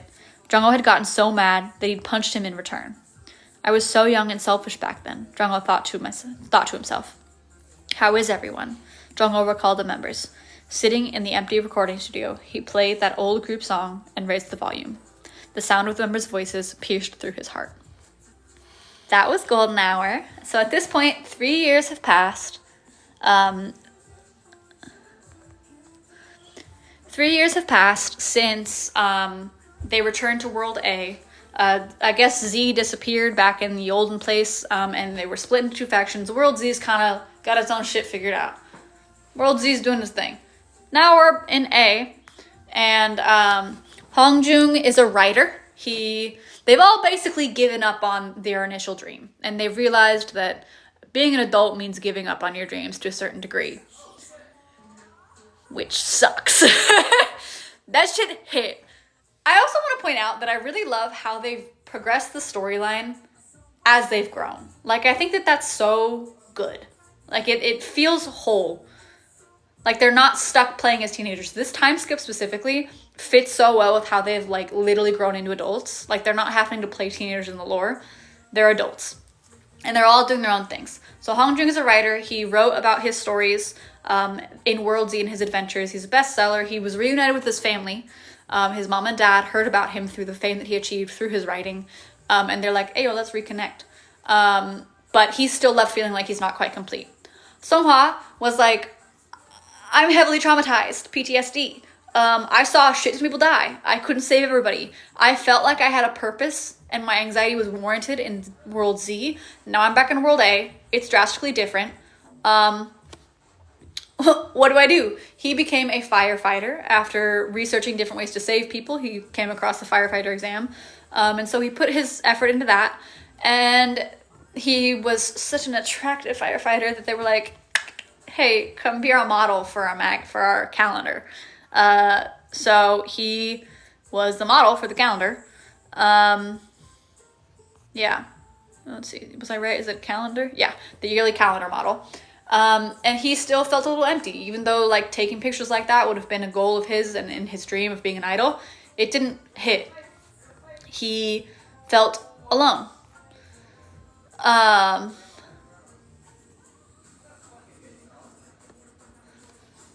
Then became a archaeologist, and because he wanted to find more things like the Cromer, because he's like, well, if I can find things that can take my friends and I on adventures again, maybe we can all come back together and live the life we used to live. So he is in Egypt and being an archaeologist, finding stuff. Yosung became an investor. Within 3 years, he built up, and he's like young and rich, tall and handsome, as it says in the actual writing. So he became rich because he knew that all art was funded by money. Art and money were heavily tied together, and that was the thing that his like friend group lacked. So in the process of him learning about investing to make money so that he can support what he needed to support, he became distanced from the friends, and but he did, however, donate to help fund Hong Jung's book. San started a food truck because he came to realize that some of the important things in life are sharing love with other people, eating meals, and cleaning up your own messes. A food truck does all of that. So after a conversation with an old man in front of a snack shop and drinking a beer, he came to that realization, and he has a food truck that he is learning to welcome the reality he's been given, even if it's not the reality he wanted. Mingi became a influencer model, which makes sense, but he did realize that what was once done just as a way to feel joy and happy now is basically monetized. It's a matter of results, how many likes, how many views, how much money. So he has that. Uyong became a flight attendant because that was the stage he wanted to be on, which is really funny. I could totally envision that happening. He also happened to be giving his fun little presentation while Yuno and Mingi were on the plane. Jongho became a vocal coach and songwriter. He wanted to be a singer-songwriter and sing his own stuff, but that didn't end up playing out. So instead, he did that, and he broke apart an idol group fighting, and it made him reminisce over how Mingi and him were at odds way back when. So basically, they all live their own lives, but they all come back to realize that they miss the friendships that they had with each other. So it starts out with 1, share love, 2, eat together, 3, clean up your own messes, which, if we recall, were the things that the old man said to San about what they're at. To give you guys some context, it looks like there's things that are, it reads like a normal story would, where there's things that are read, which seem to be like just regular writing, and then things that are being spoken, which are written differently. So I'll be trying to explain that well while reading it, or differentiate it. Hey, I've been meaning to ask you, what's that thing you have stuck on there? A female student stuffing a piece of buldak kimbap in her mouth questioned. Is it the food truck motto? Or yours, Oppa? That feels weird. Don't call the store owner Oppa, have some respect. I apologize for my daughter, sir. Please, I call all handsome men Oppa. And maybe you just came here for the first time, Mom, but I'm a regular. Oppa and I are very close. That feels so weird to say out loud. The mother, embarrassed by her daughter's shamelessness, smiled awkwardly as she met San's eyes. He was busy gathering bite-sized pieces of bulgogi kimbap for a bowl. San, it's something the owner of some snack stall... Oh, that must have been what was on the Share, Love, Eat Together, Clean Up Your Own Mess. Got it. It's something the owner of some snack stall told me 3 years ago, or so, when I was worried about my dreams might not come true. Dreams are fine and all, but there are many other things more important in life. Like sharing love, eating together, and cleaning up your own mess. As if pondering the meaning of what San just said, the female student read the motto aloud. For the first time in a long while, San also looked at the old memo posted on the inside wall of his food truck. It was the first thing he stuck to his inner walls after buying the used truck 3 years ago, when the members one by one had started moving on their own paths. He started this food truck wanting to know if, like the owner of the stall said, a life outside of one's dream was worth living. So, running a food truck like this wasn't your dream? The female student asked. San, if I'm being honest, no it wasn't. Not really. Does that make you sad that you're doing something other than your dream? The girl's mother tried to interject, but San just laughed, saying it was okay. San, no, I like it. Of course there are still times I miss those moments. The girl spoke loudly, as if to tell her mother to listen. See, so you can live happily without achieving your dreams. My mom always says you have to achieve your dreams, that a life without achieving your dreams is a life wasted, and so I have to study. Always study, study, study. Her nagging drives me crazy. Enough, stop eating and go to your after-school classes. Sorry for all the trouble, sir. The food was great. The mother, no longer able to hold back and wary of the ongoing conversation, finally stood up and urged her daughter away. San watched as the female student stuffed her cheeks, full of the remaining kimbap, still chewing it as her mother dragged her away. He smiled. San, I used to think that too. A new customer approached and San greeted them with a friendly face, seeing the expectant faces of hungry customers as they ordered, making food he hoped they'd enjoy, and watching them eat until they were full and happy. There's a kind of happiness in this too, San thought. Meanwhile, a plane bound for Incheon was getting ready to take off in Dubai. Young, a second-year flight attendant, was busy preparing the safety announcement he had put together for K Airlines. This seems to not be another 3 years. It's like directly following the last diary entry. Young, a second-year flight attendant, was busy preparing the special safety announcement he had put together for K Airlines. The airline, concerned that the passengers weren't paying enough attention to the flight attendant's in-flight safety announcement, planned a new event based on an idea of Young's in place of the usual simple demonstration. While he knew all he needed to do was match a few small movements to the announcement song and rap, Young's mouth had gone dry from nervousness. It had been a long time since he'd been on stage. He clenched his hands into a fist, stretched them slowly, and shook them out. But it did nothing to help calm his nerves. Taking a deep breath, Young closed his eyes. He recalled those times, 3 years ago from now, when the members dressed in black fedoras would perform as they used the chromer to disappear and reappear in and out of space. It was a time when his stage fright had felt like a distant memory from a past life. Yes, he had acted with a sense of duty, wanting to save the people from Z's control, but it was more than that. Those dreams of his that were out of grasp in World A were achievable in World Z. There, the world was his stage, and each and every performance was thrilling. The performances of Young and the members reminded the people, whose emotion had been suppressed and controlled, of the feelings they had lost. Their reactions, full of laughter and tears, had ignited Young's heart. Z, backed into a corner, broke the chromer in his attempt to flee, and as a result, Young and the members were thrown back into this world before they could see the climax of their movement. But it was fine. If he could do all that there was nothing he couldn't do here too. Young had a thought. The members came together again and prepared as a performance group.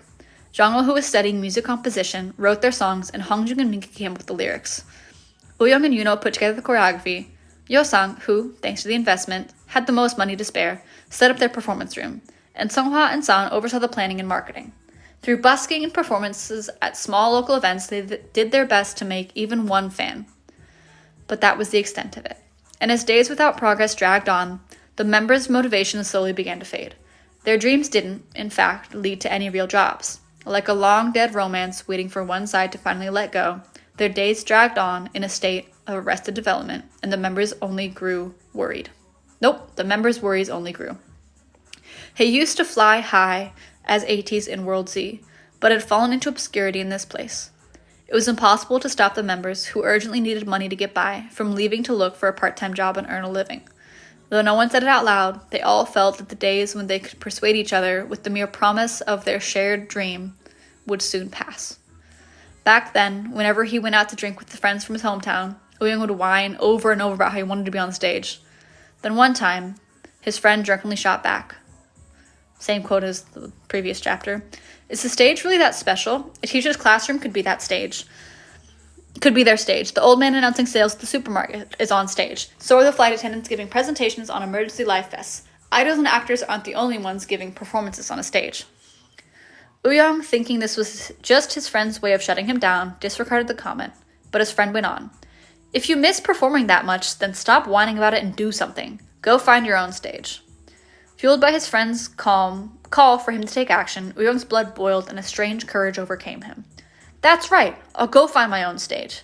The friends cheered together, and before he knew it, Uyung was signed up for flight attendant training. Not wanting to waste the money he had spent at flight attendant training classes, Uyung began attending the Flight Attendant Academy. To his surprise, he was praised for his talent and soon found himself enjoying training. He was proud that the other students applauded him, and the school held him up as an example. Yes, maybe it was a praise that Uyung had wanted. Driven by praise and recognition, Uyung became a full-fledged flight attendant in record time. It wasn't until after this thirst for acknowledgement had been quenched that he remembered that it was just what he really wanted to do. What it was that he really wanted to do. Music. It wasn't performing on a stage, but music that he wanted to do. To match his voice and movements to instruments, for someone to listen to his story. But when he finally looked back, he was already an established flight attendant. And so, Uyung recalled his friend's words again. Find the stage, find your own stage. Make it for yourself. At that time, K Airlines was in the process of planning a new format for their in-flight safety announcement. Hey. And Uyung sent in a proposal for the project. He suggested a music-based performance, and his idea was adopted. Uyung were just about ready to run the announcement. At the words of his fellow flight attendant, Uyung opened his eyes. It might not be much, but it was still a stage. The stage Uyung had longed for. The shaking feeling he was experiencing now was the very feeling he had missed so much. There was nothing to be afraid of. Uyung stood in the aisle. Uyung, we're about to take off in preparation for departure. Please direct your attention to the flight attendants in the cabins as they go over the safety procedures. Uyung's announcement rang over the pre-recorded music playing from the in-flight speakers. Soon, the beat began to change, and the announcement transformed into a rap and melody.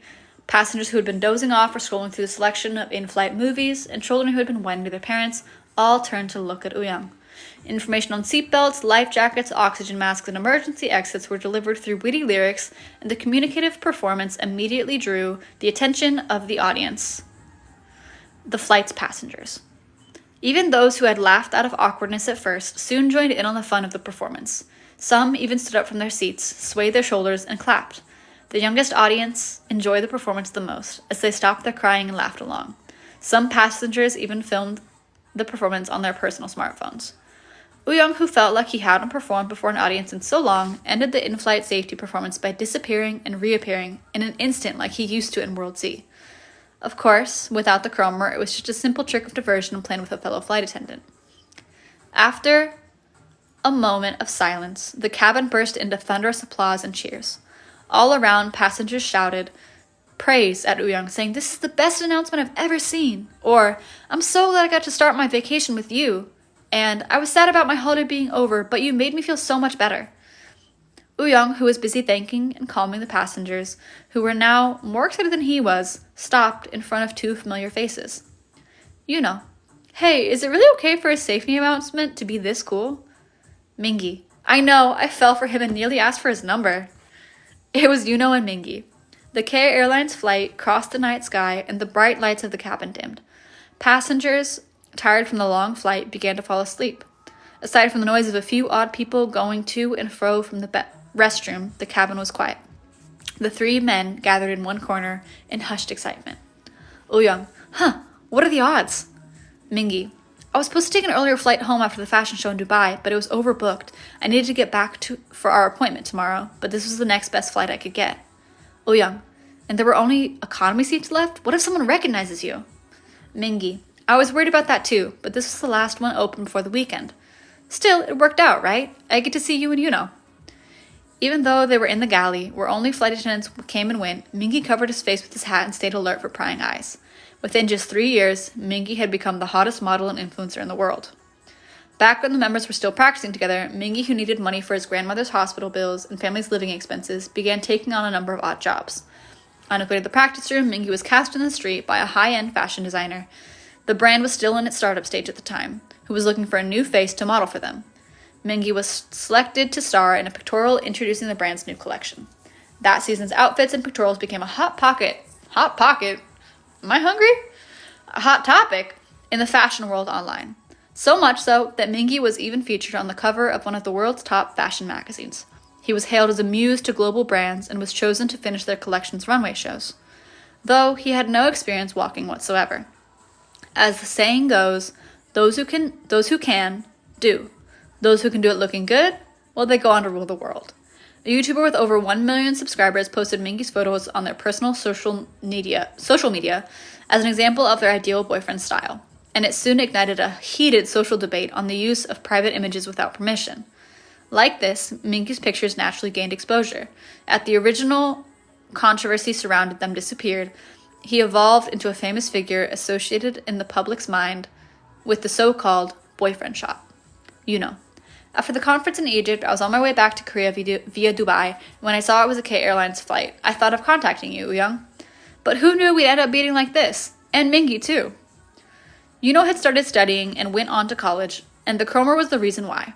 Once he learned that the Cromer, something he thought could only be found in the mystic World Z, existed here as well, he became fascinated with relics. I have a question. Didn't they take World A's Cromer? Way back when they stole it from Henry Joe? The Cromer was destroyed once, and then they stole the World A one to go back to World Z. How would it still be existing? How is he so surprised that it existed here? Or is this like looking back? Okay,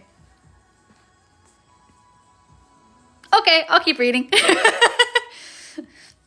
Something he thought could only be found in the mystic World Z existed here. As well, he became fascinated with relics, ancient ruins, legends, and myths. There must be more relics out there, just like the Cromer, that can't be explained by our world's history, theory, and research alone. Young was reminded of a conversation he had one day walking with Yuno. If this world is really made up of multiple dimensions, just as the men in black and fedoras had told them, then there must be more relics and artifacts out there that only those who knew of World Z can recognize.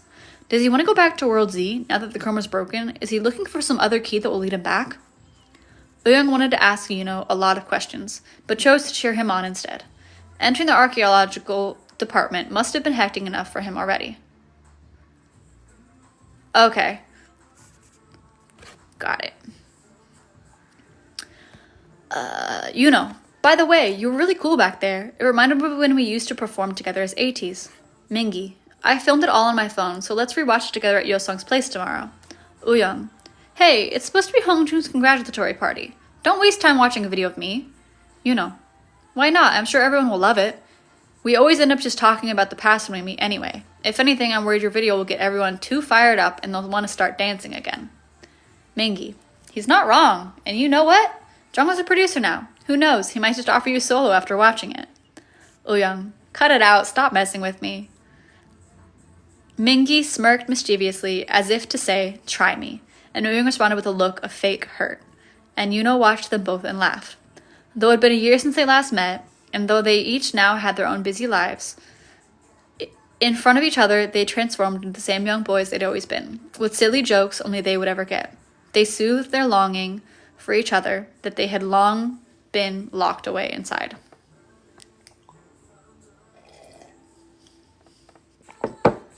At the same time in Seoul, South Korea, cursing and shouting, not music, blasted out of a recording studio near Hongdae. that's how you're gonna act, then get the hell out already. Stop dragging us into your mess. Do you know how many idols disappear not even a year after debuting? Even if we fucking risk our lives for this job, who knows how many people will actually care?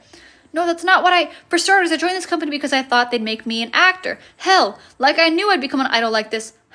Don't act like you know what I'm going through. The 6-month-old group for which Jungho worked as their exclusive producer was preparing for their upcoming mini-album. While in the studio recording songs, all of the members' volatile emotions that had accumulated since their debut exploded into an argument, which raged on despite the best efforts of those around them to stop it. An engineer who could no longer stand to watch the children fight in his recording booth moved to stop them, but Jungho stepped in and held them back. Jungho, it's better they let it out now than hold it on and suffer in silence. It wouldn't be easy for family members to work all day long, let alone young adults, teens who just barely hit puberty, thrown together only because they shared the same goal.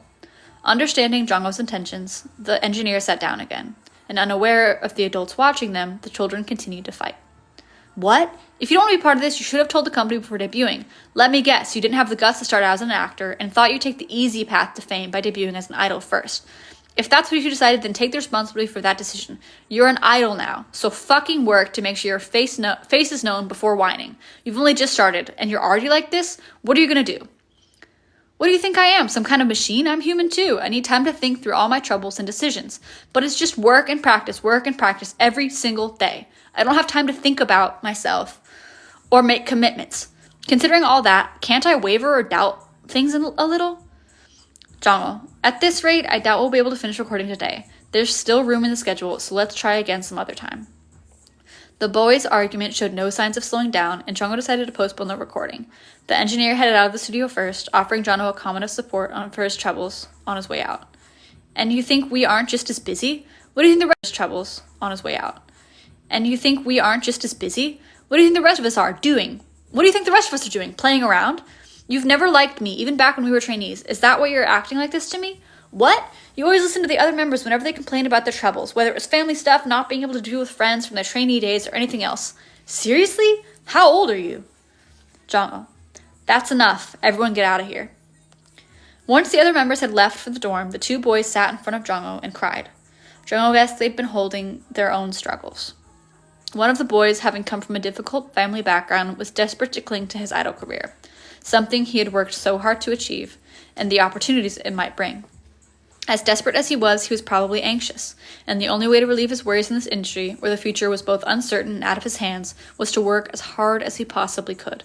He must have hoped the other members would feel the same, and when confronted by his friends who didn't, could no longer hold back his own overflowing anxiety. Although Jungho didn't know everything the boy had been through, he did know the feeling of desperation born from anxiety. He had once exploded at Mingi in a similar way. The other boy, who dreamed of becoming an actor, must have stumbled across the path of an idol on the way to his real dream. While he may have started this career hoping that, as his face became more well-known, it would eventually lead to opportunities in acting, he was probably taken back by the reality of this world that demands hard work paid in sweat and tears.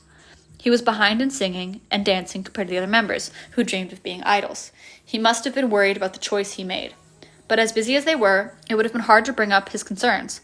Sure, one could criticize the boy for choosing the path of an idol when that was never his dream. But Jungho, who'd become a music producer as a means to achieving another goal himself, was no different.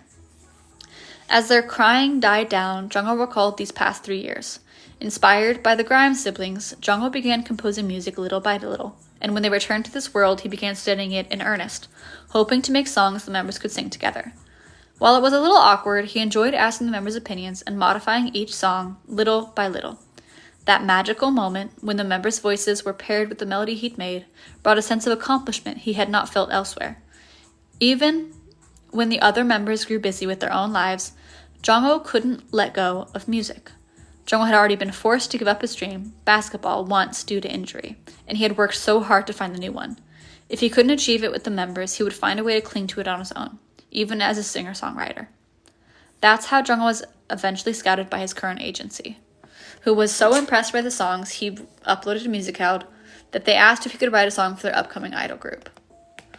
While he was a bit disappointed they hadn't offered to sign him as a singer, he had no reason to refuse the offer. It was a way for him to continue his career in music, and for the first time, his efforts had been recognized. Jongho, who started as a singer-songwriter, soon became the idol group's vocal coach and producer as well.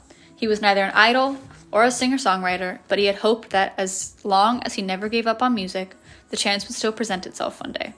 For now, he spent his days satisfied with the opportunities given to him.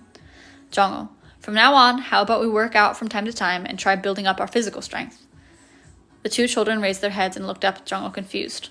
Jongho, neither of you wants to hurt the other. It's just that you have your problems and you have yours. Am I right? They nodded and out of the corner of their eyes scanned the face of the boy sitting next to them. As their irritation faded, fatigue, sadness, confusion, and guilt took its place. Jongho, I heard that kindness also requires stamina. You're both so tired that you're overcome with anxiety and confusion, but it's thanks to all your hard work that you were able to debut and were offered all these new opportunities too. I know it's impossible to really understand each other's struggles, but let's at least try to be kind to each other. How about it? The boys replied yes at the same time, awkwardly handed each other tissues. They're still just kids, Jongho thought as he smiled quietly.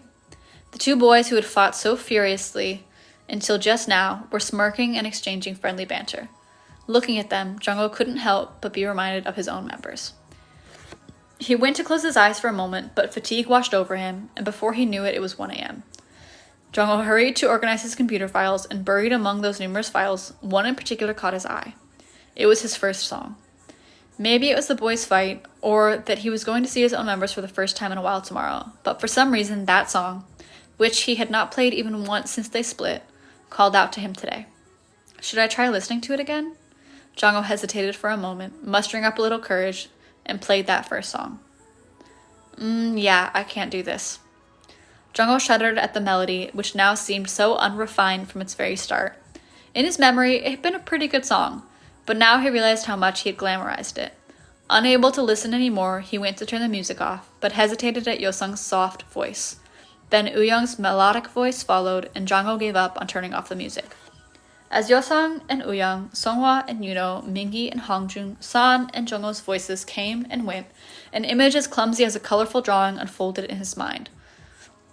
The members' voices pierced through his heart. It felt as though, unknowingly, he had unleashed a certain long-gone and now unattainable past. Only then did Jongho realize that he had unwittingly ended one period of his life and started another. Listening to the music of a past he could never get back, he longed for those clumsy but oh so beautiful times and shed a tear. It was then, ring! A fire alarm went off and shook Jongho from his memories. What's going on? Jongho faltered with a loud noise, and someone burst through the recording studio door. Standing in the open doorway was none other than Songhwa, outfitted in fire protective gear. Songhwa? Can't you hear the alarm? Hurry, we need to get out of here. A stray cigarette butt had caught fire at a bag of garbage, which in turn spread to the vines that decorated the outer wall of the building. The fire grew and began eating away at the building's exterior. Fortunately, a delivery man saw it and immediately called 119. We were able to extinguish the fire before there was too much damage, Songhwa continued as he took off his red helmet. Thankfully, the fire didn't spread too much, but had you stayed there, you might have been suffocated by the smoke. The next time you hear a fire alarm go off, get out right away. There's nothing more important than your life. Yes, I get it. You're really a full-fledged firefighter now, huh? Jongho smiled happily at Songhwa's nagging, which he hadn't heard in so long, and handed Songhwa a drink. Songhwa smiled back as if he'd missed these familiar interactions with the group's youngest member. Looking at Songhwa's smudged face, Jongho asked, How's the firefighter job? Do you enjoy it? Songhwa finished another sip of his drink and seemed to think for a moment before replying with a smile. It's great, very rewarding, but more importantly, I get to save people. It's really great. Jongho understood. He knew that the after-image of all the people they couldn't save in World Z had long haunted Songhwa. The boy and his brother that they were unable to save at the disposal site, and then many members of the Black Pirates and Thunder who had fought bravely alongside Ateez, only to have their fates changed by the Guardian's attack. The eyes of those sense offenders hung as an example in the square. Jongho remembered that the image of Songhwa's back, the other members frozen in place, each and every time he encountered someone who reminded him of them. Songhwa, want me to tell you something interesting? Jongho met his eyes slightly, as if to say he was ready to listen. Songhwa began describing those who had just become firefighters. There is a time when a sense of duty and a desire to save people becomes a kind of passion in and of itself. During this new time, firefighters, as if they have never known fear, would do anything to save even just one more person. They would dive into the heart of a fire or risk their lives. Then, they make a mistake and realize they might actually die like this. That's when they finally come to understanding their senior's advice. Songhwa continued. He gritted his teeth and repeated the words he had heard over and over again as a student. Saving oneself is the first step in saving other people. Believe it or not, that's why I decided to become a firefighter. I thought that if I could just pull myself out of my own misery, I would be able to do anything. At first, he began studying how to rescue people in various crisis situations. Just learning how to react to various emergencies helped calm his anxiety. Then, while studying, he came across material made for aspiring firefighters preparing for the firefighter exam. The members were meeting to practice together less and less, and making use of his newfound free time, Songhwa decided to take the test himself. The hobby he began to calm his anxiety soon became his job. He found its specific demands and tasks were more comforting than vague dreams, and while it didn't come with cheers and applause like performing on stage, in their place he was rewarded with the simple, heartfelt gratitude of those he'd saved and their families. Jongho, that's good to hear. He meant that sincerely. He looked at Songhwa's face. In the clear light, Songhwa stared back at Jongho in the same manner. Jongho, the baby of the group, suddenly looked all grown up. Even Jongho's an adult now. It's strange. It makes me feel proud, but also sorry, Songhwa thought to himself. Jongho, you're coming tomorrow, right? Nope. Wait, really? Why can't you come? This will be our first time. Getting together in nearly a year. It's already past midnight, so yeah, I won't be going tomorrow. But I'll make sure to make the party today. It's Hongjung's party. There's no way I'd miss it. Oh, come on. In Jongho's face, now annoyed at the older boy's mischief, was the echo of the maknae Songhwa knew. Only then did Songhwa put his arm around Jongho's shoulders and ruffle his hair, as if happy to finally reunite with the group's youngest. In an antique villa, far removed from the city center and hidden by lush trees tinted by the pink light of golden hour, laughter echoed about. Inside the villa dining room, 8 men dressed comfortably sat around a large table decorated with all kinds of dishes from land and sea. 8 wine glasses collided in the air. Yosung, I really put a lot of thought into this menu, you guys, but all you've been eating is San stuff. Come on, I'm hurt. San, that's bold coming from the guy who just swiped another piece of my kimbap. Yosung, well, you can't beat this kind of nostalgic flavor. Uyang, come on, guys, let's try one of the other dishes before Mr. Fancy Villa owner gets upset. Hongjung, how did you manage to look this sexy on a plane? I thought I was watching a performance of Britney Spears' Toxic or something. Uyang, hey, I thought he told you guys not to show them that. That dialogue feels so real. Mingi and Yuno, shrugging in fake remorse, explained how they had no choice but to show the others Uyang's video, which had already begun spreading on social media. I'm almost done. Almost? Yeah, I have I don't know, maybe 10 minutes left. Explained how they had no choice but to show the others Uyong's video, which had already begun spreading on social media.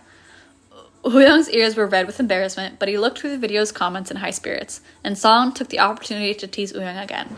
Hongjung, who had been watching the members with a smile, suddenly remembered the books in his bag and hurriedly took them out. He passed a copy to each of the members, who had flipped through them with thrill. On the first page was a simple letter with Hongjung's handwritten signature. So book number 2 is finally out. Congrats, Hongjung. You did great. Mingi, I heard you were already offered licensing deals in 30 countries or something. I saw it in an article. Hongjung, it's all thanks to you guys. If anything, I'm sorry. It's our story, but I'm the only one making money off of it all. Jongho, what are you saying? You're the only one of us who'd ever be able to retell it in such an exciting way like this. The others nodded in agreement. For no reason in particular, Hongjung touched the cover of his book. On the cover was an image of Z's office, with Z and the Guardians on the right and the Thunder members and Prestige Academy students on the left. In front were 8 men wearing black fedoras, engraving with the name Ateez. That's right. Hongjung's novel was based on their real adventures. In short, it was his and his members' travel diary. One day, after returning to this world, Hongjung suddenly realized that his memories from World Z were beginning to fade. Perhaps that's what it meant to live in the present. What were once vibrant and colorful memories would soon be condensed into a single color and simplified as good past times. And so, Hongjung began writing. He wanted to retain these magical moments that he could never visit again as vibrant memories. His diary, a blog, was soon filled with comments. Is this a new novel? I'm dying to read what comes next. For the first time, Hongjun began to consider how the series of events he had experienced with members might seem to others. Most people would probably assume this is a science fiction or fantasy novel, not a travelogue. What began as Hongjun's diary evolved into a detailed story akin to an epic novel, and his blog readers increased exponentially as the story progressed.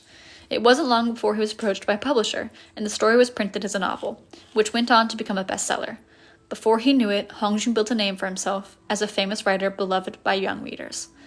His days were filled with reader meet and greets, special lectures, and appearances on various TV programs. On a talk show that introduced writers' personal lives, Hongjun said, "I originally dreamed of becoming an idol, hoping, vaguely, that if I became famous enough to appear on TV, I might meet my long-lost family again. But I had never imagined that would happen to me as a writer." His sincere story and the dance he showed off at the request of the host became a hot topic. Hongjun's father, who happened to watch the show, and his mother, who learned about him through his novel, reached out to him.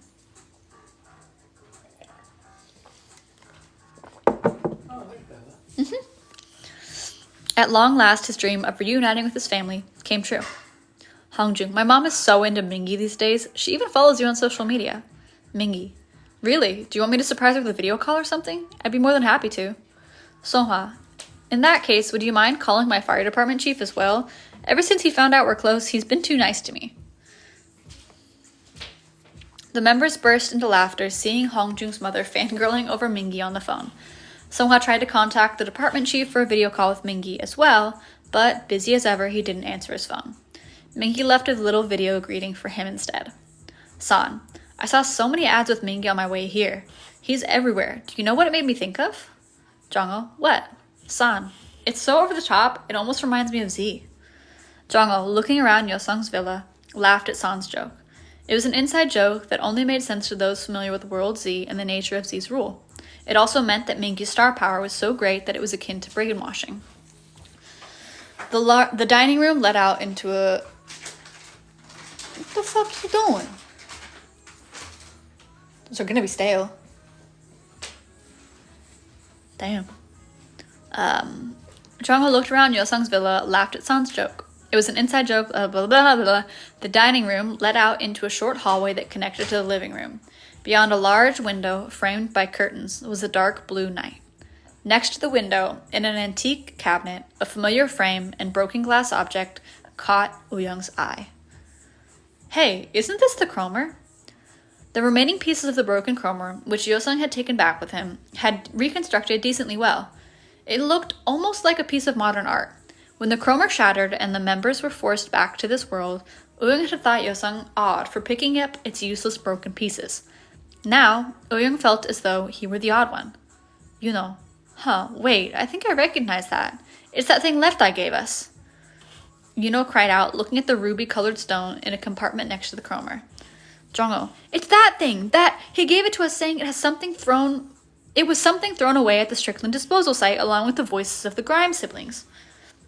"San, Yosung, you mean you took this without telling the rest of us?" "Yosung, what are you talking about? I asked you over and over which one of us should take it." Everyone was shocked by Yosung's sudden remarks. Yosung continued, "I asked you all again and again in both World Z and World A, but either you weren't listening or you changed the subject on me. I had no choice but to bring it back myself." When the members questioned, when did you ask us? Yosung replied, "Don't you remember me asking y'all what should we do with sopro?" Sopro is Portuguese for breath or a gust of air. If you watched my video earlier, you'll know. "Uyung, sopro?" At that moment, the members finally recalled Yosung asking them who's going to take care of Sopro. What about Sopro? Guys, Sopro. And none of them knew at the time that he was referring to his ruby stone, and they all had brushed him off. Now feeling bad, the members touched Sopro aimlessly and changed the subject. Yosung, your villa really is huge. It's so nice. We can really tell you make a lot of money. Songhwa, I know you've got enough room to play soccer in here. The members chided Songhwa for his old man-like comment and looked around the living room. In just 3 years, Yosung had become the definition of young and rich, tall and handsome, having built his fortune in stocks. Yosung was finally able to start a business of his own without his father's help. The startup he generously invested in grew into unicorn, And through his careful investment skills, he was able to transform the small one-man business into a large-scale operation. Though he didn't want to admit it, his natural ability to read the flow of money reminded him of his father. While money might seem contrary to art, art would not exist without money. Historically, art was created for the enjoyment of nobles and aristocrats. In protest of this truth, even more kinds of art were born. Money was the group's biggest obstacle in achieving their dream, and Yosung decided to tackle it head-on. He reinvented himself as a leader in the investment world.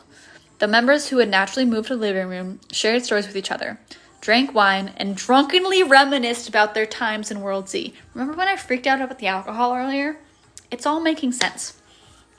Their memories spread out on the table before them, their uncensored true faces, which had grown used to hiding behind their masks as refined members of society, burst out wildly. The members were as excited as if they had just moved through space with the Chromer, as if they'd gone back to their days as the men in the black fedoras. Yosung, do you remember that time back during our performance at Prestige Academy when Minky missed the beat and his colored smoke bomb went off first? San, yeah, I was worried I was the one who messed up our rhythm. Hongjung, to be honest, I was worried that we wouldn't be able to make it home. Sorry, I had to prove I'm a person. I kept thinking, what if one of us got injured or something happened? Everything seemed so hard at the time, but looking back on it now, things were good back then. Young, I know, I remember the first time I got injured and how the Grimes siblings helped me. And the first time we met Left Eye, I almost even missed the Guardians now. San, I hope Thunder's doing okay. It's a shame we never got a chance to say goodbye. I wonder what happened after we all left. Were the people finally able to break free of control? Did the rebellion succeed? Do they still remember Ateez? Or do you think we've already been forgotten? Mingy, maybe. You never know. Time keeps moving over there too. We might already have become a thing of the past. It's not like we spend all of our time thinking about Ateez either. Jongho, even if that's the case, it's still a little sad to think about. There was a moment of silence. Although they were in the same place, each member was immersed in their own thoughts. Music filled the room, breaking the silence. It was Jongho. He played a song from the music he had kept from their performances in World Z. Excitement filled the room again. Some members even started to dance, saying they remembered their choreography from back then. A few other songs played, and finally, the first song Jongho had written for the members upon returning came on. This time, a different kind of silence came over the members. Ateez, who had been nothing short of heroes in World Z, had been thrown back into World A and forced to live as commoners again. Still, they had been so sure they could make it here too.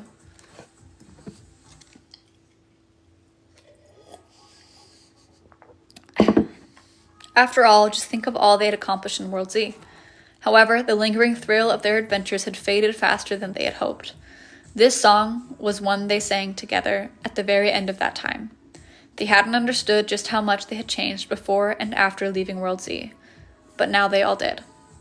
Young, why don't we give it one last try? Young blurted out the thoughts no other member had the courage to speak, not even as a joke. Sipping his drink by himself and listening to music, he looked very drunk. Hongjung responded as if to soothe him.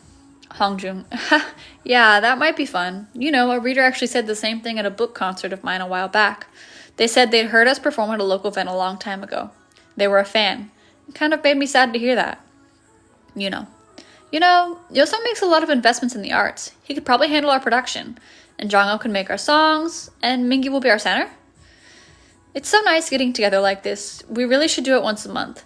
Hey, let's go on a trip together sometime. The others tried to brush aside Young's words with their usual drunken promises. But this time, Jongho responded seriously. Jongho, to be honest, I like the idea. I already have some songs written. Young, looking back, I always wondered if we really did everything we could.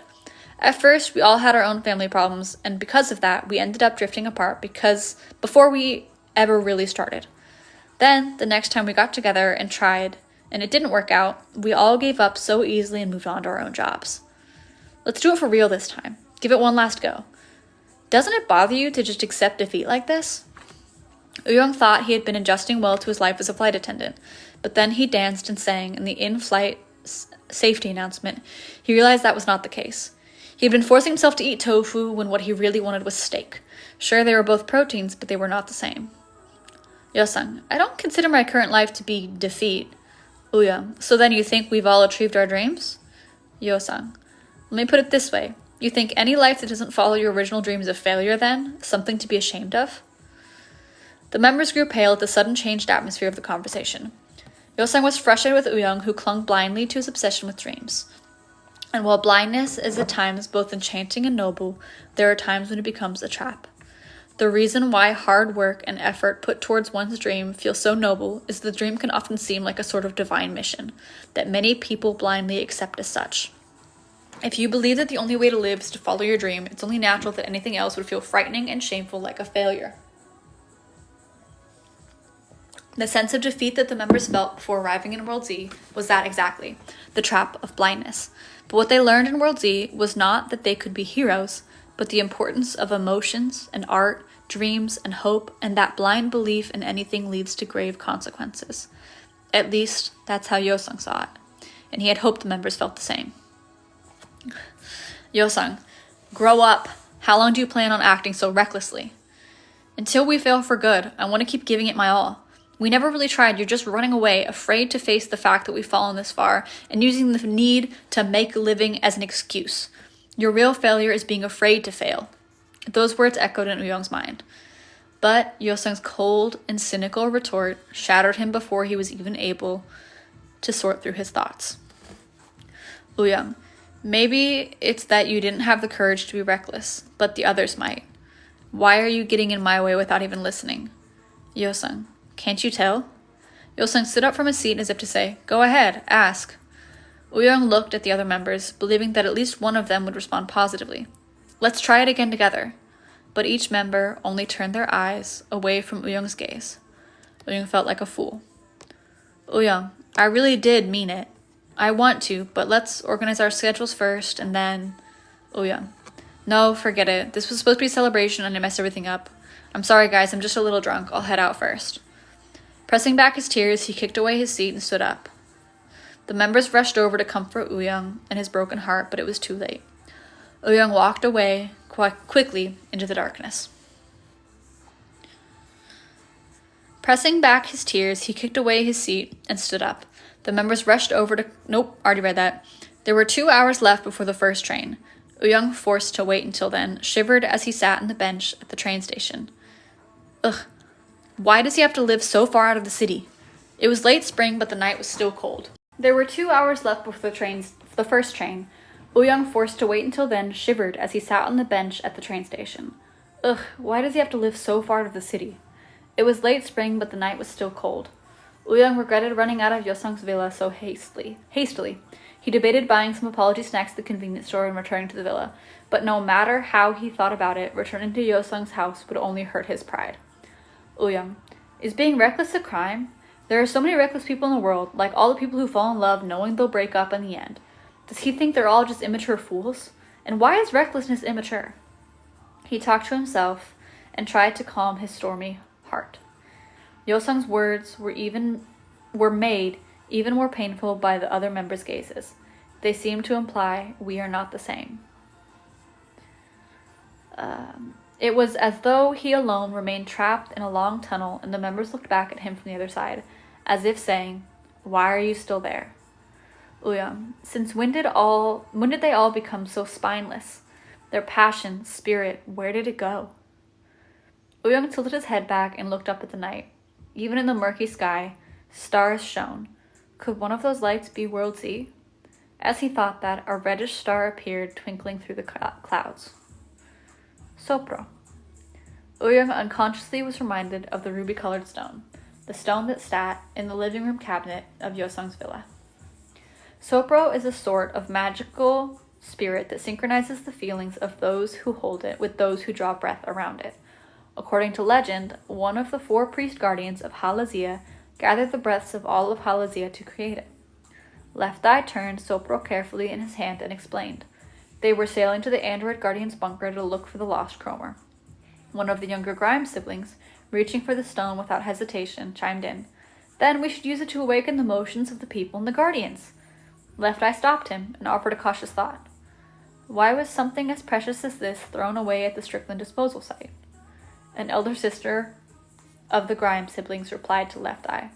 It must have been swept up and thrown away, along with the countless particles of emotion of our voices, I doubt they knew what it was and just tossed it away. Left Eye turned his head to the side and examined the stone, which shone the enchanting color of blood. Legends are just legends. It might be dangerous. Let's only use this as a last resort. Uyong returning quietly to the villa where the members slept, headed to the living room. As he passed a table covered with empty bottles and leftovers, went to the antique cabinet and picked up Sopro. So, if I use this, I can sync my and the members' emotions? Sopro's red light wavered as though in response to Uyong's question. Holding the stone tightly in his fist, Uyong brought his hand to his heart and earnestly prayed. It's as though they've all forgotten what it was like to be happy. Reignite our passion like it was back then and let us be happy together again, please. Red light spilled from the gaps of his fingers, a ruby aurora dancing throughout the dark room. The end. Well, not the end, but